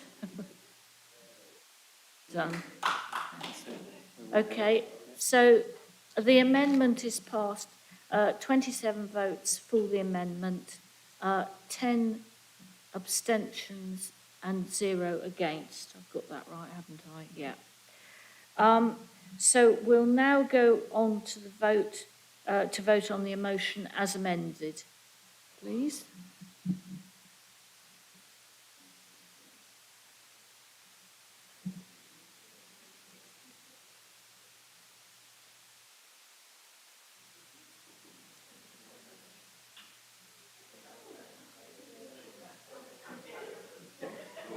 Well done. Okay. So it appears we have 37 for the motion, no abstentions and none against. Right. So we'll go on to agenda item 8B. Mover and seconder have 10 minutes between them. I now call on Councillor Bennett to speak to the motion. Madam Chair, may I make an alternative proposal? I think that Councillor Gilderdale has totally misunderstood our motion, but I don't want to inflict accountancy on people at this hour of the night, so I'd be happy to withdraw my motion if Councillor Gilderdale will meet me within the next 2 weeks to discuss what we wanted to achieve by our motion, and we'll try to sort of reach agreement.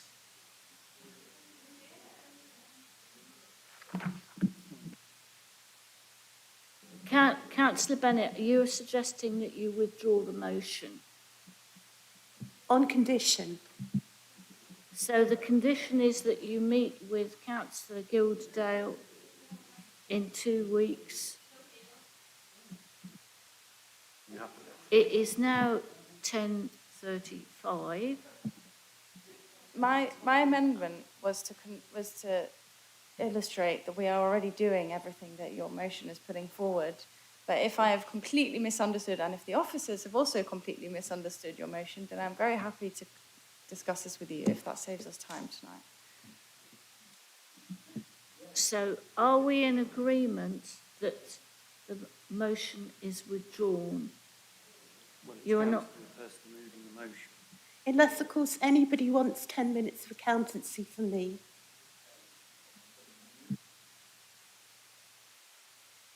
So the mover of the motion has to withdraw the motion. I withdraw the motion.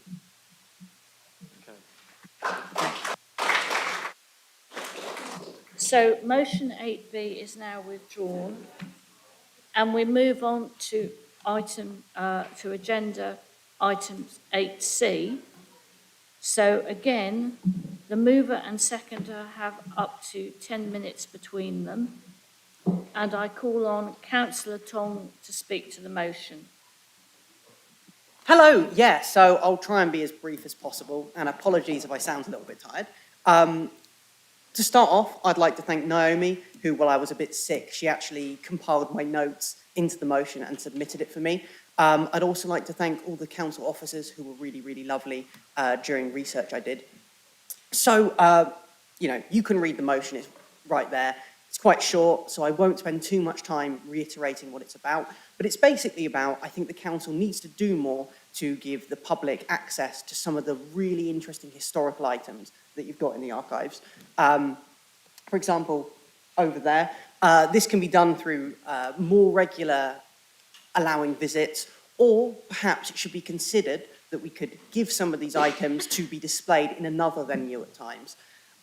So, to begin, I wanted to quickly say my background and why I'm interested. So I did my Masters in Early Modern Literature at York.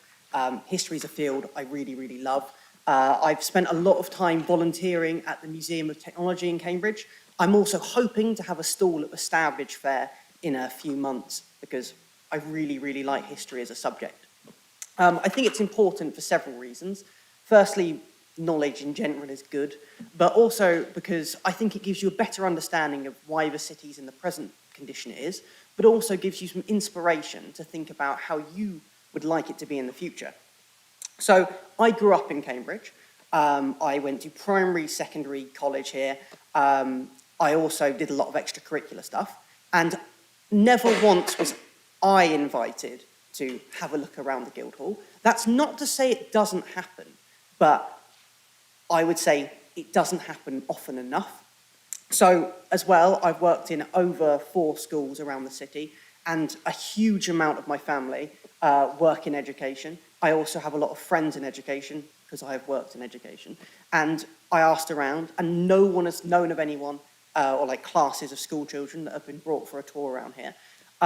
There are definitely opportunities where I probably could have gone, over the years, but I just don't think they're publicised particularly well enough. So one of the things I wanted to draw attention to is that I had a quick look on the council's social media, and I did some searching for some keywords like visit, going, come, stuff like that. And I wasn't able to find any prominent advertising for the chance to come and see some of the cool stuff on display. As well as that, I thought, what about the council's website? So I imagine somewhere it says that, the public aren't excluded and there is an open invitation. But at the same time, if you go onto the, page about, for example, the historical maces, I'll read a little extract. The ceremonial maces are held in the Guildhall as a reminder of the original role of the council's officers. Officials. In 1710, the Great Mace was presented to the council by Samuel Shepherd Jr. of Exning, who was one of the members of Parliament for the borough. In 1724, 4 smaller maces were presented to the corporation by Thomas Bacon, again, one of the members of Parliament for the borough. So if you're a student and you found this very interesting, there is nothing on that page to suggest you may eventually be able to go and see it or any way to go about that. I know there's been suggestions that there's an open invitation, and I'm not saying that's untrue, but an open invitation isn't really very valuable unless people know about it. It's really no different than no invitation. So the first time I actually came to this building was when I got elected a couple of months ago, even though I've been in, the city for my whole life. And I was absolutely fascinated by some of the really interesting stuff you've got on display. I particularly like, because I like the early modern period, the mace over there with signs of interregnum era damage by supporters of Cromwell. The building itself also has a lot of interesting features, like the basement, which used to be used as, courthouses.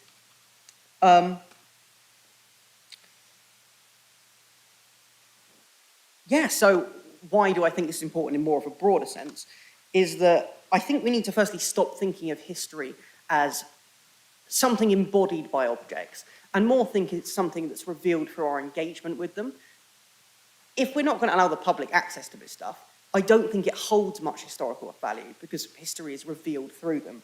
But more importantly, I think the fact that there's quite a... The Guildhall seems quite inaccessible, and I think that contributes to a lot of the us versus them feel around the city at the moment. There is, accusations of democratic deficit. I have not heard positive stuff said about the council recently, and I think trying to reach out would be a good way to, show and encourage more engagement with the community.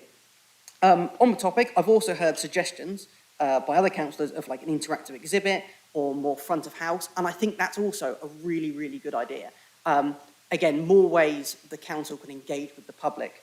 Because on the topic, I know, again, explicitly the council isn't locked up to the public, but last time I was here, one of the speakers got locked inside because we seem very eager to sort of close off our doors to people, and I think that's a good metaphor.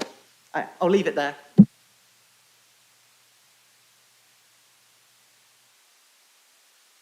Thank you. So, Councillor Howard is to second the motion. Would you like to speak now or reserve your right? And you have 4 minutes. I reserve my right, thank you. Right, so we have 2 amendments for this motion. Councillor Pounds and Bick have each given notice of an amendment which are on pages 25 to 28 of the information pack. These will be taken in one debate but voted on separately. Councillors Dryden and who is the seconder? Are they seconding the respective amendments? Councillor Porrer, thank you. Each amendment has 10 minutes for the proposer and seconder. So, Councillor I'm second the other amendment, not proposing it. Oh, okay, so Councillor Script's right, no. Councillor Dryden and Porritt are seconding their respective amendments. So you're seconding the count.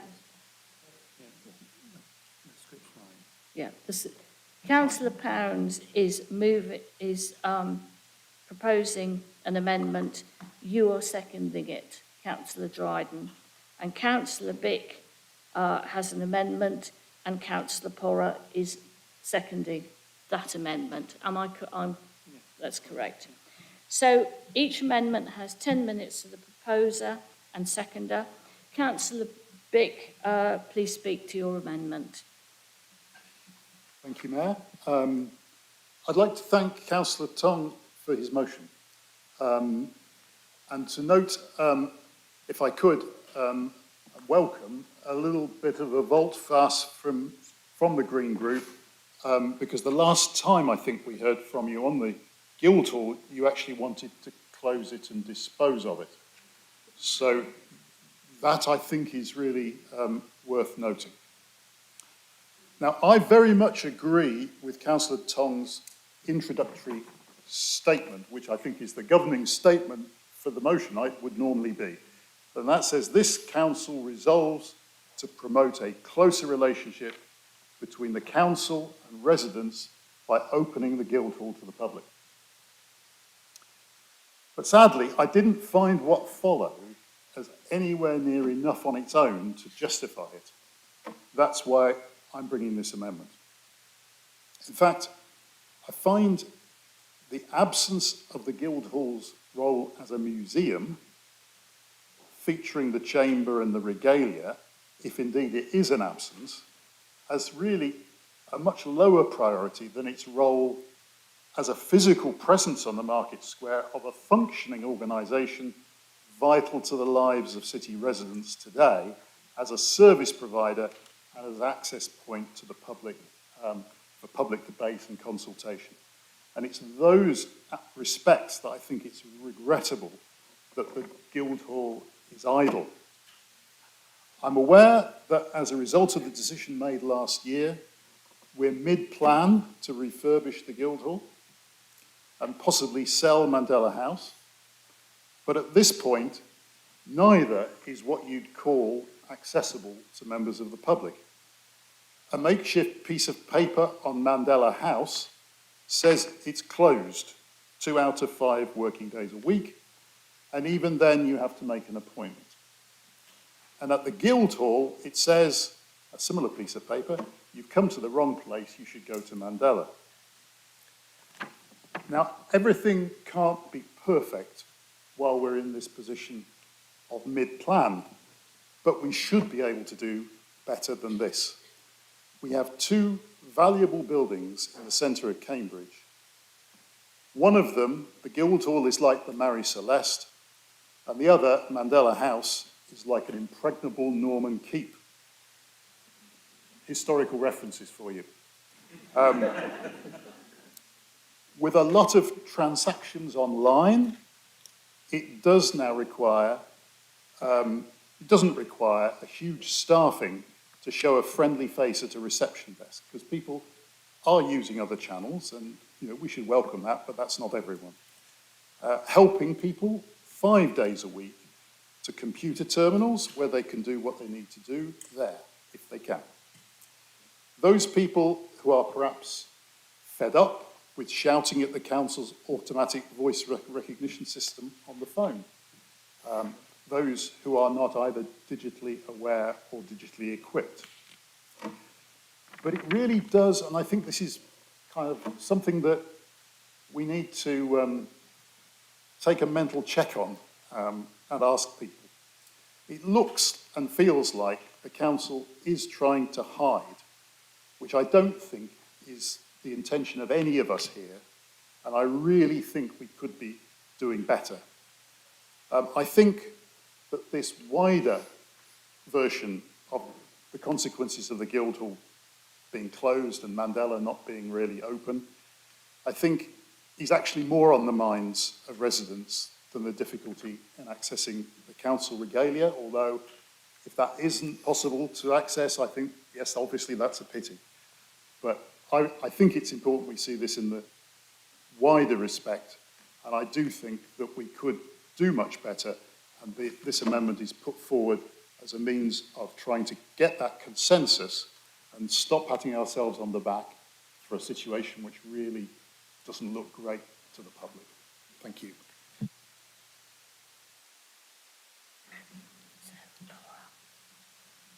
So I call on Councillor Porra, and you have 5 minutes.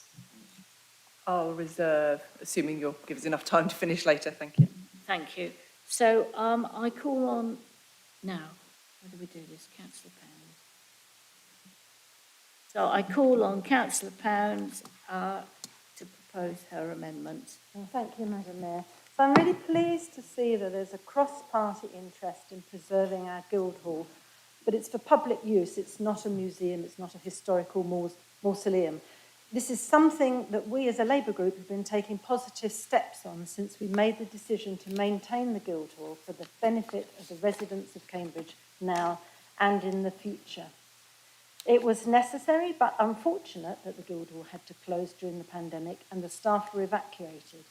Since it reopened, we have already taken positive action to welcome the public back into the building. ALIA now occupy the ground floor and have begun to invite and support community groups to use the space for exhibitions and activities. As the Mayor has already said, she has used the space for school visits, and members are welcome to bring in visitors and use the members' room for meeting residents. The Labour group have made a firm commitment to restore its fabric and function for the benefit of residents and visitors alike. So last year, I and other councillors undertook a tour with the senior officers to consider the potential of this lovely Art Deco building and how it could be developed as a civic centre.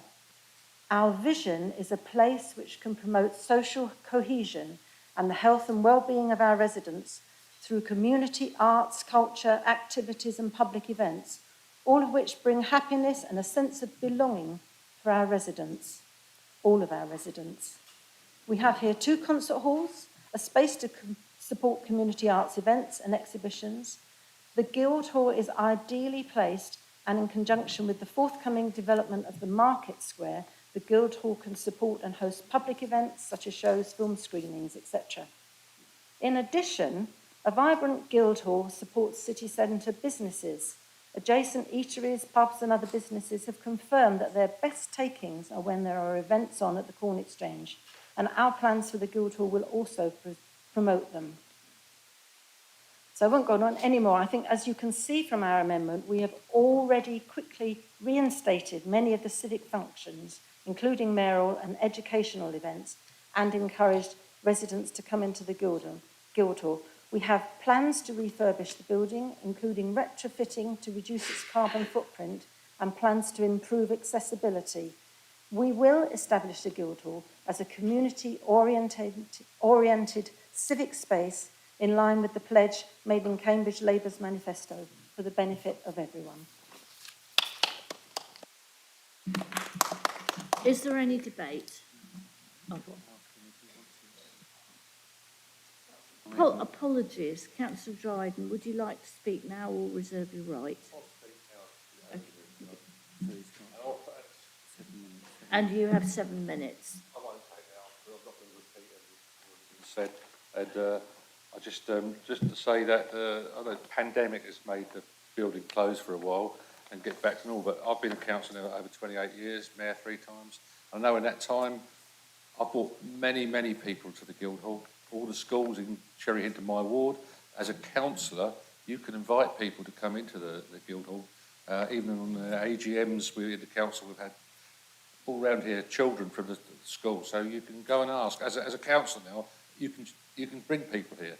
I mean, even now, I mean, twice in the last 6 weeks, I've got family and friends come to Cambridge to visit, and I've came and I've brought them in here. And one of our council officers, I think it's Andy Wood, who looks after the building. I told him, can I come? He checked to see there was no meetings on. He told me it's okay. He left the door open. So I brought guests in here. showed them around, showed them over there, showed them everything. So it is open. You just got to go and do it. If you want to bring people here, do it.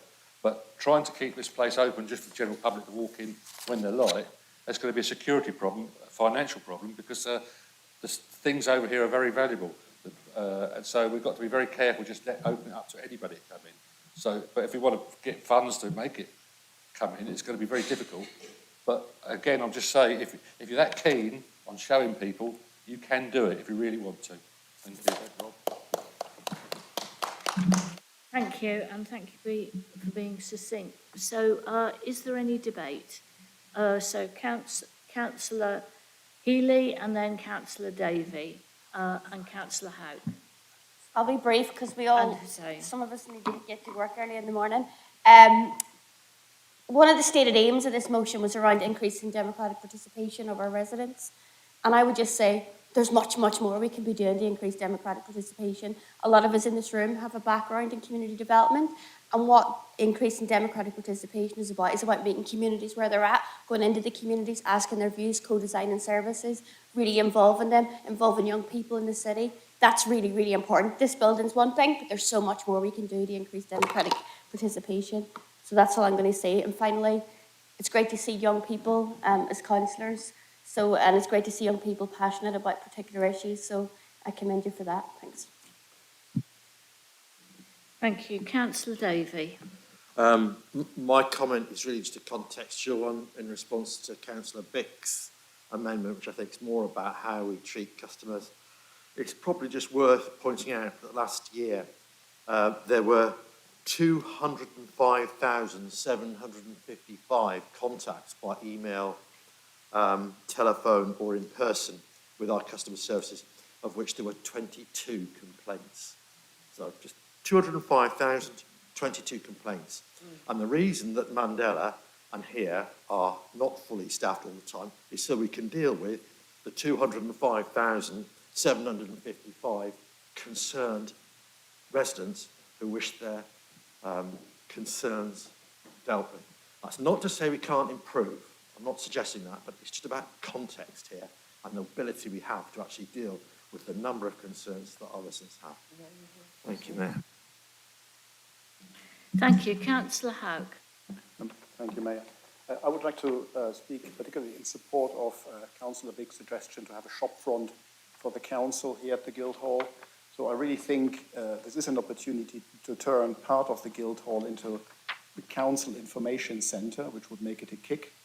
So how often do we tell our residents, for example, that potholes are for the county council, or that there are two mayors around and one of them is maybe more powerful than the other? So I think lots of people just don't really know how the council works, and this would be their chance, to find out. And also after every local election, we lament that there's a low voter turnout, so lots of residents simply don't seem to care and don't feel close to the council. And in order to find out for residents how the council works with its various departments and committees, a resident either has to spend hours on the internet, if they have access to it, or they have to arrange a meeting with their local councillors, and both might actually put some residents off. So to have a place right in the city centre where the action happens, where they can walk in and explore at their leisure with the help maybe of interactive displays, could literally be a first step for many to become more engaged in local politics. But in my dreams, I see 3D recordings of council meetings that residents can replay with virtual reality headsets. And maybe this would even draw the younger generation into the world of politics or the local council. I can also imagine a space for a home decarbonization service or an environmental advice service that may could ease, which inform our residents on home insulation, energy saving, recycling, and any other council services that offer support to our residents, because many residents will only find those services when they are actively looking for them. But the trick is to make them look in the first place and also in the right place. So what we need is indeed a prominent shop front for our council, city council services. And finally, I think we often hear concerns from residents that the city centre is not for them anymore, that it's just for tourists and students. So this opportunity now would show our residents that the city centre and the Guildhall are for them. So if we want our residents to get more engaged in local politics and get to know the council better, then this is our chance to do something about it. And therefore, I support Councillor Vick's amendment. Thank you. We are now very close to 11 o'clock. So I am going to suggest, I know that you have the right, you've reserved your right, Councillor Porra, to speak. But I think as we're up to 11, it might be a good idea to go straight to the vote on the amendment of Councillor Bick and then Councillor Pounds. Now, okay, I'm going to ask Officer Gary Clift to explain the ruling, and this is because we're going past 11 o'clock. So this is a council procedure rule which we haven't used before, so you have the right to ignore it, but it's a rule. So at 11 p.m, the Mayor will ask the council if the meeting should close. Unless any member present dissents, the Mayor will then proceed to close the business of the meeting and go straight to the vote on any outstanding items without further debate. So you have items to vote on. It's just a question of whether or not you want to debate them before you vote on them. Your next motion is unopposed, for example, and you have an amendment, and if the amendment passes, then you vote on the motion as amended with no further debate. If any member dissents from this, we carry on. But it's a procedure rule that was put in pre-pandemic to try and get councillors to finish at 11 p.m. But it hasn't been used before because you've ignored it. So, Councillor Porra, are you dissenting? I am, only because I reserve my right on the assumption I would be able to sum up at the end and to allow the debate. I'm going to be very, very brief. But maybe Councillor Netting is going to disagree. I am. Councillor Netzinger, what did you want to say? Are you opposing? No, I just wanted to check with for clarification that what we're being asked about now is not. We're just being asked whether anybody dissents, and if they do, then the business continues as usual. Yeah, fine. I wouldn't be dissenting, but if Katie wants to, that's fine.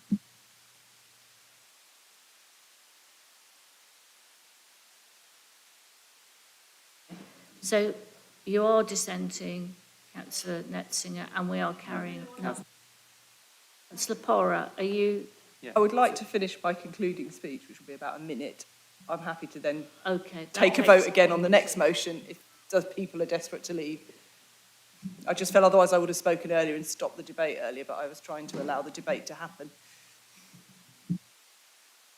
Councillor Tong. So that means that we do carry on and finish the business, but I do urge you to please be succinct. Anyway, Councillor Porra.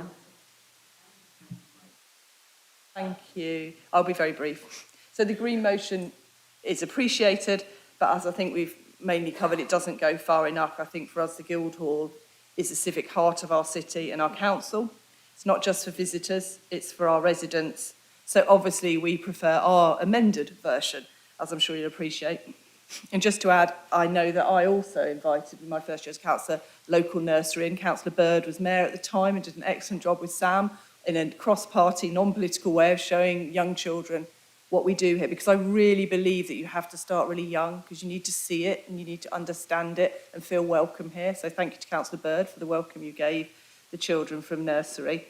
The presence is really important to us at the Guildhall. As Councillor Bicker said, it's only 3 days a week at Mandela.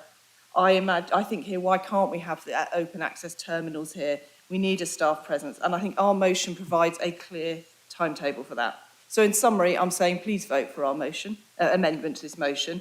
If by some amazing chance you don't, I think on balance, your amendment is stronger than the original motion, so I think it is likely we would support that, but I would urge you to think about ours because it does commit to a clear timetable to getting the Guildhall back into use. Thank you, Madam Mayor. Okay, I will now go to the vote. Point of order. Oh, right, apologies. Madam Mayor. Yeah. Sorry, Councillor. I didn't actually get to second the motion. But Sorry. I'm calling you now. I'm calling you now, Councillor. I thought you said we'd go to the vote. Howard. I don't have that much to say, but I would like to support the sentiments of the diversity of representation in the chamber, especially across age, across gender, across race. All types of diversity are really important, and I commend my colleague, Councillor Tong, for bringing this. Someone on the Lib Dem benches referenced our previous stance of getting rid of the Guildhall completely, and I would say that the way this started wasn't completely different to that, in that there was a, if jovial, suggestion that we could melt down the maces and use it to redistribute wealth in the city. But this is a bit of a compromise from that.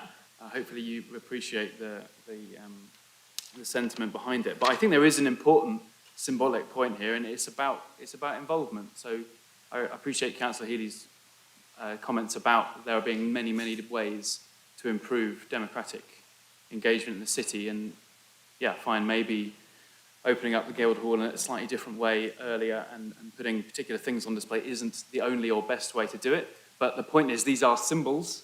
They're symbols of at least some amount of power, even if limited, and we have a responsibility to share that, to share in that, and involve people in the democratic process, in the election process, in becoming candidates for local elections, and so forth. So I think the sentiment behind Councillor Tong's motion is not incompatible with both amendments. Therefore, I will consider supporting either amendment. But the symbol of the motion underneath it is the same. And I would like to finish, actually, just, Madam Mayor, if you'll let me, to question your judgment at the start of the meeting to close the public questions. Because I know that all people who came at that moment. It's nothing to do with the Guildhall. Councillor Tong, if you could speak to the motion. Sorry, Councillor Howard, sorry, I can tell it's 11:05, so Councillor Howard. So I think this does relate to the motion, because the point of the motion is a symbolic one. It's about engagement.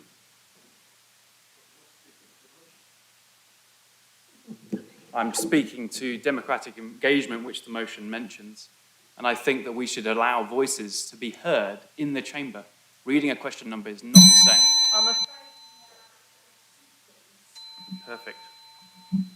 I'm just interested to know, maybe we could discuss it later, how Councillor Thornborough felt having that long period of time to purely respond in one way, in a unidirectional way, without having that mirror from the public question. I ask the House to support the motion, unamended or amended. Thank you, Councillor Howard. Right, so Councillor Tong, you have the right to reply, as does Councillor Smith. So, who is the executive councillor for this? So, Councillor Smith. I don't think anybody in this chamber wants to hear from me.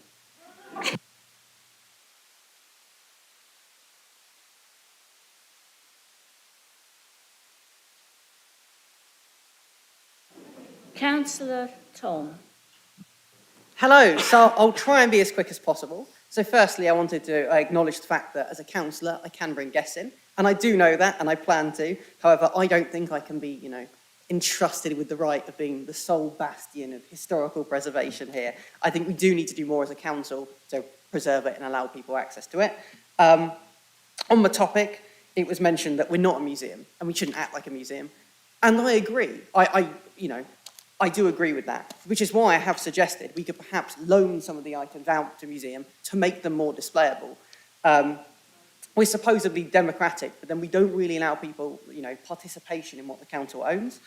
I also wanted to quickly say that I actually really like a lot of the stuff in Councillor Bick's amendment. I like the idea about the front of house engagement, and I do think it's very, very important to, encourage democratic participation through that means. However, I think the two subjects are interlinked, and the amendment doesn't really acknowledge the fact that we have to, tell people about our democratic history. On the topic of us doing this, I spoke to a few, in terms of us having previously allowed people in, I spoke to quite a few council officers, and I may have got, unlucky with the sample I chose, but a lot of them said that they hadn't seen any, big guest visits or guest visits at all in a long time. But that may just be the people I spoke to. And finally, I wanted to say thank you for, complimenting me for being, a young person who got involved in politics. And I do agree there are other ways to get people engaged with politics. However, personally, I got engaged with politics through history as a subject. So although it doesn't capture all people, I don't think my motion was trying to be as ambitious enough to get everyone involved in politics. It was trying to get a large subset of people that are interested in this history involved in politics. Thank you. I apologise, but Councillor Hussain was on my list. I think Councillor Ashton decided not to speak. And, it is now 11:10. I am going to allow Councillor Hussain to speak. Councillor Ashton, do you wish to say something as well?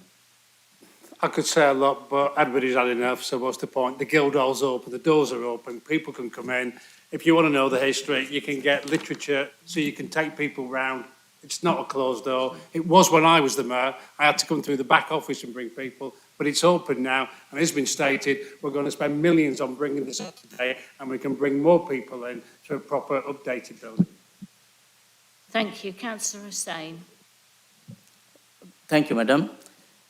So regarding the Guildhall, safety and security first, and we are welcoming everyone, but we need to save all our equipment and the building. And regarding the Mandela House you mentioned, in the doorstep I found that especially elderly people, they have no access for internet, they cannot write an email, they are losing our service and they are so frustrated because technology is so fast and so far. So we here for all, not for few. So young people love it online, but still elderly people needs Mandela House door open, and they need to come in that food. Thank you, Madam. Thank you. I will now go to the vote on the amendment of Councillor Bick.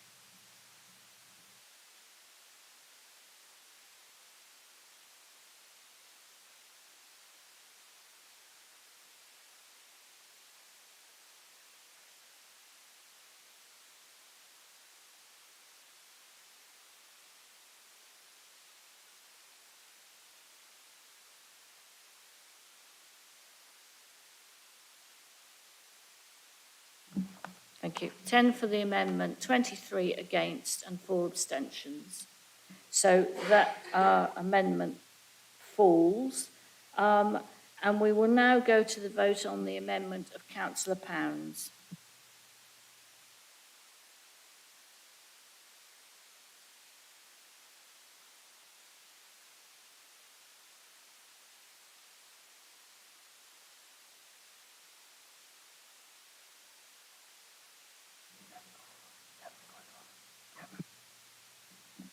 Okay, so the amendment is passed, 23 votes for, 4 against and 10 abstentions. We now go to the vote on the motion as amended.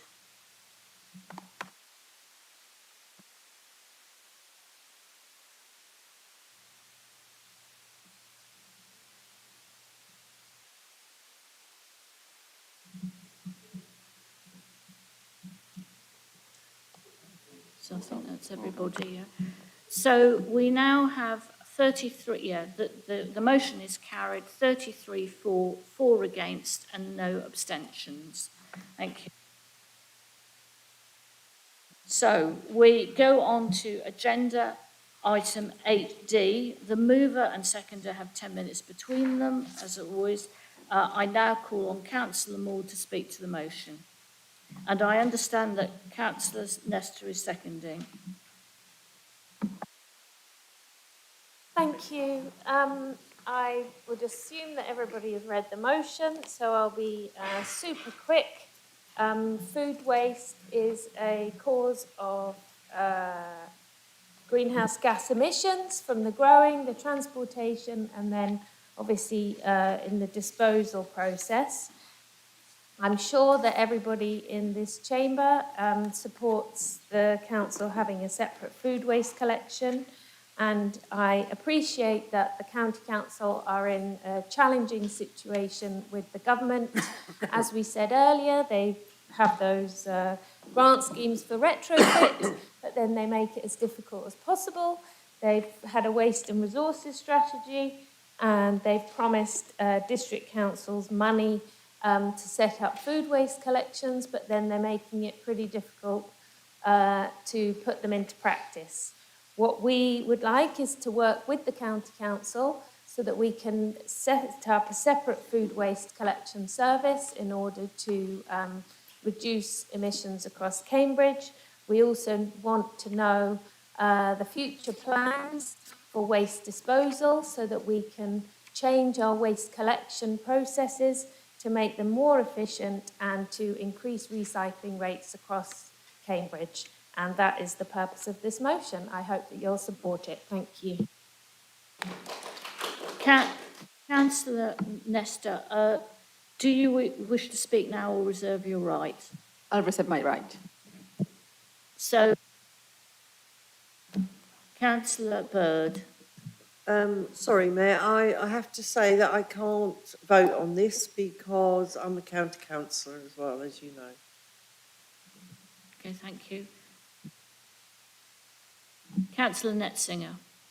I think that I am allowed to vote on it, and although I don't think I will need to, so I'm happy not to if you would prefer me not to. But the advice I had was that actually it was okay.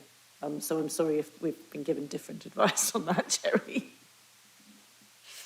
But I'm very happy. I don't think my vote will make any difference either way, so I'm happy not to vote on it. But I was going to speak on it. As you've had your advice on your county monitoring officers, so I assume. I'm sorry, I can't hear you, Councillor Net. Sorry, I think there's just been a little bit of confusion on the advice from our monitoring officer. So the previous time that this came up, we were not allowed to speak on it, but the advice this time was that on this motion, actually it didn't have an impact on the county council. Sorry. So I'll be voting. Thank you. Right. Is there anyone wish to speak? Is there any debate? Or can we go, Councillor Netzinger. I was planning to speak on it. I will try. No, I'm not even going to say it because everyone says it. I am grateful to Councillor Moore for bringing this motion as it provides an opportunity to bring this complex issue for full public debate. I'll try and make it a short public debate. I will shorten this.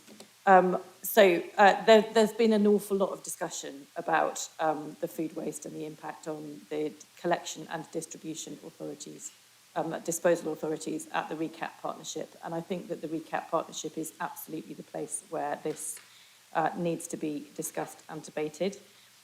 As those involved with the partnership will know, the current Labour, Lib Dem and Independent administration inherited a deeply flawed PFI contract for waste from the previous Conservative administration. That contract, which the Conservatives signed at the County Council, left the County Council with all the risk and the costs from later changes to legislation. And within months of the Conservatives having signed that contract for the County Council, the Conservative government at Westminster did change the legislation and has continued changing the legislation ever since, meaning more and more costs for the County Council. You are probably not unaware that the PFI costs, which have been going up by millions of pounds, are not the only costs that the County Council has been facing over the last few years. The Conservative mismanagement of the economy has had a huge impact on all council budgets. Rapidly rising inflation, rapidly rising borrowing costs, aligned with understandably rising wages, maybe not quite as rapidly rising wages, mean that savings that the County Council needs to find for next year are already well in excess of the 14 million we were expecting to have to find and are now looking to be well over 20 million for next year. It's worth pointing out that 80% of the County Council's revenue goes on social care related services, most of which are statutory. So savings have to come from the non-statutory services, which include road maintenance. And I personally expect that most of the people in this room, as I do, find the idea that we would make even greater cuts in our road maintenance budget entirely unacceptable. The point of highlighting the financial challenges facing the County Council in this debate is to make it clear that while as leader of the County Council, I'm always pleased to receive letters from Mike, and I will look forward to receiving this one, I am not making any promises about what the outcome of that will be. If the RECAP partnership are able to find a way in which to enable food waste collection without placing even further burdens on the county, I can assure you there will be immediate and enthusiastic support. In the meantime, I'm very grateful for the suggestion that more work is done looking to the government for further support, and I hope very much it will be forthcoming. So I'm happy to support the motion on that basis, but I do need to be clear about the challenges and the financial context at the County Council. Thank you. Thank you, Councillor Netzinger. Councillor Nestor, do you wish to reply? Yes, just very, very quickly, that being the last motion of the night, just to tell basically everybody, don't let this motion go to waste and support it. Thank you. Thank you, that's nice and succinct. So, now to vote on the motion. So, voting is open.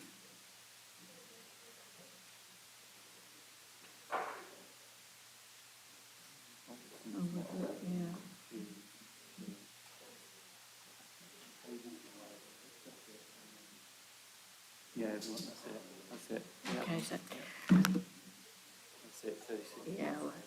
Okay, so we have 36 votes for, 2 absences, 1. Oh, here comes. Have we closed it? No.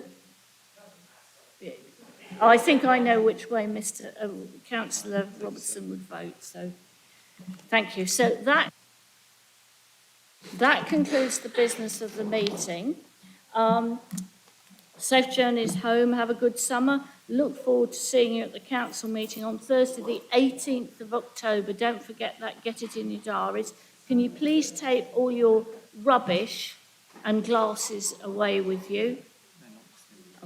Could you please take all your rubbish with you and glasses? That's it, good. And don't forget 19th of October, next full council. Thank you. Thank you.